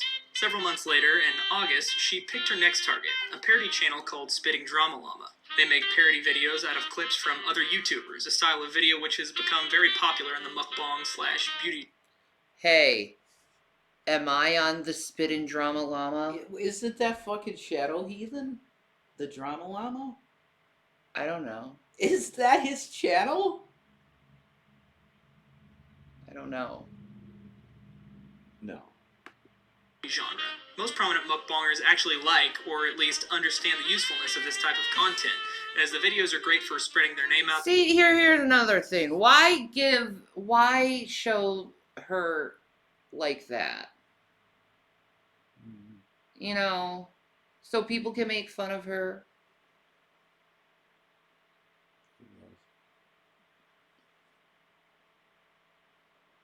That ain't right. No. Oh. Out there and driving views and new subscribers to their channel.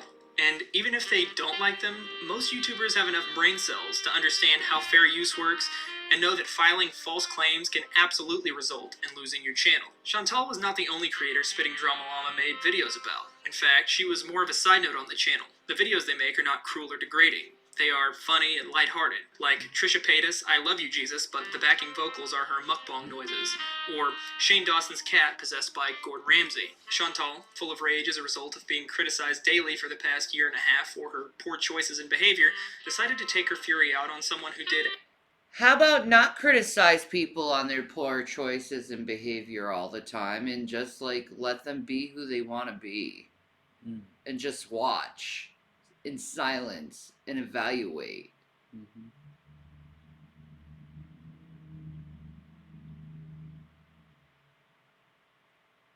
You never know how well a person can get if you like give them a little fucking space, you know? Mm-hmm. Like I have to do that. I gotta have my space, you know? I have to have my alone time. You know? I do.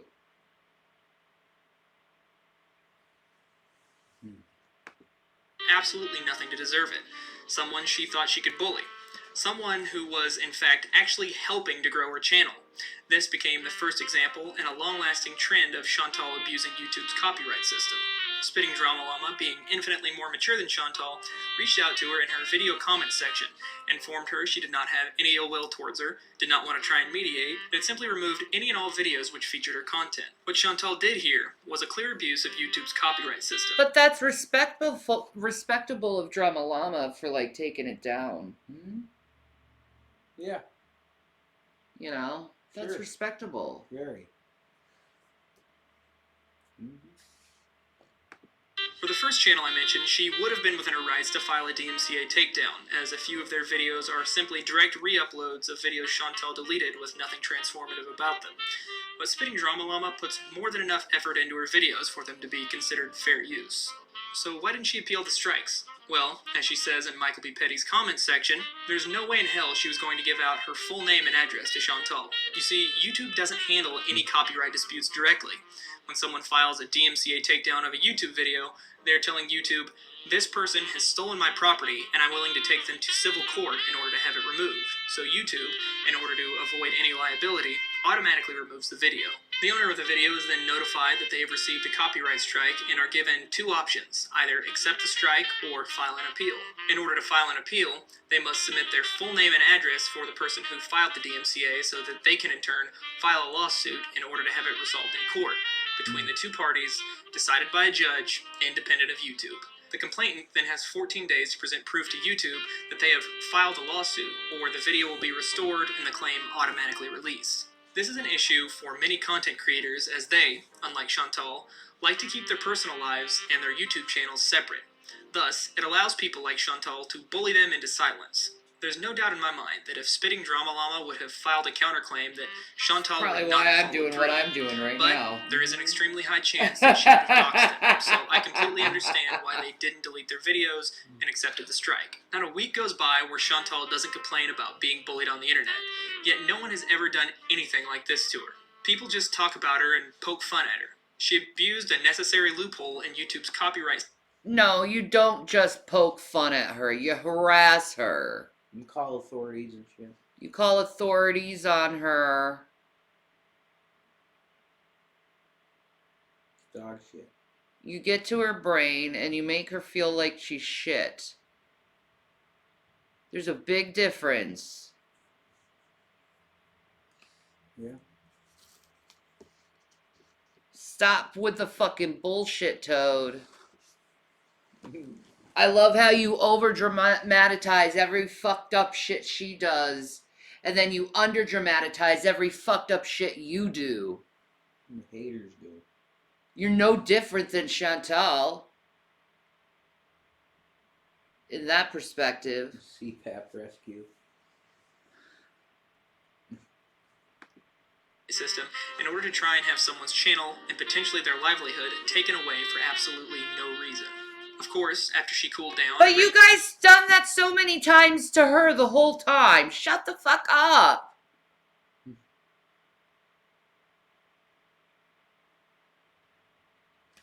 True. The very polite comments from Spitting Drama Llama, Chantal put out one of her worthless, insincere apologies. Hey guys, I've been in a very negative place lately and have said things I regret and Yeah, she has been, because you guys won't get the fuck off her asshole. You suck her asshole way more than he does suck my asshole, I guarantee it. You just suck in any shit out and you fucking throw it back out. It's like 2 girls, 1 cup. as a result, I would just like to sincerely apologize for the following. I've let myself focus on what others were thinking and saying about me rather than what I was thinking about myself. I could have been way ahead in the goals I said I was going to do, and instead have focused on nothing but negativity and retaliation. Yeah, I want you to make do. great content for you guys, and I want to help people. I want to live a non-selfish existence, and I want to live a life of honesty and integrity. The past year has been the darkest for me, but it has also been the most teaching. Oh, wait until the next year's come, Foodie. It gets even darker.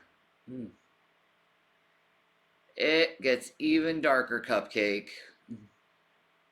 Get your boots on, girl. You're going to war! Cupcake. Does that make sense? LOL. I am sorry for continually being negative and mean-spirited towards other viewers and content creators. I am sorry for making promises I have not been able to keep. I am sorry for raging against others who have made videos about me. 2 wrongs don't make a right, and as a YouTuber, when people talk about me, which will inevitably happen, I should ignore it and continue to focus on those who love me. I have not handled nor accepted criticism from others, which is not a good or mature way to be. I will see you guys in the next video. This obviously did nothing to repair the damage that she had done both to Spitting Drama Llama's channel and her own reputation. And deep down, the fact that she scared someone into taking down their video just emboldened her, because a few weeks later she followed through with her previous thread and filed a copyright strike against Zachary Michael. And, as you may have guessed by the name of his channel, he wasn't such an easy target. Chantal hit him with 1 strike in the morning and another strike in the evening, but before she could hit him with a 3rd and potentially have his channel terminated, he privated all videos about her. Zachary, you saved your ass, man. Woo! But he back talking about her again, though.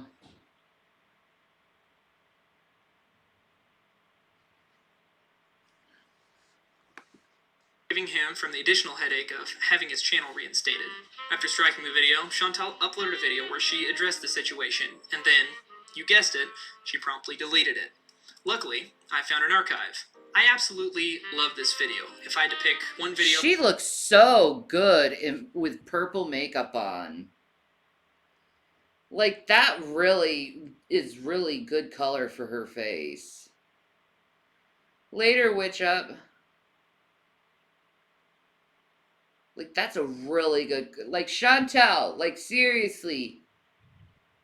You need to do your makeup more like that. That is such a good color scheme for your skin. Right? Purple's a good color for her. You agree, Juicer?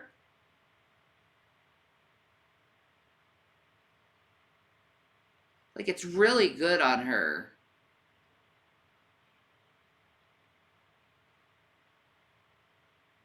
Like, just saying, man. That looks really good on her. Well done, girl. Good makeup. You look fucking hot. From Chantal's massive catalog to demonstrate why she's a quintessential lolcow, it would be this one. To begin with, she lets the audience know that she's absolutely shocked that people are dragging her into drama, something she would never seek out on her own. For some reason, I'm at the center of this, like, controversy, this drama. People love to bring drama to me. Even though I've said I'm done with it, I don't know why I'm being involved in drama. I was eating confectioner sugar. Jesus, Jason. Her makeup looks so good in this video. Yeah. Like, she needs to stay with purple. It's a good color for her. Cool. I'm just like, wow. Like, she needs to do that more often. Purple's her color. Uh-huh. That's cool. Purple is her color. Yeah. Drama. She then proceeds to tell the audience how she just set off a nuclear drama bomb. And yeah, I filed copyright on this YouTuber today because, you know what? I've had enough. And you know what? I warned you a long time ago that I was that kind of person, and I was coming for you with that. You know, you had a choice to stop uploading my videos, and you didn't. So She then reveals that she has absolutely no idea how YouTube's copyright system works. and those who are saying it's fair use, it's not fair use if they striked him. We'll see. Do I watch any Twitch streamers? Sometimes I watch Hasanabi. Mike Matei. Mike Matei, yeah. He's a Twitch streamer. Yeah, exactly. Zach is still around. He makes me laugh sometime. He's lighthearted. Amaranth? I will not show Amaranth. Oh my god, I don't need to. And I don't want to steal her shit like that. Mm-mm. Like, give that girl some money. Man, I love that girl. Yeah, we watch her every once in a while we put her And on. may I say, Amaranth is way hotter with clothes on than off for some reason. That's odd. Mm. It's like, how do you get freaking hotter with clothes on? Because they tug on her nice. I know she's single now. They tug in the right places. Oh my god. That's what it is. Those jeans with like the holes in them. Holy shit. Nothing wrong. I bet she tastes like cherries. Maybe.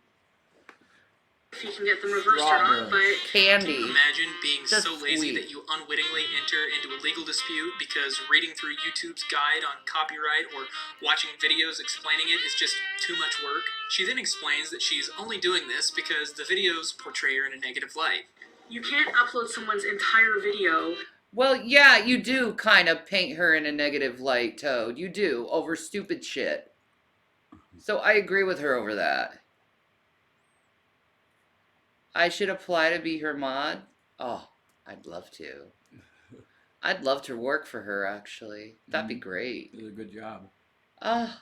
Be around horsies all the time. Yay. Uh-huh.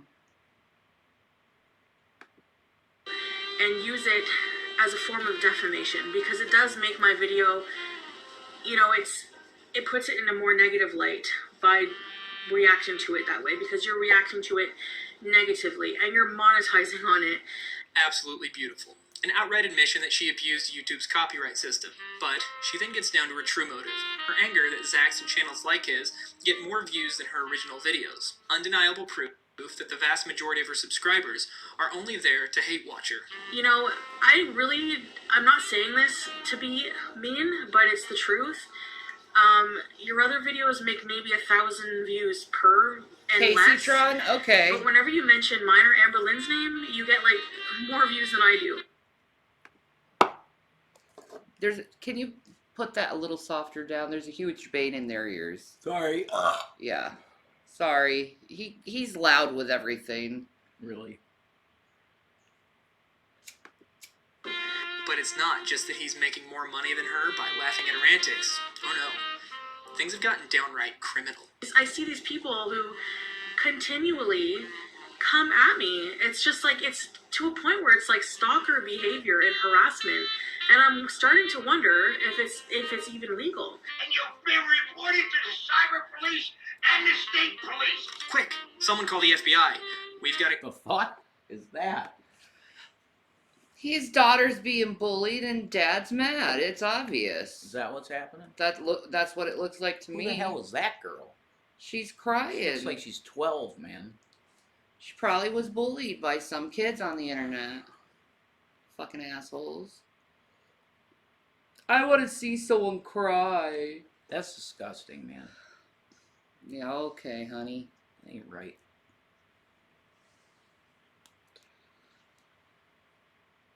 You know, if you were in heaven, God's going to use your own judgment against you, and he's going to want to see you cry.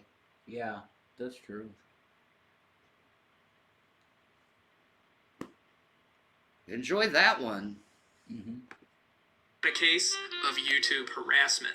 You know, we better take a look at one of these heinous crimes that Zach committed. Brace yourself. What you're about to see may be shocking. Nah, girl, just stop eating the ranch, especially if it's gonna make you poop yourself, or poop your pants, or not be able to control your bowels, or whatever. Yeah, Zachary Michael isn't ever negative though. Not really. He's not a hurtful guy. No. He's not at all. No. He's just a southern guy, dude. I've never found him to be overly offensive ever. No. He's kind of sweet in a way. Yeah, he's a cutie. He's enduring. He's endearing.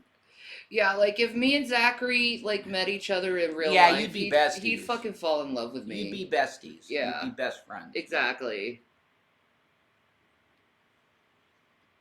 He seems cool. Yeah.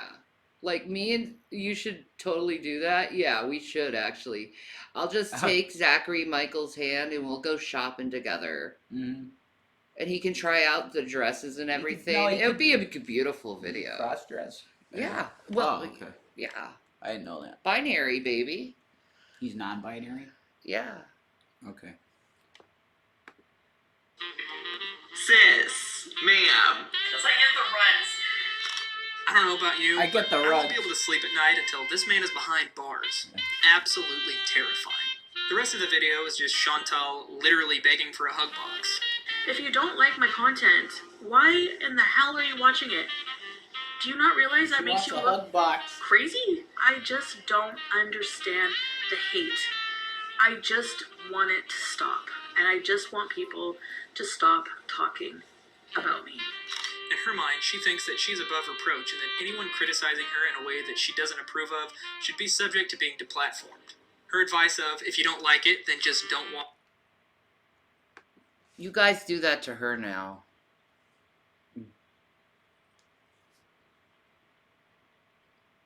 You revel in it.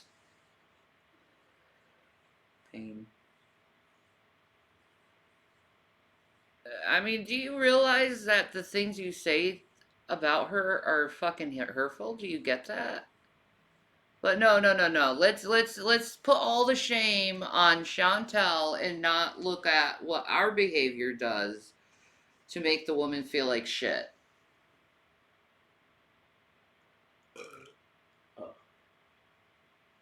Like, holy crap. Yeah, that's not fair. Watch, which she's been repeating for years at this point, is actually sage-like in its wisdom. The only problem with it is the fact that she should be saying it into a mirror instead of a camera. Well, to the surprise. Ditto. I don't try to say hurtful things to anyone. Just like, ugh. It's really a human trait that, you know, I wish could get annihilated, to tell you the truth. Yeah. Surprise of no one who's been on the internet for more than 5 minutes, Chantal's attempt to get people to stop talking about her had the exact opposite effect. If you look at Zach's social blade, you'll see a noticeable spike in subscribers and views during the month she filed the false copyright strikes. He doubled both his views and subscribers that month, and his channel has been growing like crazy ever since. He handled the situation exactly how you should when someone comes at you with empty threats. He called her bluff, filed a counter notice, and she, realizing she would have to pursue legal action and follow through with the strikes, immediately released her claims. Her response to the entire situation? Juicer's light in the mood. Happy to say we in Los Angeles are no longer in a drought.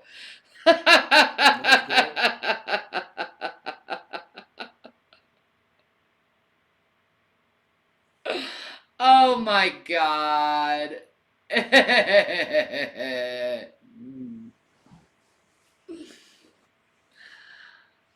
That's awesome. Praise Jesus. Update on the whole issue with a certain someone using my entire video and theirs to react and claim it as fair use, and then I'm done giving any attention whatsoever to these parties. You won. YouTube emailed me, and this person feels it necessary to counterclaim with fair use and is giving me 10 days to prove that I am filing a lawsuit to keep the copyrighted material off, or they may reinstate the videos. A lawsuit? Putting money and more effort into this? No thanks. If you want to be one of those YouTubers who makes a name off of someone else's, go for it. Have fun talking amongst yourselves. I have a life to better and fans to entertain. I don't know about you, but it sounds like she just gave permission for anyone to make videos. Yeah, Thank you, Chantal. I really love how shocked she is that someone who claimed their video was fair. People equal shit, man.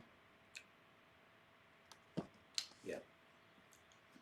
Let Well, them complain. Maybe eventually they'll learn that it's a waste of time. Yeah. Maybe. Fair use would have the audacity to file a counterclaim under fair use.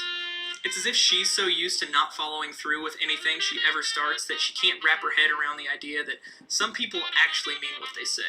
In response to a comment suggesting she set up a GoFundMe to bankroll a lawsuit, which I would absolutely love to see, she says she's emailed YouTube to complain. It really is amazing that after going through this entire process, she still doesn't understand that YouTube plays no part in deciding what constitutes fair use. After this, things take a break on the false DMCA front for Chantal. In December of 2018, Noel, the owner and operator of Kiwi Farms, hosts a live stream where he watches, reacts, and gives his take on Chantal and her content. He specifically makes a point to make sure the stream is not bullying, knowing full well that Chantal will use anything she can in order to strike a blow at the website. So, before I go further, Chantal is actually a bully, and we are not a bully string. We're just talking amongst ourselves here, and really, I would prefer it if Chantal never saw this video. Now, there's a reason that this video didn't get taken down from a false DMCA, and it's not because Chantal learned her lesson. It's because Noel, like Zachary Michael, isn't afraid to file a counterclaim, and he preempted the video by telling her exactly what would happen if she tried. This is my address. If you want a DMCA strike, this is where you send the paperwork, and I absolutely will fight in court. And if you DMCA strike my channel, I will contest it. And if you don't take me to court after doing that, you will get a... Oh, fuck. Lolcow LLC.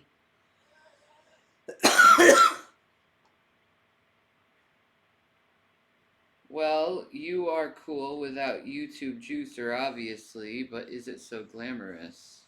Huh?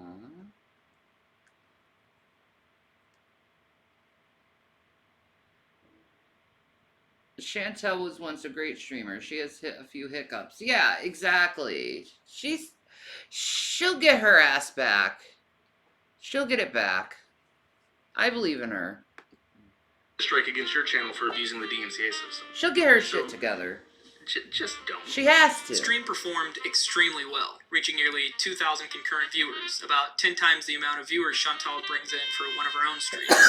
Unfortunately, a few days later, it would be taken down due to a community guideline strike for bullying and harassment, and subsequently re-uploaded by many channels. Chantal was on a break from YouTube at this time, and her first response to the stream was flippant dismissal. A short time later, she posted to her community tab, revealing her true feelings, that she was absolutely devastated by the stream. She lets her subscribers know that she had reported the video and would no longer be using YouTube as a platform, as she believed that it was facilitating bullying and harassment. She also claimed that Kiwi Farms was responsible for the deaths of 3 women, which Noel addressed and disproved in the stream itself. In case you're wondering, Julie Terryberry did not kill herself because of the Kiwi Farms. Julie Terryberry was basically an orphan. I think both of her parents were drug addicts or something, and she stayed in the custody of her grandmother. And she had this toxic relationship with her boyfriend. And every time he threatened to leave her, he threatened to leave her, she threatened to kill herself. And eventually he did leave her, and she did kill herself. And that's what it was about. It had nothing to do with the fucking forum. What really, we've had two people who had threats kill themselves. And what annoys me about that is when it happens, we've never been blamed in a suicide note. Nobody gives a shit. But with the reaction from virtue signalers in particular, bullshit. If you are smart and strategic, yes, but willy-nilly streaming can go wrong. You expose too much. But if that's your thing,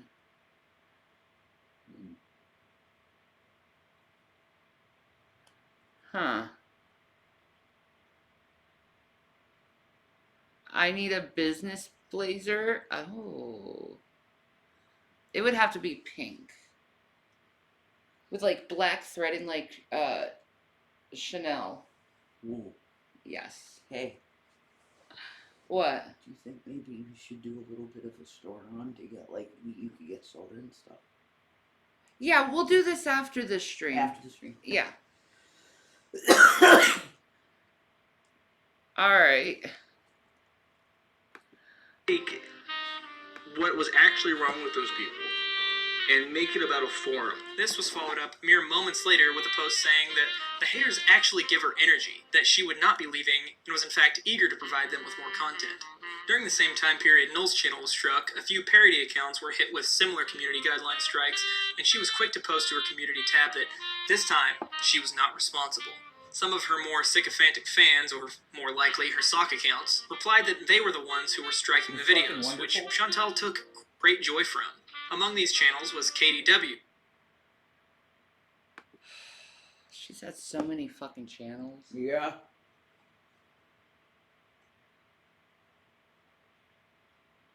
So many. Who actually lost her channel due to false flags. And I say false flags because a month later, her channel was fully reinstated after an extensive review from YouTube. I have a theory, and it's just my theory, mind you, that after this, Chantal became basically impotent when it comes to community guideline strikes. Unlike copyright, YouTube directly handles community guideline strikes, and as a result, the one striking the video enjoys the privilege of anonymity. Chantal, despite what she may claim at any given time, reports every video about her for bullying and harassment, regardless of the content of the video. After all, this is a woman with no job who spends all day moderating every comment on her channel of almost... Why do you have to fucking put that in there, like, no job? She has a job. Yes, YouTube. Oh my god. Her job is definitely YouTube.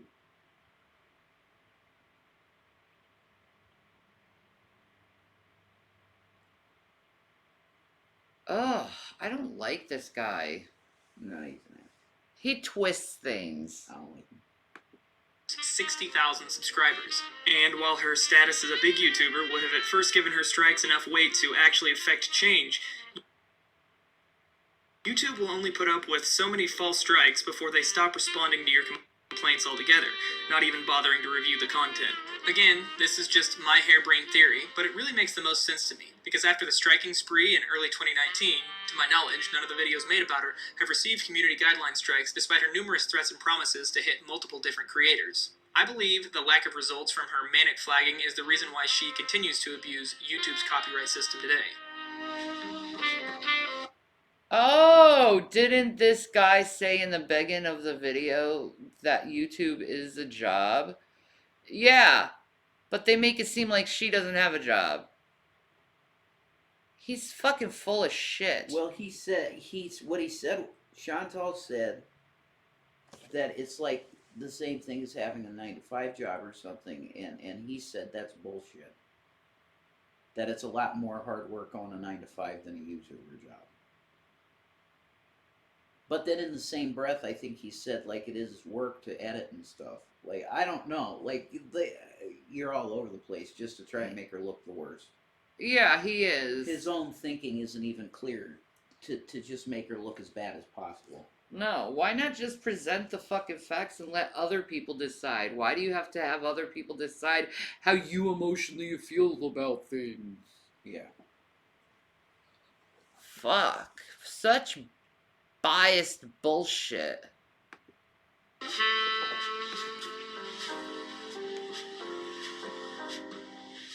Following the trend of her entire life, 2019 has not been a good year for Chantal. She uploaded a New Year's resolution video which was met with overwhelming disapproval. It was lost when she went on her recent channel purge of all health-related videos, but in it she details her new plan to take control of her health: water fasting. She believed this would heal her ovarian cysts and help her to lose weight. The majority of comments were quick to point out that this was completely insane. However, she pinned a comment proclaiming the benefits. Oh, shut the fuck up and let her fucking do what she fucking wants. How is her doing a water fast any of your fucking business? and how is her doing a water fast deserving of being hated on and treated like a piece of shit and treated like she's ignorant or something like that? Like, holy fuck, it's a water fast. Everyone's done water fast before. Or tried it. It can be dangerous. if you're not ready for it, but that's her life. That's her friggin' life. Yeah, just shut the fuck up and watch and stop being fucking complaining little bitches all the time. Fuck. It's annoying. I don't blame her for fucking acting like this. If people were treating me like this, they'd be blocked real fast because I'm not dealing with that bullshit. Like, don't tell me what the fuck to do. I'm a fucking adult. True. Bullshit. Just leave people alone. Holy shit. I mean, look at this whole big fucking paragraph right here. I mean, I know she pinned it as good thing, but I mean, she's trying to be supportive of her, and I get that. But, like, just imagine something that big, but it's just full of fucking criticism and hate. Mm-hmm. I mean, didn't your mamas ever teach you if you have nothing nice to say, don't say anything at all? Didn't she teach you not to point fingers? Didn't she teach you, like, any fucking manners at all? Like, not to point out people's health maladies? Let them come to you first to talk about it? No, I don't think parents get teaching that. Holy fuck. I was taught that as a child. Yeah, me too. Teach your children these things. I taught my sons these things. Yeah. It's a fasting as a cure-all. If you're curious as to whether the fast worked to cure all of her ailments, no, it did not. Before I go on, I want to clarify that while the channels I cover going forward call themselves reaction channels, what they're doing is more akin to commentary than the typical Oh my lord, it is the Charlie Gold spectacle going on in here. Hello, Charlie Gold. How are you, darling? Mm-hmm. She fucking hates my ass. Yeah, Holy shit, she hates me. You're that crazy white woman. You're the crazy white woman, dude. I know, but the thing is, I know if I hung out with Charlie Gold, we'd be having a good time. Yes, if you got to know each other. Because you're both Christian, too, so you would definitely hit it off. If she knew who you really are, and not just the N-word lady. Yeah, right? If she got to know you more, she'd like you. Yeah, man. That's true. I always liked how she did her makeup. She did it good. Mm-hmm. Like, girl knows how to do some makeup. She's a good makeup artist. I appreciate that. Mm-hmm. black-jawed laughing at funny videos that comes to mind when someone hears Oh, shut up, Reaction Juicer. Channel. While I didn't like them at first simply because they had React in their name, I've actually come to enjoy them. In April of this year, she threatened to strike a live stream on prominent reaction YouTuber Michael B. Petty's channel discussing Amberlynn Reed, called AmberCon 2.0. The stream had super chats turned off and instead requested viewers donate to the Trevor Project, a charity that seeks to provide support and intervention for LGBT youths who are at risk for suicide. Though the stream was explicitly about Amberlynn Reed, Chantel was worried about the fact that all the biggest reaction channels that cover her videos would be in one place at one time and would bring her up, thus the preemptive attempt at striking it down.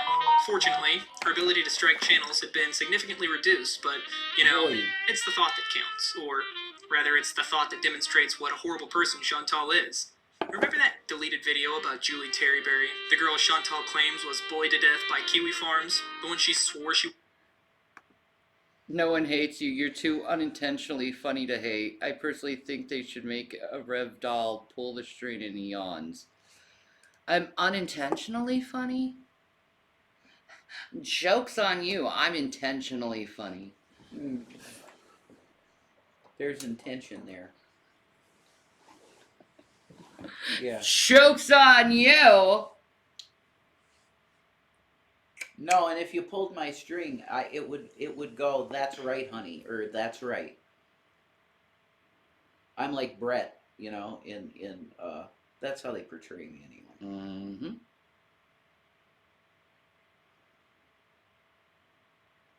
She's looking up in the sky and being like, God, I really need to squeeze this fart out really bad.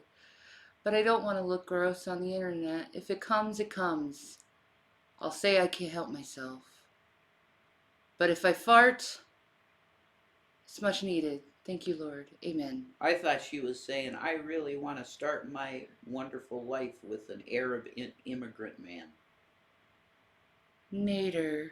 Yeah, no, she didn't know that. She didn't know that name yet. Sorry. She wasn't using just to drum up sympathy for herself. Well, in that video, she says this. If you've ever been to Kiwi Farms or anything like that and contribute to that or are entertained by that, you're disgusting. You're a horrible human being. Like, make the whole forum about me. I don't care. Just leave other people alone. That's right. Chantal, protector of the children, was just months ago willing to have all of Kiwi Farms dedicated to her if it meant saving everyone else. She was willing to be obese Jesus. But when it came time to put her money where her mouth was, she decided she would rather that kids at risk of suicide not get the help they needed if it meant a few people were going to gossip about her on a live stream for half an hour. Chantal struck the stream during one of her meltdowns. She had gone through one of her cycles in record time. See, he's just adding stupid shit in there like it means something, but it's just all negative and it's not making any sense. And he's showing no proof of this shit. He's throwing shit at the wall, hoping it sticks. Yeah, this is why you can't listen to these people, because some people will listen to that shit and take it seriously when all it is some random stupid fucking thought in his head. Well, see, and speculation. They make these videos because if you watch it for such a long period of time, you start suspending disbelief. Yeah. And you listen to what he says and goes, "Oh my God, she did do that. She did that. She did that too. She did that." When there's no proof. It's like, holy shit. Yeah. Are you really gonna count people's sins against them and then act like you're innocent when you have fucking shit? But she definitely had bad behavior. Well, yeah. But I'm not going to hate her because she's had bad behavior either. Yeah. No. Because I've had bad behavior before. You've had bad behavior before. We all have had bad behavior before. So why are we holding this against her and not evaluating ourselves and being like, I need to fix this shit? Nah, the fucking hypocrisy is bullshit. Mm-hmm. A video called My Weight Loss Doctor's Plan Is Not For Me, where she decides that the doctor specializing in obesity and eating disorders doesn't know what he's doing, instead opting for a book called The Medical Medium by a man who, quote, is a medium who offers medical advice based on an alleged communication with the spirit of compassion. The man's advice had her switch to a vegan diet, and she immediately began extolling the moral superiority. Well, you know what? If she wants to go down that fucking route, let her go down that fucking route. It's up to her, man. Why you put a fucking wrench in everything the woman fucking does, man? I think it would have been an interesting video arc. Maybe. See her go all fucking new agey and shit? That'd be trippy as shit, man. Maybe. I'd love that shit. New age Chantel? Yeah, man. And health benefits of her new lifestyle, as well as raging against the way modern medicine treats clinical obesity, but changed her mind in the span of a day. So here's what happened. I woke up today starving. Ooh, I like that. The gold with, like, the lipstick color. That actually looks really good. Mm-hmm. Mm-hmm. And she started putting her hair up. Mm-hmm. Guess who also put their hair up like that? You. She's been copying me for quite a while now. Yeah, I know. I got my eyes on you, Chantel. And I was cold, and so I was cold and hungry. I get up, come to the table, look at all this unripe fruit, and I remember this video. I almost wanted to cry. So I ordered some Greek food, and I really promise not to start anything that I'm not going to finish. If I do something, I'm going to do it behind the scenes, and I'm only going to tell you guys if I've been successful. See, the thing is I don't watch hate videos, so I had no idea what the fuck this girl was talking about at the time when she was going down with this stuff. Mm-hmm. Like, Hi, maybe. When do you get off soon? Hey, Gav. Oh, is there a Gav? Yeah. There's a Gavin. Hi, boy. You've had There's some my foods. baby. Get some foods. Hi, boy. Baby Gavin. Did you have a good nap time? Hi, boy. You're good boys. Hi. Oh, Squeaks. baby. Squeaks. Do you want food? Oh. Gabby. Gav. He wants food. Yep. Oh my god. He's a squeaky door. Hi, boy. Did you sleep? He's like, I want food, Daddy.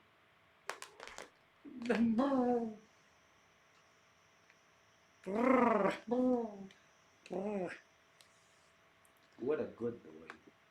A little while at it. I promise. I know I've said that before too. And I know it makes me look like a hypocrite because I'm going to eat chicken and about what I said the other day. And I guess maybe I am. You know?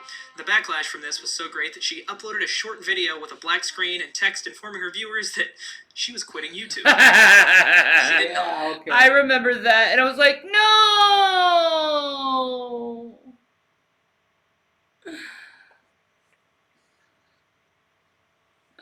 Oh, Lord Shannon. In fact, she returned the same day with a community post, her resolve to change stronger than ever. A few days later, on the 18th of April, she watches a documentary called Dominion, which exposes the horrors of factory farming, and it shakes her to her very core. So moved is she by the plight of these poor animals that she decides to go full vegan with no looking back, complete with Instagram posts full of obnoxious moral superiority mere days. Oh, shut up, asshole. Okay? You're full of obnoxious moral superiority.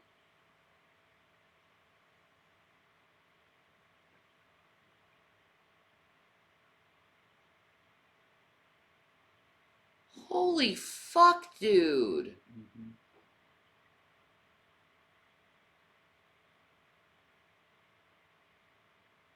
Fuck. See, and this is crazy because we're even on the side saying, look, Chantal has done some shitty things, but we still can't sit through this and go, yeah, this is right. She's a horrible person. We can't do it Nah. because it's too much. It's No, it's like, fuck that shit, man. It's like throwing tomatoes. Yeah, exactly. It's full of bullshit nonsense, a lot of it, Yeah. to tell you the truth. That's right. Days after committing to this radical change in her life. Unfortunately, this sudden air of moral superiority and condescension earned her a less than warm welcome into the vegan community, and many people started to question her level of commitment. Specifically, why she still had all of the videos in which she'd consumed meat over the years publicly available and monetized. This is a Gavin. He's a good boy. This is Gavin's. He's a Gavin boy. He's a boy. We love him. Oh, you're the Gavi baby boy. Yeah. You're the Gavi baby boy. Yeah, you're your boo-boo. Yeah. Yes, my handsome bear. He's a purry boy. Oh, yeah. He's purring. Oh. Oh, Bobbies. I have her. Here's your Bobby. He loves you. Here's your Bobby. Okay. He's a good boy. Yeah. You're a cat mama as well? Aww. He's a good boy. He's so sweet. He just loves people. The question was signal boosted by Michael B. Petty, which triggered a nuclear meltdown. And yeah, I don't know, like, I seen a comment from, like, somebody sent me a screenshot of this Michael B. Bully, and talking about how I should delete, I've been vegan again for 5 minutes, and I should delete all my videos that I had in the past, which is who I was before. I get income off those videos, and How about you delete all your videos of being a piece of crap and bullying people on the internet? Like, seriously. You know what? I'm making a fucking decision. I think we can do this. We need to review a Drader video and show how much full of shit he actually is. Okay. Ugh. I'll do that tomorrow. Guy sounds psychotic to me. Yeah, I'll do that tomorrow and review some Drader videos. Okay. He's a piece of shit. Nah, I ain't doing it now. I'll do it tomorrow. You can put anyone's down on Twitter for me. Just because you can see your dick again and lost weight doesn't mean that you can be an asshole to other people. She cares so much about the little animals that she will proselytize all over social media for good boy points, advocating for the abolition of an industry that would cause the displacement. Look what you're doing for good boy points. Good boy. God. Yeah, it's hypocritical. Oh my God, this dude's obnoxious. Drader doesn't have any fucking receipts. He's a full of shit, dude. Of millions of workers, but God forbid she lose a single dime for her own participation in this horrible, systematic abuse of animals. Chantel's blood must have really started to boil after the heat she took, because on the 28th of April, she goes to the ER and is diagnosed with a pulmonary embolism. Many people speculated that her diagnosis was fabricated as a diversion from the criticism she was receiving, and on May 6th, she uploaded a video once again informing her audience that she was leaving YouTube because she just can't cope with the hate. So this is not a clickbait video. I am leaving YouTube. I have one more video to up.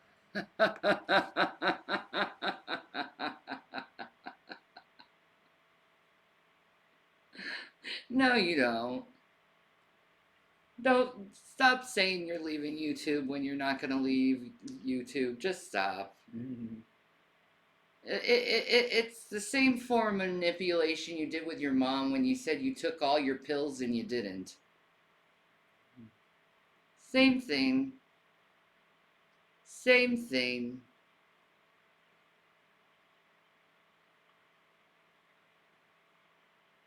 Same thing. Girl, stop. Upload, and that will be the last one.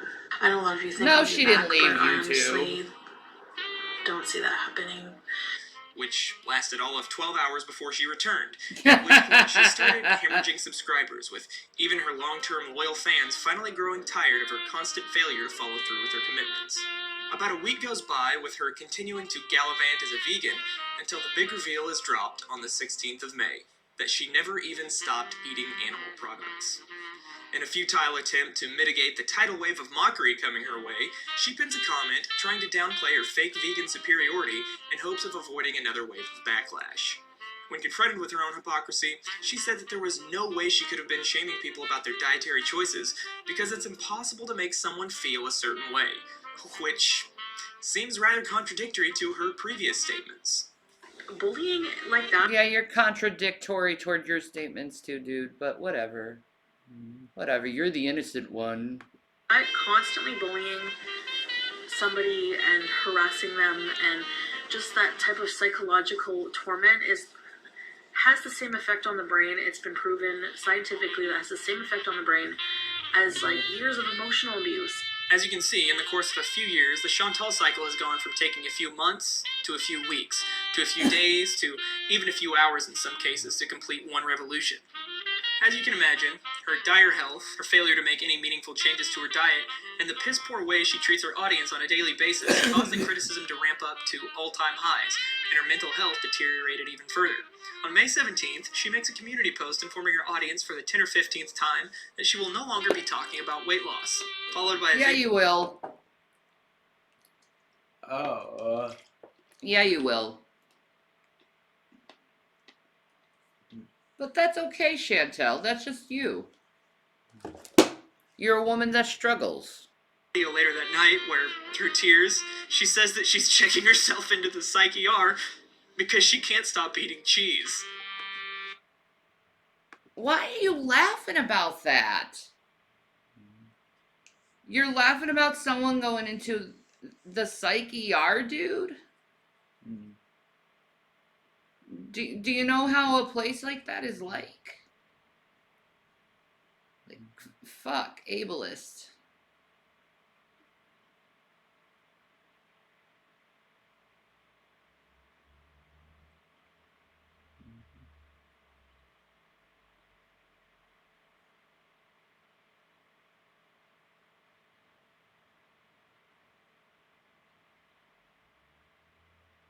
Why do you like seeing people rage?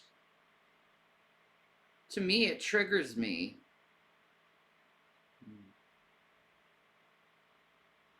Oh well.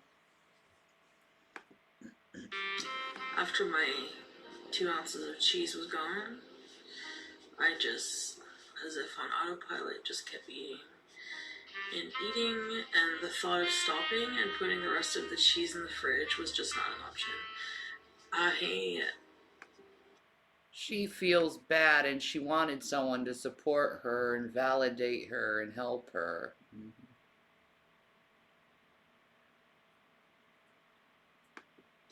Need to go down to the psyche merge because it's the only option at this point. I don't have anywhere else to turn to. I'm just so tired. I'm so tired of fighting this. I don't even want to do it anymore. I just want to just give up. And honestly, it's to a very unhealthy point. And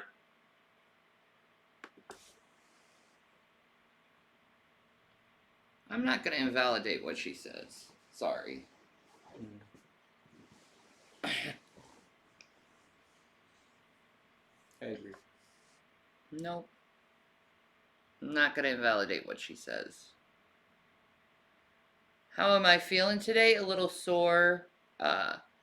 Definitely have a lot of fibro fog today. Mm-hmm. Mm-hmm.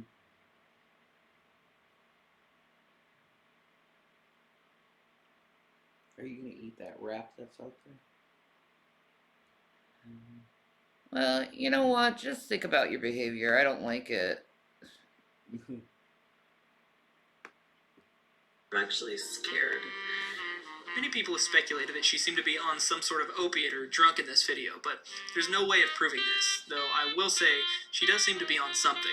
She takes a 3-day break and How do you returns know? delusional I as didn't. ever. Her new diet plan is to eat what Where did you get she was on something? Because she was crying and her face was red?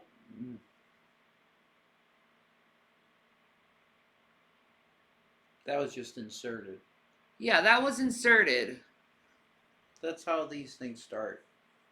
Yeah. And then they go, oh, she's a drug addict. And boom, now you're a drug addict. It's ridiculous. Yeah, it helps. Doesn't get rid of it. Celebrity juicer, man. How's Rev feeling today? Alright. I've been so fucking chronically tired. It's horrible.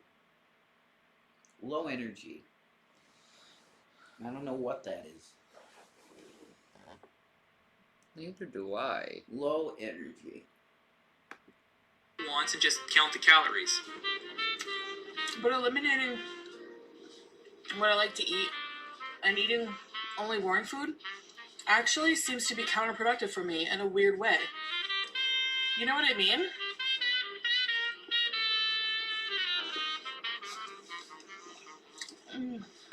See, you see how they zoom on the camera like that because she had some food on her? Like, come on, guys. Mm-hmm. That's so rude. So rude. There, Taco Bell, bro.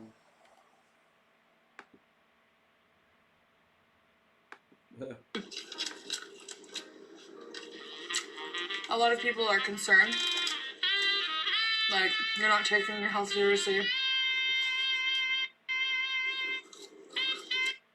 Well, you are eating Taco Bell. You ain't taking your health seriously if you're eating Taco Bell. Full of cheese and stuff. Like in one hand she has whatever she has, her taco or whatever that is, and then the other one she has a fork with fries on it. So it's like she's double fist eating. Mm-hmm.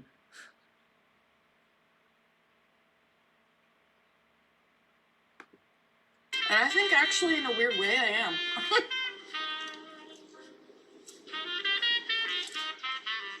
She praises the miraculous benefits of intermittent fasting while scarfing down 2 Crunchwrap Supremes, an order of fries Supreme, and a bag of cinnamon twists, all said around 1,800 calories. Her comments were quick to point out that her new diet wasn't a diet at all, and after pinning a comment where she rages at her critics, she disabled them altogether. Shortly thereafter, she uploads another meltdown video, telling people her diet is none of their business. This documentary gets a 1 out of 5 stars from me. Yeah, it's a lot of into you know speculation and exaggerating things and twisting what she said. Just throwing horrible shit in there. Yeah, while under exaggerating the bullshit that him and his crew does to other people. Yeah, I agree. Like, come on, man. Own your shit, you fucking coward. Yeah. And that she knows what she's doing. What about your blood clots and stuff like that? Again, that's my business. If I talk about it one day and then I decide not to talk about it another day, oh well, detach yourself from my life. You know, I don't want to be. And I agree with her with that. I actually agree with her with that. Yeah. Like, if they want to just get off their chest, hey, I'm having a really bad time health-wise, that's fine. But if it really is rude to, like, ask further questions about someone's health like that. Yeah, I agree. It's intrusive. Yes. I agree. No one likes 20 questions, okay? No. Has anyone made a documentary about me? Because I got to have Taco Bell today. You know? I don't feel like eating more junk food today. I had my Taco Bell binge or whatever you want to call it, and I'm good. You know, I'm going right now to get some healthy groceries so I can have, like, fruit and some cucumbers later, and then I'm going to make something healthy for the weekend. They triggered her. These are things that you don't... They triggered her and made her feel so fucking insecure.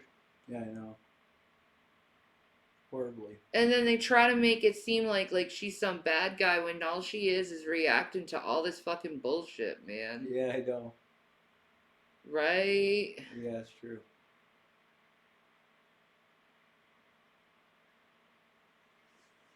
Ugh. Stop doing this to people. See, you know? Sound familiar? Here's the thing, okay? You only see me eat one meal. You don't see what I do the rest of the day. Yeah, maybe that's how she actually fucking eats. Maybe that's why there's a pattern to it, idiot. See what I mean? Like, look, she's lying. Oh my god, who cares how she fucking eats? Holy fuck, dude.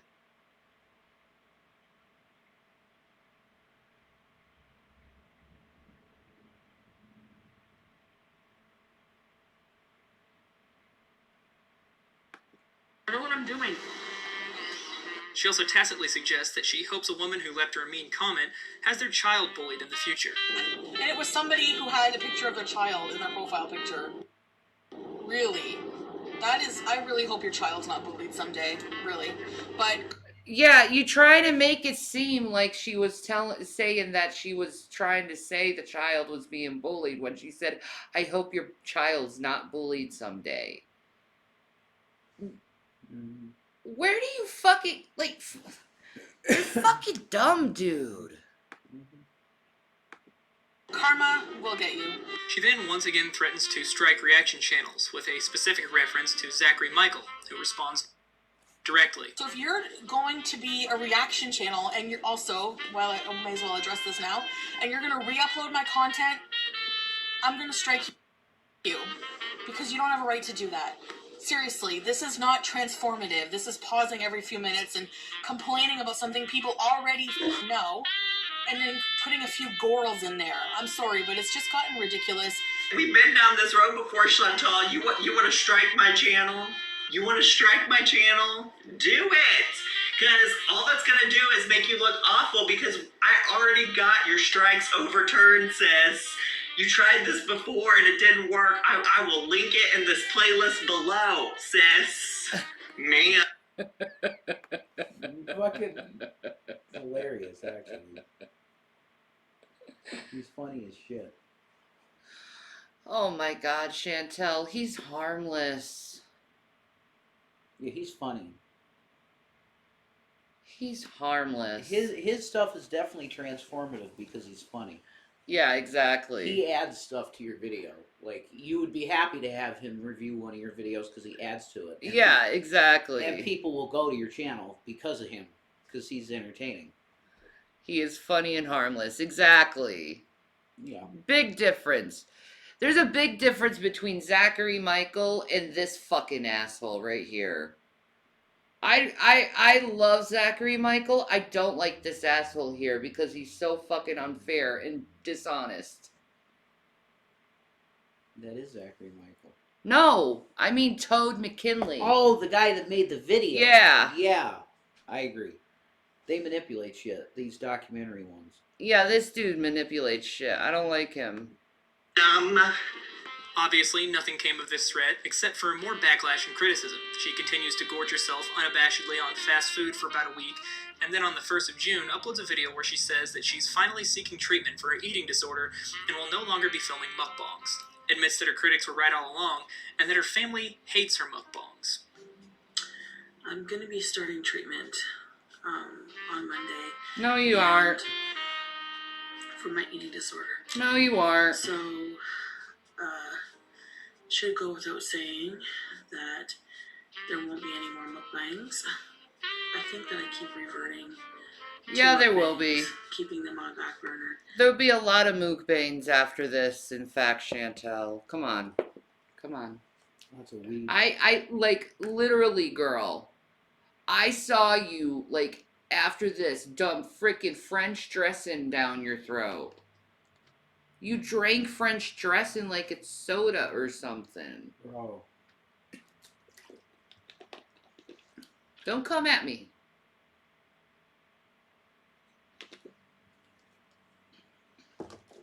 You know how much lovers you would get if you actually did go to treatment, though? Like, seriously, that'd be really cool getting that information. And keep going back to them, sort of using them as an excuse to kind of feed my eating disorder. I think, having criticism from an audience did actually help, so I will admit to that. I talked to some family who are very concerned about me and really hate these videos, hate the mukbangs, so... 3 days later, she fires up a live stream where she confesses that before she started rolling, she stopped by an Italian restaurant and ate an entire dish of carbonara, then went to KFC for some chicken wings and gravy. Some of you watching may be thinking, typical Canadian, they gotta dip everything in gravy.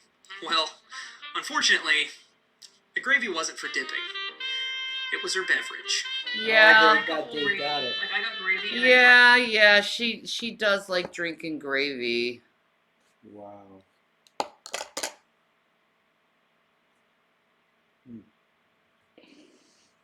I think that's the grossest thing ever. That's really... Actually, because, like, other than, sausage gravy, all the other gravies give me heartburn. So, like, her drinking a whole thing of gravy like that would literally give me the voms.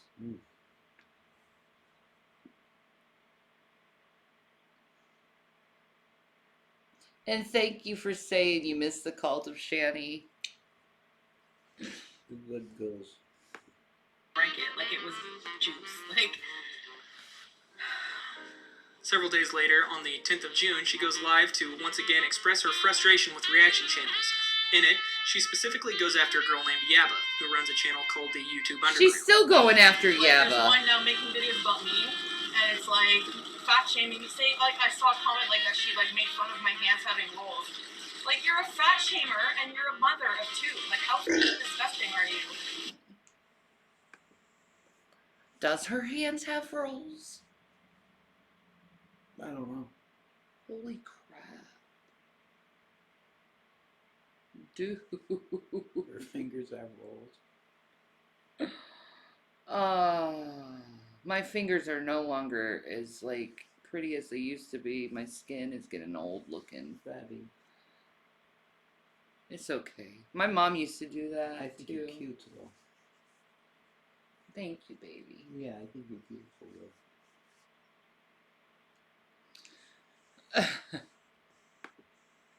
Yaba was understandably angry that Chantal would bring up her parenting and warned her that if she continued to talk about her children, she wouldn't like the results. You're taking this whole offline. You're taking this off YouTube. You're talking about my kids who aren't on YouTube. You're talking about my parenting, which you don't have a clue what goes on in my household. Because I'm a reaction channel and I react to your bullshit, that makes me a bad mom. You act like I'm sitting in front of a camera smoking crack or something. I don't know if you're aware, but the community that I come from, we don't really tolerate that bullshit. Because I don't have a huge channel and a huge following doesn't mean I don't have a big support group behind me, Chantel. Oh my Lord Elemental. Good luck. Good luck, soldier. They're going off to a far fucking away land. Yes, you are. Yes, you are. Enjoy that shit. Mm-hmm. And you know the drama community. I think you know how they play. They don't play fair. So if you want to take this off YouTube, if you want to go that route, keep talking about my kids. Keep talking about my parenting. Because the last person that talked about my parenting, go take a look at where they're sitting at right now. So that's a warning to you. For the next week, she films exercise videos, makeup tutorials, and healthy meals. On the 17th, she uploads a video where she goes for a walk and then does a grocery haul, revealing her purchase of several pounds of fresh fruit and vegetables, detailing her plans for daily salad and fruit intake, but also Saskatoon berry rhubarb pie. Oh. Have this for desserts, my dinners. many viewers picked up on this, and Yaba made a reaction video. The following day, Chantal uploaded a video addressing #Piegate. You know what I would have done if I ate a whole fucking pie on camera and I fucking wanted to and people try to give me shit on that? I'd be like, fuck you, dude. If I want to eat a fucking pie, I can eat a fucking pie. Who the fuck are you to tell me I can't? Yeah. America. That's Freedom, right. Freedom to eat pie. Yeah. Fuck. I don't eat that much, but whatever. That's bullshit. Which I will now play you in full. Hi guys. So there's a lot of But shit, if I had the fucking, like, appetite to fucking eat a whole pie, I would eat the fucking whole pie, because I don't get a lot of calories lately. No. Because I don't have much of an appetite. Right. That's right. You gotta get calories where you can. Amen. Thank you, Pan. How are you doing today, baby goes? How you doing? Rev, you're very handsome today. Oh, thank you. You made me blush. That's so sweet of you. Thank you. This is a good roast. We still have it. And BB ate most of it. So I only had the one piece. Okay. She deleted it almost immediately Oh my and commented God. on Yaba's video, letting her know she was going to be filing a copyright. Listen, Foodie, when people freaking just, like, talk about how much you eat, just, like, let it roll off your shoulders. Who fucking cares? Mm-hmm. Who fucking cares? She wishes she ate that whole pie. That's why she's saying that shit. Yeah. Throwing BB under the bus. Yeah. Oh no, BB-8. That's so fucking stupid. All they're doing is trying to get her triggered by talking about how she eats. Like, I don't fucking care how someone eats. Let them fucking eat the way they want to eat. Yeah, pretty much. Holy shit. To fucking be so fucking obsessed about how someone eats? Well, they're like, we want a weight loss channel, but she don't want to do a weight loss Well, channel. you know what? Who fucking cares? Yeah. I don't give a fuck if she's a weight loss channel. I don't either. Hi, Petty Patty. I wanted to do the content she wants to do. Yeah, exactly. strike. Yaba uploads a video response promising that if Chantal managed to flag her video down, she would retaliate in the same fashion. Chantal leaves a comment on this video stating that if you use her content to bully her, she will file copyright claims, admitting to yet another blatant abuse of YouTube's copyright system. She does this for two reasons. One, to collect personal information on people who criticize her, and two, for a sense of control.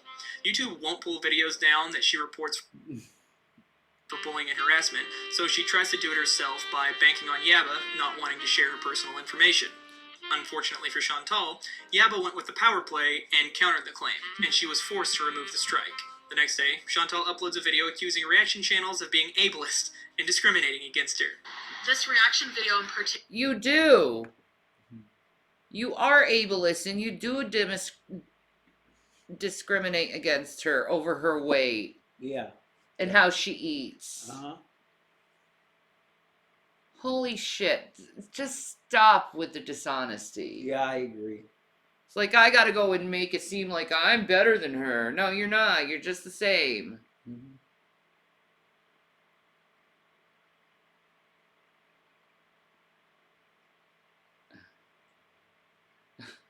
I don't want to do your house chores. I'll do my own. NV? What? Nevada? What about Nevada? Particular, for example, that she was reacting to, I found to be very ableist. And ableist is basically, you know, discriminating against somebody who doesn't have, based on their ability to do something, right? Am I describing that right? This video is a double meltdown special with Pete's guest starring as her angry gimp. Hello. Also, if you really think people should be losing weight, making fun of the things they do in efforts to lose weight isn't helping. At the end of the video, she And promises he's for right. probably the 100th time. Shut the fuck up, asshole. Oh my He's God. right. It doesn't help. It makes you feel fucking worse and feel like, yeah, maybe they're right. I'll Yeah. just give up. I give up. Man. Fucking leave the chick alone. Holy shit. I don't give a fuck about anyone this much. No. True. Me neither. That from this point going forward, she's going to ignore her critics, and to her credit, she mostly sticks to her word for the next 2 months. She finally seeks out treatment at an eating disorder clinic, meeting with an eating disorder doctor and a psychiatrist. By the way, I love my doctor. He takes so much time with me. For the first few weeks, she follows the doctor's diet of healthy foods and calories in, calories out, which she struggles with. But I'm not going to do any specific diet. You know, he just wants me to focus on not binging, watching calories, limiting, no fast food. But I did pick up a sub because I did a no-no and I kind of skipped breakfast today. Then, out of nowhere, she decides she wants to try 30 days of a ketogenic diet against her doctor's wishes. I think that She has said many times she likes to be contrary. Yeah. Deliberately. Yep. Deliberately contradictory. For the sake of doing it. Yep. It's a weird personality trait.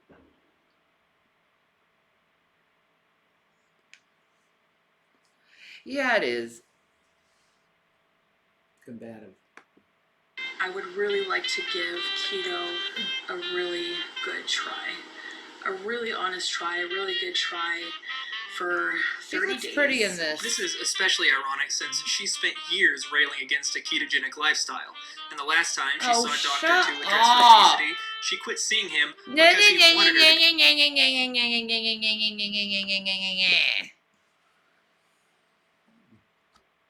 Holy fuck, dude.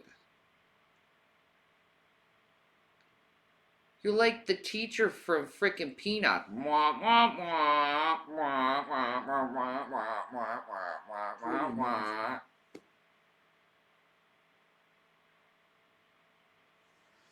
Ugh. Go low carb, opting instead to take the advice of the medical. Who cares if she's contradicted herself? Everyone contradicts themselves. Holy fuck, it's like your guy's like total fucking focus on contradiction. Look, well, it's like this, but it's like this now. Yeah, people do that shit. Did you ever just assume maybe some people are more fickler than others? And it's not a big fucking deal? Medium. She uses the fact that she can't control what she eats as an excuse, but when an expert lays out a custom plan for her, all of a sudden she thinks she's the one who should take the reins, that she knows what's best for her despite years of failed dieting. As you might expect, the keto diet was a complete failure. In order for the diet to work, you have to put your body into ketosis, which means that it uses fat instead of carbs for energy. Here, baby. The diet works for most people not because you can magically eat as much as you want and still lose weight, but because Hostess Ho-Hos, folks. So go get yourself some Hostess Ho-Hos. I haven't had anything to eat today. I know, hungry food. I have no appetite. I need foods. He has an appetite. I don't have the appetite. Spaghetti. Ah, shit balls. I meant to hit the other fucking icon. God. Oh, Sorry. you're a good girl. Probably focusing on my nose hairs. Mm. No. Let me fix it. Oh, baby, you're so cute. I love my girls. Oh my god.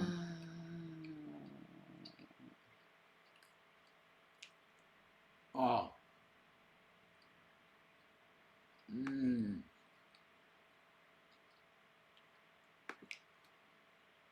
You're not hungry yet? So you don't want the spaghetti yet? Mm-mm. That's cool.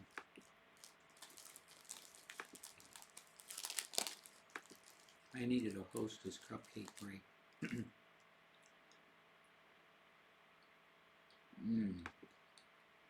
it naturally suppresses your appetite. Obviously, this is not the optimal diet for someone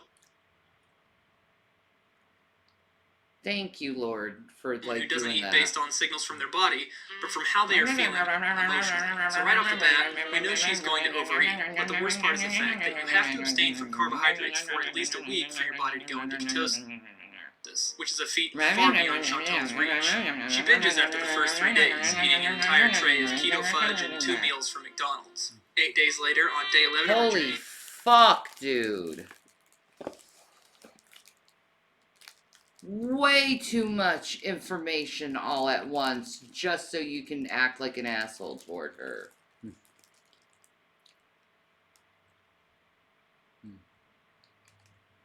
Holy fuck.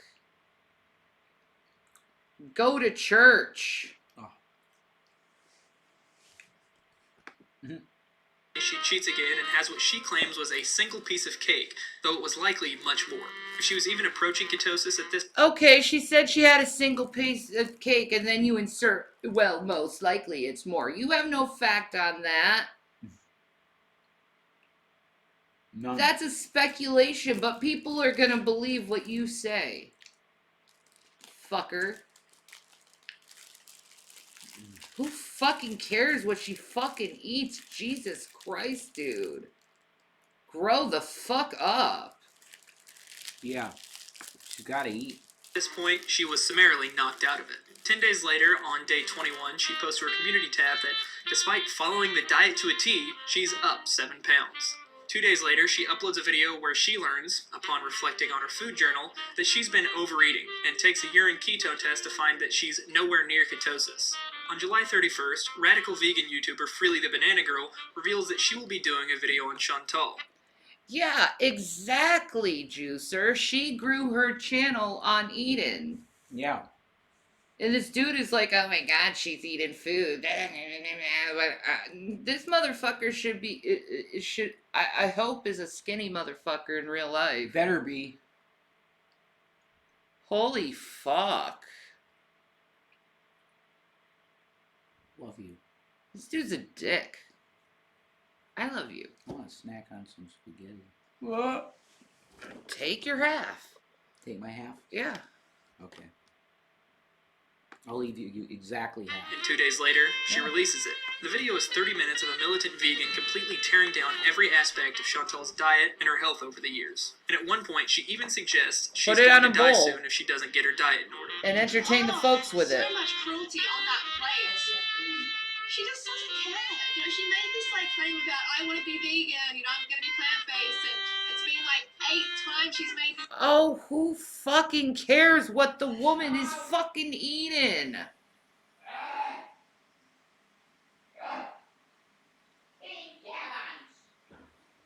Holy fuck. No wonder she goes fucking crazy.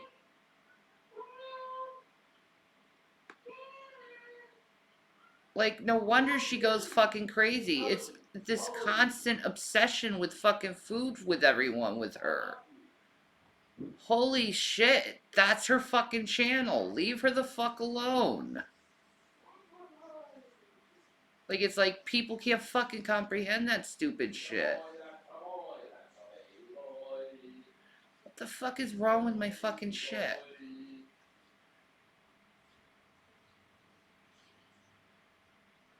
Like, Jesus. Nothing's making sense.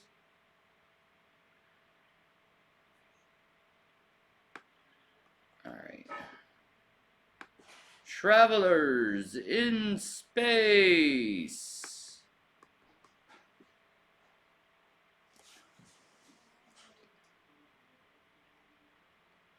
What am I watching? Canadian Horror Story.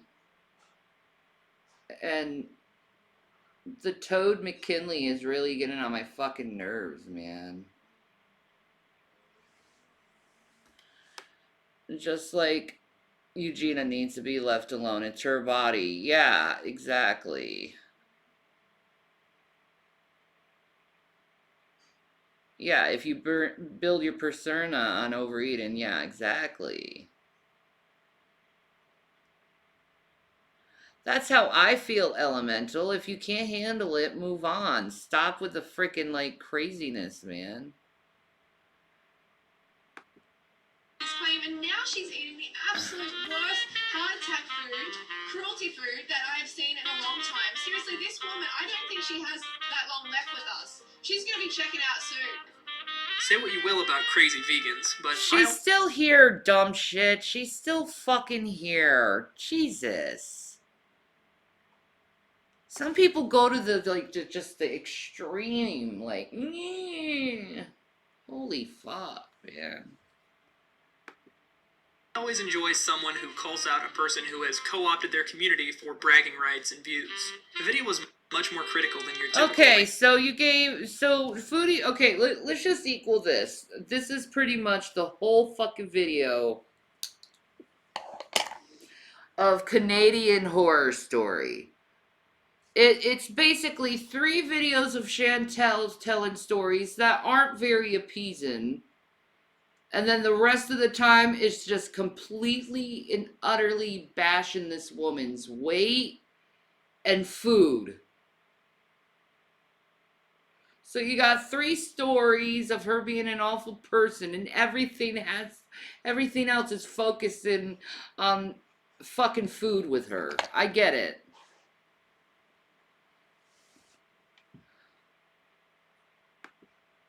reaction video, but when Chantal saw it, it seemed she really had learned her lesson. finally admitting that what all her critics had been saying for years was right, that she is, quote, a clearly conflicted individual that has a ton of excuses. August was a quiet month for Chantal, uploading rarely. The night Freely released her video, she checked into the ER due to a respiratory infection. She gets out of the hospital and releases a health update on the 14th, where she reveals that her recent tests show that her pulmonary embolism may still be in her lung and that her body may be riddled with cancer in her spleen, lungs, and ovaries. After this, she decides she's finally going to listen to her doctor, who wanted to terminate her from the program Daddy's a happy boy. for not following the diet he prescribed over the past month. She takes a brief hiatus of a few days, and when she returns at the end of August, she reveals she will be undergoing a total hysterectomy on October 2nd due to her potentially cancerous cysts, something she could have probably avoided had she had them removed instead of trying to cure them with water fasting and other health advice from someone who consults spirits to naturally heal serious illnesses. Shortly after this, she makes a post on her community tab asking her fans if she should go back to mukbanging healthy meals that fit within her diet, which is met with a resounding no. You're in treatment for food addiction, you've been diagnosed with binge eating disorder, you might have cancer, you're going in for major surgery, and mukbanging is what got you here. She then makes a follow-up post thanking her fans for helping her see reason, and then promptly follows up that post by announcing that despite their feedback, she's changed her mind and is going to go back to mukbanging, but no fast food. Only You see how they focus on her body and health so much until she's gone absolutely insane? Mm-hmm. This is not nice, and this is nobody's fucking business.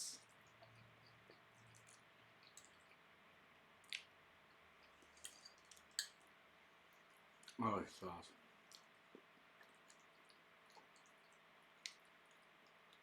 I don't agree with the hit piece like this, though. Mm-mm. Nah, man. It's one-sided, biased, and dishonest. Yeah, it really is.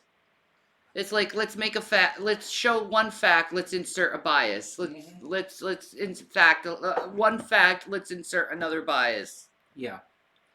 You're being emotionally manipulated, like propaganda. to anger. Yeah, it's propaganda. It's definitely propaganda. Yeah, it is. It really is.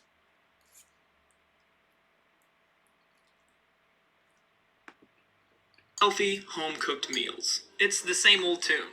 For real, guys, this time it'll work. I know I've failed my diets every time because I never stop mukbanging, and earlier this month I said I don't want to promote obesity anymore and that mukbangs are self-harm that shouldn't be monetized on YouTube. But really, this time, it'll work. On September 1st, she rolls right back into her huge plates of healthy food for mukbangs. It tells a story. Guacamole. No, it's a special salad, and it's a 3-ingredient salad. I've seen this made. It's cucumbers, tomatoes, guacamole with some like spices to make it. Yeah, it's a healthy way how to eat a salad. Sounds yummy. But they look at that and they're like, that's gotta be horrible ranch and shit. But no, it's a guacamole, like cucumber, tomato, like fucking salad. Mm-hmm. But yet they have to criticize her for it. Like, fuck this asshole. Yeah, that's a mouse. I've never had the salad. I've just seen it made.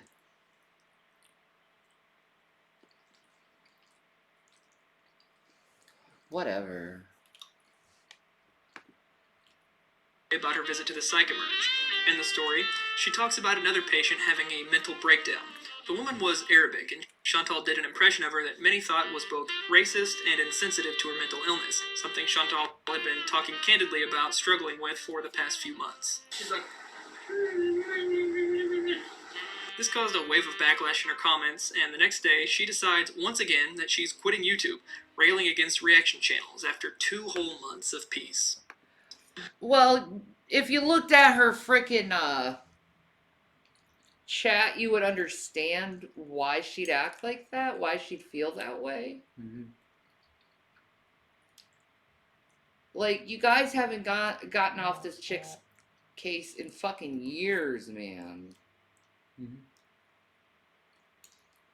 That gave her backlash? Laugh out loud. What? Yeah, exactly.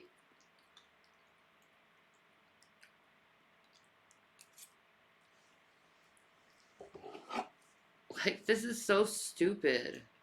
Mm-hmm. Is that my baby? My baby. Boy.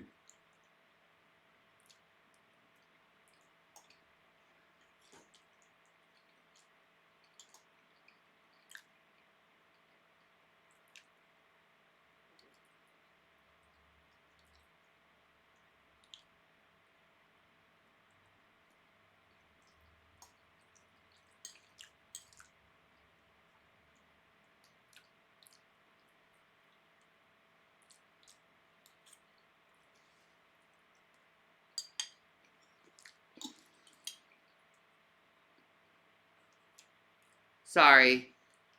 My son texted me.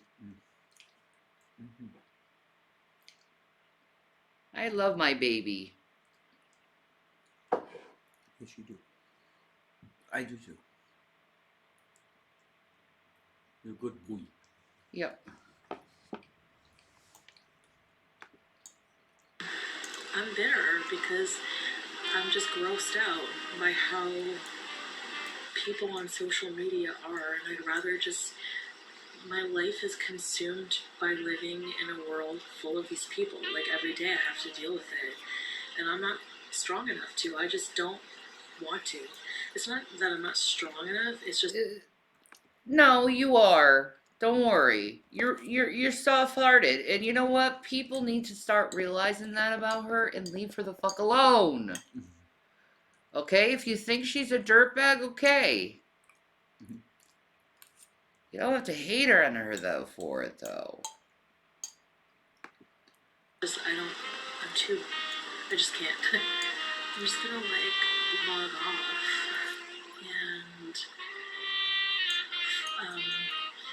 and live my life among people in my reality. Remember, when Freely called her out for behavior, she took it in stride. But when smaller channels do it, it's bullying and an excuse to quit YouTube and her diet. But this time, she was serious. This time, she was going to take Tyler the Creator's advice and just walk away. Of course, the next day she uploaded a video titled I'm Impulsive, tearing apart a slab of ribs and a baked potato alongside Pete's, with a newfound resolve to ignore the hate. I guess I just shouldn't care. Like, I should just do what I want, what makes. Aw, laugh out loud. I know the feeling. My daughter is 17 now. She works and has a boyfriend and goes back and forth from here and her dad. So I feel like I never get to see her. I love getting a message or phone call from her. Me too. It's the best, isn't it? Like, it's like, oh, my baby. Now he doesn't say anything back. He says, hi, Mom. How has your day been? And I told him, and then he's like, doesn't say anything back. Like, teenagers. It basically means, hi, Mom, how are you? I'm thinking of you. Now I got other things to do.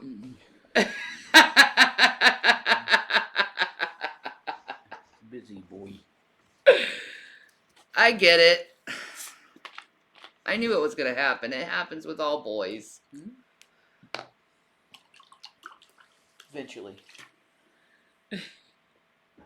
Yes, it means you're on their mind. Such a great feeling. Laugh out loud, right? Yeah, exactly. I was a teenager, and I know I needed my time too. But I love you, Mom. That was William's way of saying I love you. Always.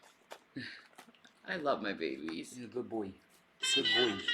Because no matter what I do, there's always going to be somebody who disagrees with it or has something to say about it. And what you really have to just do is just whatever, you know? Though in a follow-up community post, she says she will still be deleting and blocking hate comments. Not sure why she would get any hate. Would it be the fact that she just left YouTube and returned in the span of a day for the... No, it's because of assholes like you who keep fucking spreading propaganda to hate people and spin their life really fucking bad in a bad fucking way. Yeah, Chantel's done shitty fucking things, but so is everyone else. Like, holy fuck. dozenth time, or the fact that she quit her diet to pig out on ribs. Who cares? No reasonable person would be annoyed by that. Well, her newfound resolve to ignore the hate lasted just... I'm irritated that you are so fucking focused on someone's eating habits. In fact, I think it's fucking weird and obnoxious. Yeah. So do you think he should have put in more positive things about Chantel? Yeah, it would be fair. Because she has done positive things. She has done a lot of entertainment. She can be funny. She is a good editor. She can be very talented if she puts her mind and energy toward it. Mm-hmm. But the fact that she's constantly ragged on, she has no self-esteem left. Just long enough for everyone to make videos about her quitting and coming back again, at which point she uploaded a Category 5 meltdown about reaction channels. Because this community of people that I'm referring to, for years now that I've been on YouTube, they've been regurgitating the same drama in a live stream over and over and over, like schoolyard children. I've had enough of the harassment. Honestly, I'm being very serious. I've had enough of the BS where it's like, you attack someone's kids, you talk about someone's kids, it's always someone's kids. Like, what about the disgusting comments you're just leaving for me? But that's okay, right? I can't even believe I'm addressing this. That's how stupid it all is. She spends a good majority of the video I agree with bizarrely her. imploring her critics to imagine that she was their kid, and to ask themselves how they would feel if their child was getting the hate she did. If your child... Well, yeah, that's a good question. What would happen? How would you feel if your child was getting the hate that she did? Horrible. That she does. You'd feel horrible. So why are you doing that to her? Yeah. I think she was trying to get that point across. But whatever. Mm-hmm. I'm good, Tricks Mom. Alright, isolationist. Should she get therapy? Probably. Someone to talk to would probably be good for her. Yeah. It's good for anyone. Looking forward to cuddling you. Yay. Oh. Went on YouTube and had the kind of harassment that Amber Lynn or I get. Or all Shanny. these parody channels, all these horrible comments, you would go off. As if any parent would be more concerned that their kid was being criticized on the internet instead of the fact that they were 35 years old with no job, potentially full of cancer, morbidly obese, and quickly eating themselves into an early grave with a major... What the fuck is wrong with you, dude? That's a troll. He's just a troll that does videos. So you're invalidating her feelings by just taking her flaws and throwing it in her fucking face? Horrible. Is that how you communicate, man? It's horrible. No compassion. None. The kid's probably a Zoomer, you know? I bet he'd act like a big bitch if someone did something like that to him. Or his mom or something. Yeah. Yeah. Horrible. I mean, he sounds like a bitch how much he fucking complains through the whole fucking video over dumb shit. Holy shit. Her life-changing surgery coming up in a month. Her lack of self-awareness and unwillingness to own any of the criticism she receives for the poor decisions she has repeatedly made is truly incredible. I spend a lot of time on the internet researching interesting people like Sean. You see, you lessen the criticism, but if it's every day, it doesn't fucking stop. You act like the whatever criticism she gets, it's constant criticism. There's a big difference of having whatever criticism. It's like, you know, just one or two comments, and it is everyone all at once coming down at you. There's a big difference. Oh, yeah. Big difference. So fuck you, dude. Fuck you, dude. Watermelon. No, we haven't played Watch Dogs Legion. Tall. People with communities dedicated to criticizing the things that they do online, documenting the entire crash and burn of their lives in real time. And I've yet to come across one that didn't deserve the negative attention they were receiving. Didn't deserve the negative attention? People don't deserve negative attention because good people don't give out negative attention.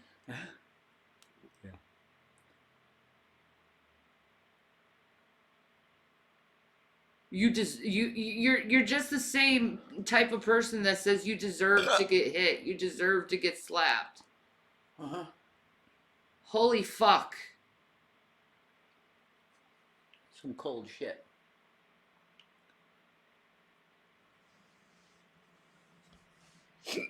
Again, invalidating her and validating bad behavior from others. This dude is doing. Chantal is no different. She goes No, silent you're for validating bad behavior, Toad. You're saying she has bad behavior, but we giving out bad behavior is good. No, it doesn't work that way, idiot. a few days before posting on her community tab on September 8th about reaction channel Charlie Gold. Charlie made a video about her leaving and returning within the span of a day and the state of her health, very similar in nature to the Freely the Banana Girl video that Chantal took with such poise and grace. There were no jokes at her expense, just really solid analysis and advice. Most of the things she brought up, Chantal had admitted herself, namely the fact that as a food addict with binge eating, Right, Shannon, he can't criticize her about her behavior if he is out here acknowledging badness. Yeah. Like, come on, dude. Stop.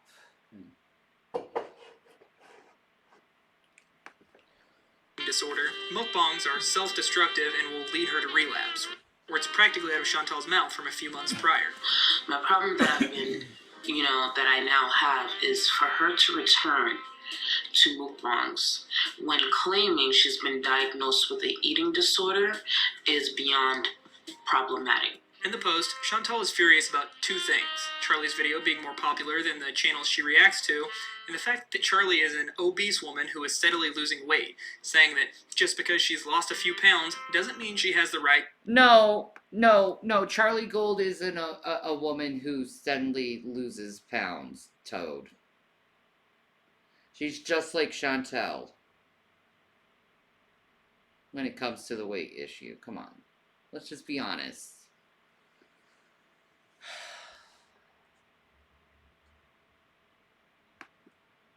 To talk about obese people and their struggles, essentially engaging in the fat shaming she routinely complains about receiving herself. As opposed to this call-out magically making reaction channels stop talking about it, it obviously just drew even more negative attention her way. Later that same day, after a video about her latest feud was uploaded by reaction channel Michael B. Petty, Chantal makes a community post announcing she has deleted all of her mods and disabled all of her comment features, because she's no longer worried about what others think. She loves doing that shit, man. She loves deleting all her mods and shit. But then again, I do that shit too. It happens. Yeah, it does. You just lose your shit.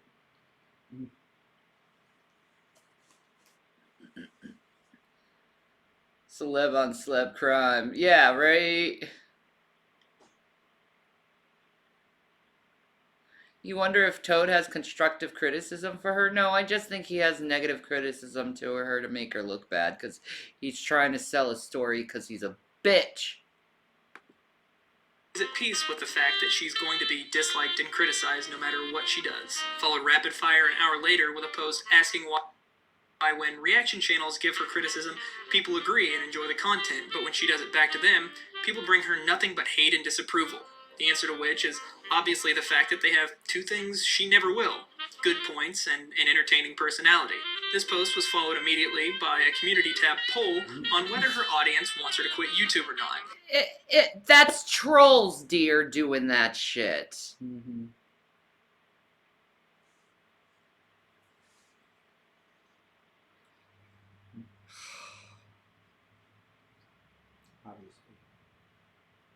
But he's gonna make it seem like it's actual people. No, it's not. It really isn't. Mm-mm.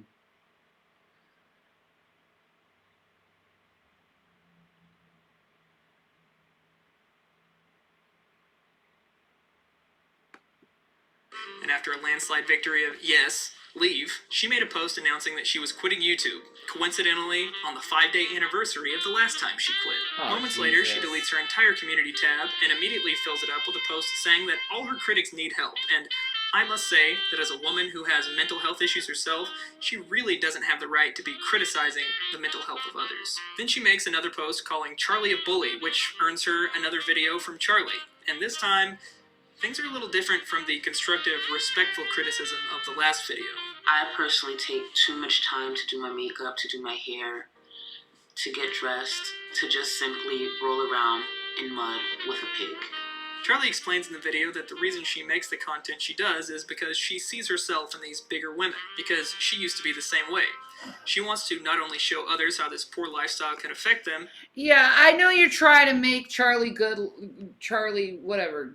Gold look good and all, but like, dude, she made so much fucking money off Chantel criticizing her, and she doesn't say nice things. Like, she literally in this video, you show one where she calls her a pig. That goes against terms of service, actually. According to YouTube, you're not supposed to call people animals, according to YouTube's terms of service. That's true. But you do it, and you allow it on your channel, and then, oh, Charlie's good.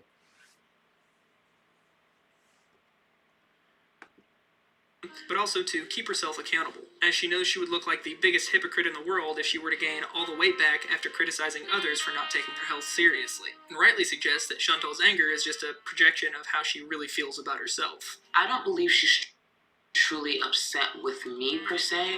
I think she's more upset with herself that she couldn't accomplish. No, I think she's legitly fucking upset with you because you couldn't freaking talk nothing but about her and her weight loss or her weight journey when she really didn't really have one, while you hypocritically sit there being a big woman yourself and you never lost any weight yourself. I think that's the biggest problem with her, with you, is that you used her. Period. Yeah. Accomplish a quarter of the things that I've been doing. Shortly after Charlie's video is released, she announces that she is not doing well and will be staying offline for a while. She stays away for 4 whole days before finally making her graceful return, refreshed and with a new outlook on life.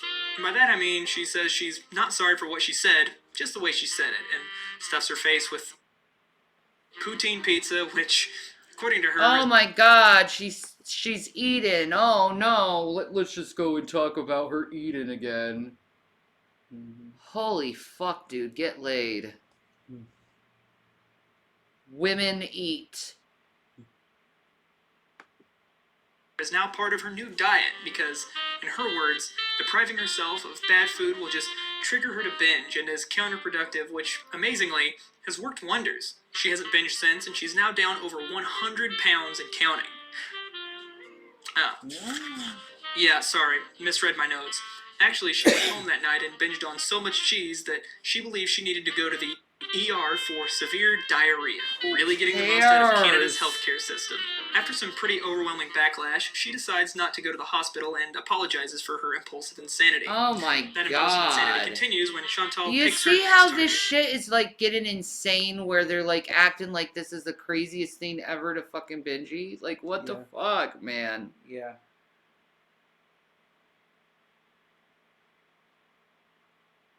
Holy crap, man. Mm-hmm. Isn't that what her channel is? Eden? Yeah. But it's like constant picking on her eating. Like there's something wrong with someone eating. Like this stuff could trigger eating disorders. The language he uses on it. Yeah. A young woman battling cancer uploads a video addressed directly to Chantal during a visit to the hospital to receive treatment. In it, she details all the numerous treatments she's undergone due to a battle with an illness she did nothing to bring on herself. You know, you mention all the time that you got deficiencies, that you have addiction, food binging, whatever. And all the complaints that you have, and you have your health, that's what I know. And at 34, I was diagnosed with cancer. And at 36, I'm still dealing with it. So when you complain about cancer and your food addiction and that you might have this and you might have that, PCOS is nothing like this. So before you stuff your face again and then complain that you might have this and you might have diarrhea and you're going to the ER, I want you to see for 5 seconds what a daily treatment is like here, because they're about to start my injections. Yeah, this is really bothering me too, Juicer. Like I don't know if you're allowed to film in a medical setting. Like this is totally against HIPAA law. Mm.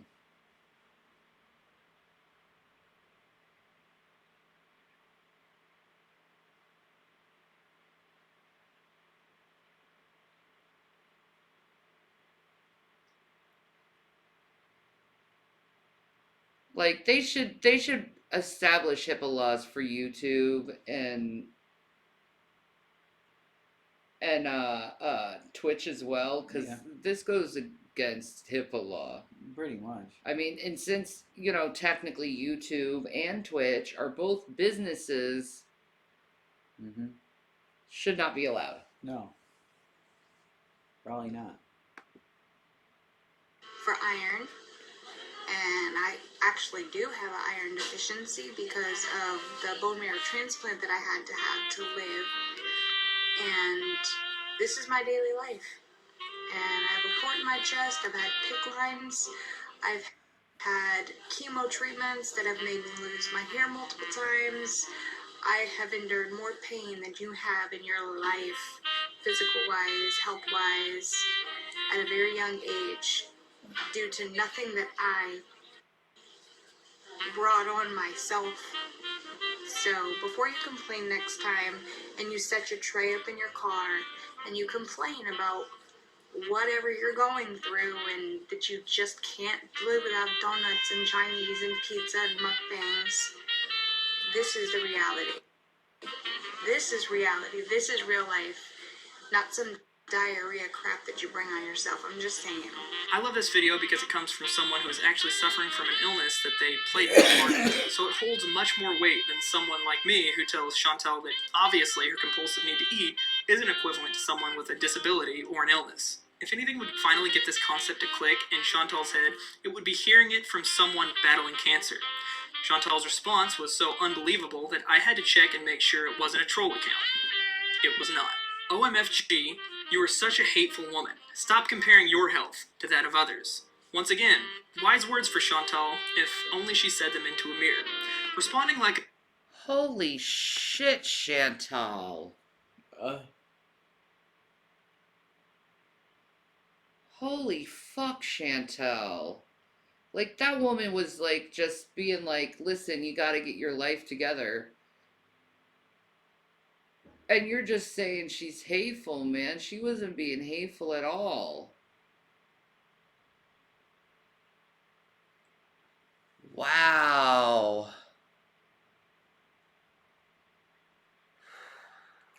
Yeah, don't film in hospitals. No. Don't do it. A petulant child to reaction shots and laugh at her is one thing, but to respond like this to some girl with cancer and less than 300 subscribers who is upset about her squandering her opportunity to be healthy, she truly is rotten to the core. I mean it. Chantal is a bad person. After this little meltdown, she once again nixes all talk of weight-related content from her channel and returns to her regularly scheduled grotesque mukbangs, weight loss goals, and upcoming hysterectomy be damned. She announces she's never doing weight loss again and begins going full body positivity, because if you can't get healthy, you know, just say that you're healthy and that's basically the same. Who cares? When Chantal is You in know this... what, asshole? Her health is none of your fucking business. Holy fuck. Is this all you got on her? Is her fucking health and her fucking weight? Oh my god. Manic, perpetually binging rage mode, she becomes prime material for reaction channels. Zachary Michael makes a video about her, which she responds to in her community section and promptly deletes. As her hysterectomy date looms near, she shows no sign of slowing her on-camera binges despite her doctor's order of a liquid diet. The criticism ramps up to 11, and in a fit of manic rage, she deletes over 6 million views worth of videos, all diet-related. Dude sounds fucking manic. I mean, dude, Toad. Dude, you sound fucking manic as fuck. You're just like blah, blah, blah, blah, blah, blah, blah, blah, blah, blah, blah. Holy fuck.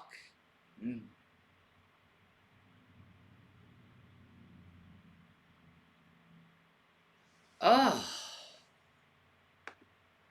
This brohi, man. He needs to chill the fuck out.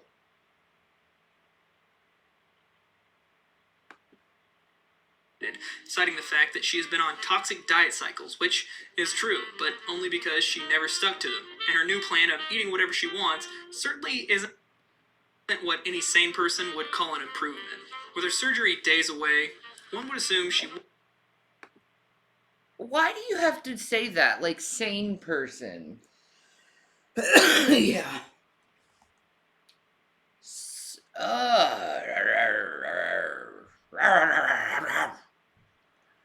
There needs to be a list of things that people can criticize even if the creator brings it up themselves.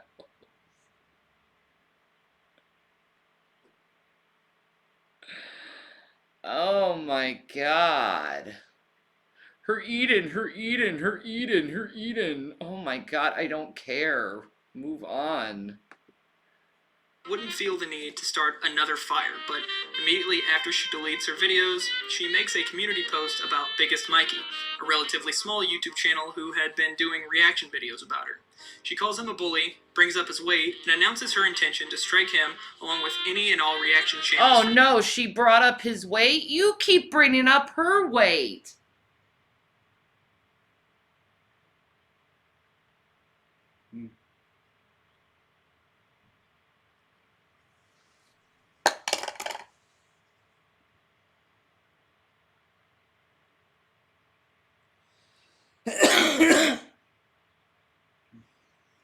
This dude sucks.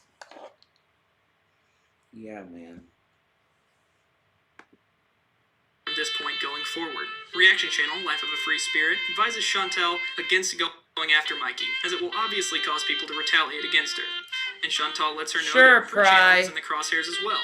Instead of cowering in fear from Chantal, Life of a Free Spirit reports her to YouTube for blatant harassment. Her prediction that people will come after her is true, as Zachary Michael uploads a video discussing her fat shaming and threatening to strike Mikey, and Mikey laughs it off as his sub count literally doubles overnight due to the attention Chantal has brought to his video. The day of her surgery rolls around, and to the shock of no one, it's cancelled. Hey guys, so I have some kind of bad news, I guess. Yeah, that actually pissed me off about that. Pizza or Chinese? Chinese. Yeah, Chinese. Chinese. Sweet and sour chicken. Right. So, they canceled my surgery. She says it was due to the surgeon needing to reschedule, but the majority of viewers speculated that it was because of her poor health or because she never scheduled it at all, which causes her to make a seething community post telling everyone to grow up, followed by a post saying she's going to keep her personal life off of YouTube, followed immediately by a post showing her pre-surgery papers as proof that everyone else is crazy, not her. She then rolls right back into mukbanging without missing a step. In fact, her meals are bigger than ever. She manages to go 5 days without bringing her surgery up. Probably inspired by Nikado Avocado. McDonald's. At McDonald's today. McDonald's. Like, who cares, man? Like, I don't give a fuck about what people eat. For putting it back on the table as a topic again, posting a lengthy video going into detail about why her surgery was cancelled and promising that it's been rescheduled. Chantal manages to maintain her composure for a surprising few weeks, no doubt feeding her anger with tens of thousands of calories worth of fast food. But as reaction channels began flowing in with dozens of videos, she once again snaps. She uploads a Halloween special video where she talks about the Heaven's Gate cult's mass suicide while stuffing her face with... Shut up! It looks delicious. I was just gonna remark how fucking awesome that looks.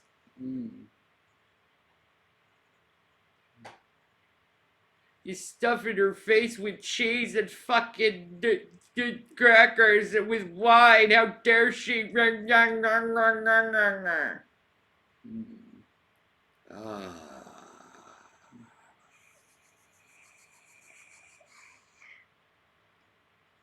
Oh, the cheese graveyard. Yeah, you remember that? And then everyone got on her case over it.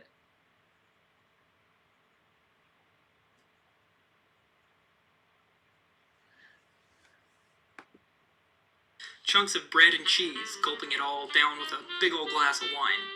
Chantal has this nasty habit of talking with her mouth full, and sometimes she pauses mid-sentence to take a bite and chew for upwards of a minute.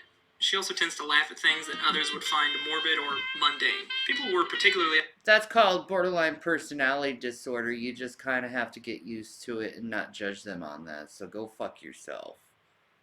Asshole. Fuck you. upset that she flashes pictures of the dead bodies across the screen and made a few jokes at the expense of the dead cult members. Chantal responds by making a... And you make jokes about her body all the time. It's no different. Shut up. God, I hate this douchebag.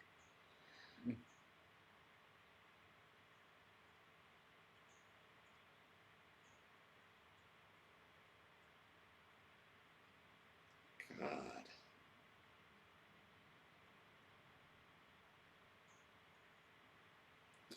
Well, the thing is like certain behaviors are just like so petty to get caught up on.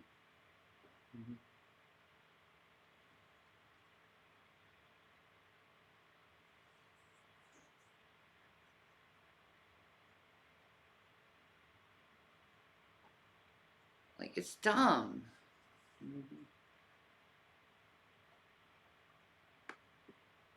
community post where she threatens to strike all reaction channels again for bullying, but with a copyright strike instead of community guideline strikes because she still doesn't understand how anything works. The next day, she begins threatening Charlie Gold specifically, once again commenting on her weight, angry that she would dare shame a fellow fat woman. Well, Charlie, see, then he passes it through. He lightens it for Charlie Gold and passes it through. She literally says tent-sized underwear about Chantal. But no. Charlie good. Chantal bad. Like, come on, dude. You know, I'm starting to see a pattern here. The last 3 people Chantal has threatened to strike have all been black. It really makes you think. Oh, shut up, Toad. I'm sure it's just a coincidence.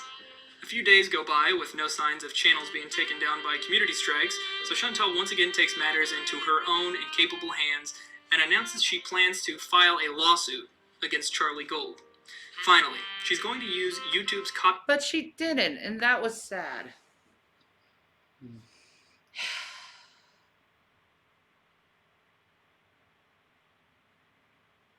I think people just need to stop threatening each other and just leave each other alone.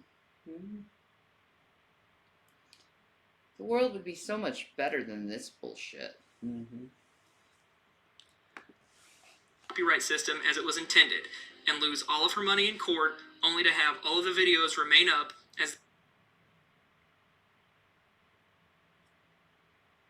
they are unequivocally fair use. She deletes this post in record time, replacing it with a message that she's now taking time away from YouTube to decompress, which she also quickly deletes. A few hours later, she files a copyright strike against Charlie's video called Foodie Beauty's Out of Breath Mukbang Reaction, but lifts it before Charlie even has time to file a counterclaim. Then uploads a post complaining about reaction videos and how she believes they are not fair use because they cast her in a negative light, which tells me that she still hasn't even ever read the definition of fair use as it explicitly covers criticism. The only important part of her post is this. How is that fair?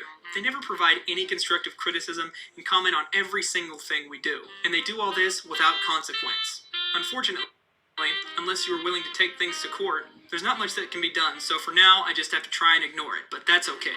I'll wait.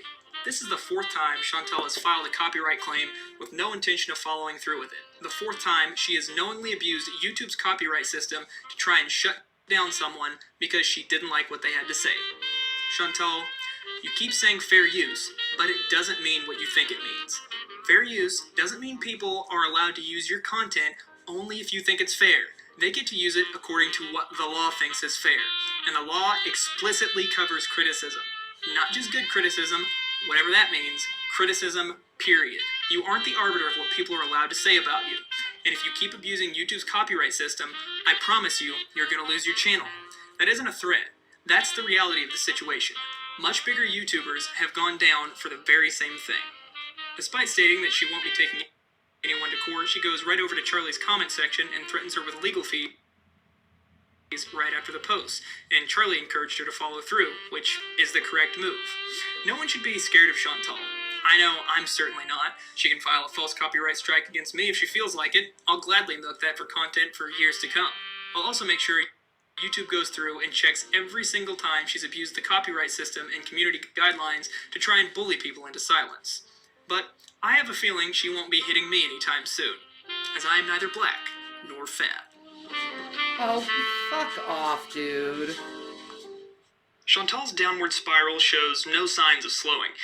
In fact, it seems to be escalating at an alarming pace. As I was finishing up this video, she appeared in news articles all over the web in regards to her Heaven's Gate Halloween video. The first article was published by BuzzFeed News entitled, "A YouTuber's Halloween-themed food video about a mass suicide is causing a debate online," where she claimed... It's so dumb. It really is really dumb that she's talking about something that the news even talked about, Heaven's Gate. Mm-hmm. And she's being used as some kind of person like, oh my god, it's so horrible. And it's like, dude, she's just talking about a story. Mm-hmm. I thought it was ridiculous, man. Mm-hmm. We are so sensitive, aren't we? Very.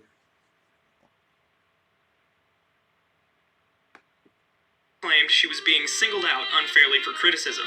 The article shared tweets from others critical of the video, but all in all, it remained neutral. I'm about 90% sure Chantal reached out to BuzzFeed herself in a bid to expose her critics for what she believes in her deranged mind to be bullying.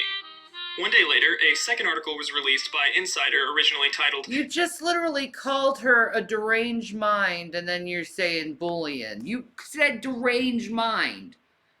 Saying someone has a deranged mind, like, with no context to support it, is bullying. Mm-hmm. Yeah. Holy fuck. Yeah, I agree. YouTuber criticized for eating cheese while talking about mass suicide, which, as you may have guessed by the title, wasn't as even-handed as the first. Which is probably why the article was swiftly changed to, a YouTuber deleted a video which showed her talking about mass suicide while eating cheese, but she called much of the criticism false outrage. And where I'm 90% sure Chantal is the one who reached out to BuzzFeed, I'm 90% sure Michael B. Petty reached... What the fuck? Whoa. Reached out to Insider, and I really hope that's true, because the entire article reads like one of his videos. It includes numerous quotes from Michael directly, exposing Chantal for her true nature. It even includes the fact that she filed a false copyright strike against Charlie Gold. The author really went out of their way to expose the real Chantal. My favorite excerpt is, "I do think, like anything else online, sometimes backlash can get quite nasty, and I usually try to block this for my health and for the health of my channel," she said, adding that she thinks Michael is hypocritical for calling her out when he fat shames her. Michael refuted this claim and said this is how Chantal responds to criticism. He said taking down the video is very typical, and when she does something wrong, she tries to hide all evidence of anyone wrongdoing. As well as, Chantal barely spent any time talking about the people that were involved in the crime, and while talking about the mass suicide of people, stopped to give her review of how amazing her pumpkin-spiced aged cheddar tasted. It really never fails that when Chantal attempts some sort... Who cares? Holy shit.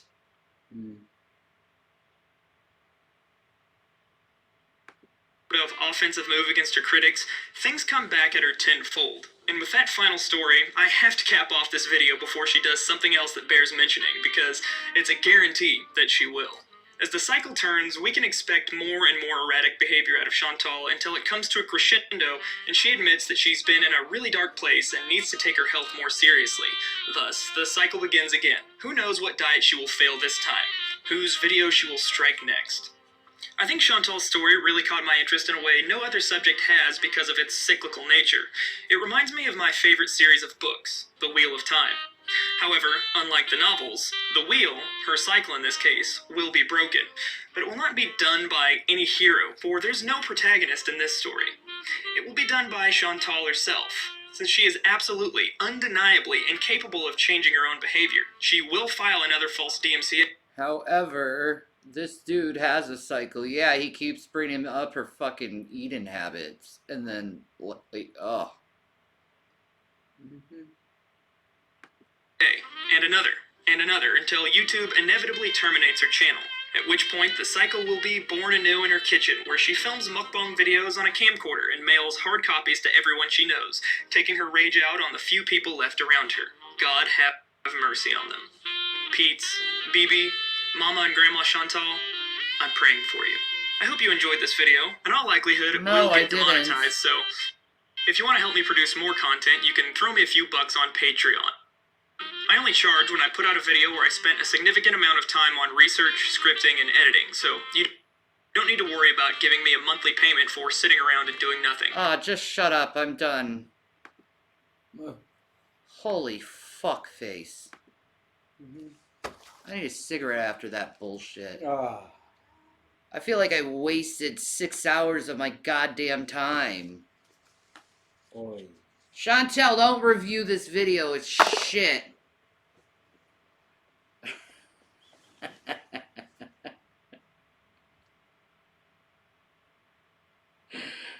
Chicana, I think Shani is dismayed that people put this much effort into exposing someone else on the internet. Yeah, it's absolutely insane.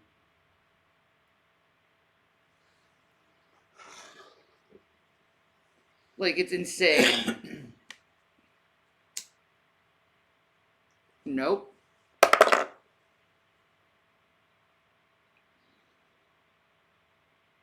Nope. Nope. I do not have that much fucks about someone. I do not have that much fucks about someone. Maybe it's because I'm a fucking New Yorker. I don't know. But I do not have that much fucks about someone on the internet. I don't. Like, I'm not gonna do that. I'm not gonna waste my time like that. Fuck that.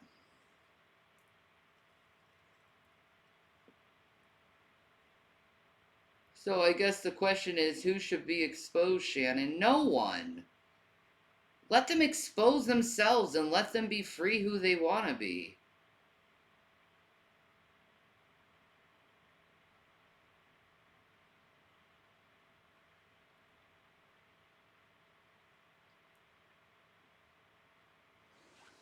It's ridiculous, bro.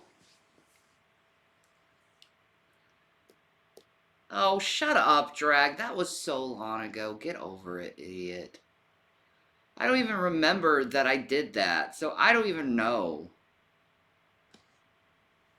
It was so stupid doing that. See, I admit that it was stupid. Okay? And a waste of fucking time to put so much energy in that fucking shit.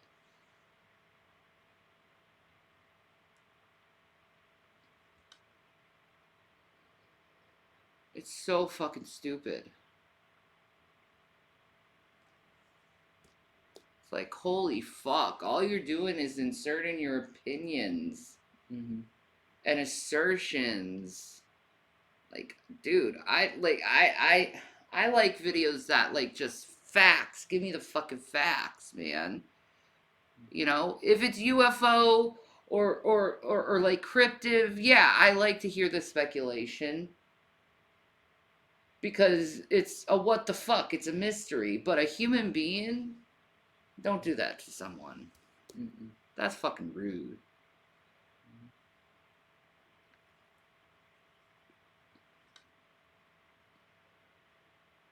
Holy fuck. Holy fuck. I was born in Schenectady, New York. But, Jesus. I wasted my time. That was shit. Shitty video. You think it was shitty too? Yeah. Alright.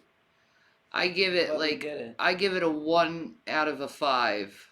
Gets one star because he put effort in it. What do you give him? Yeah, like a 1. Like a 1? Yeah. All right. I'll be back later or tomorrow. Can't promise which. I'm tired and my brain has melted. Not because of Chantel, but because of that fucking fuck. Anyway, it was like listening to G-Man. Alright. Bye, guys.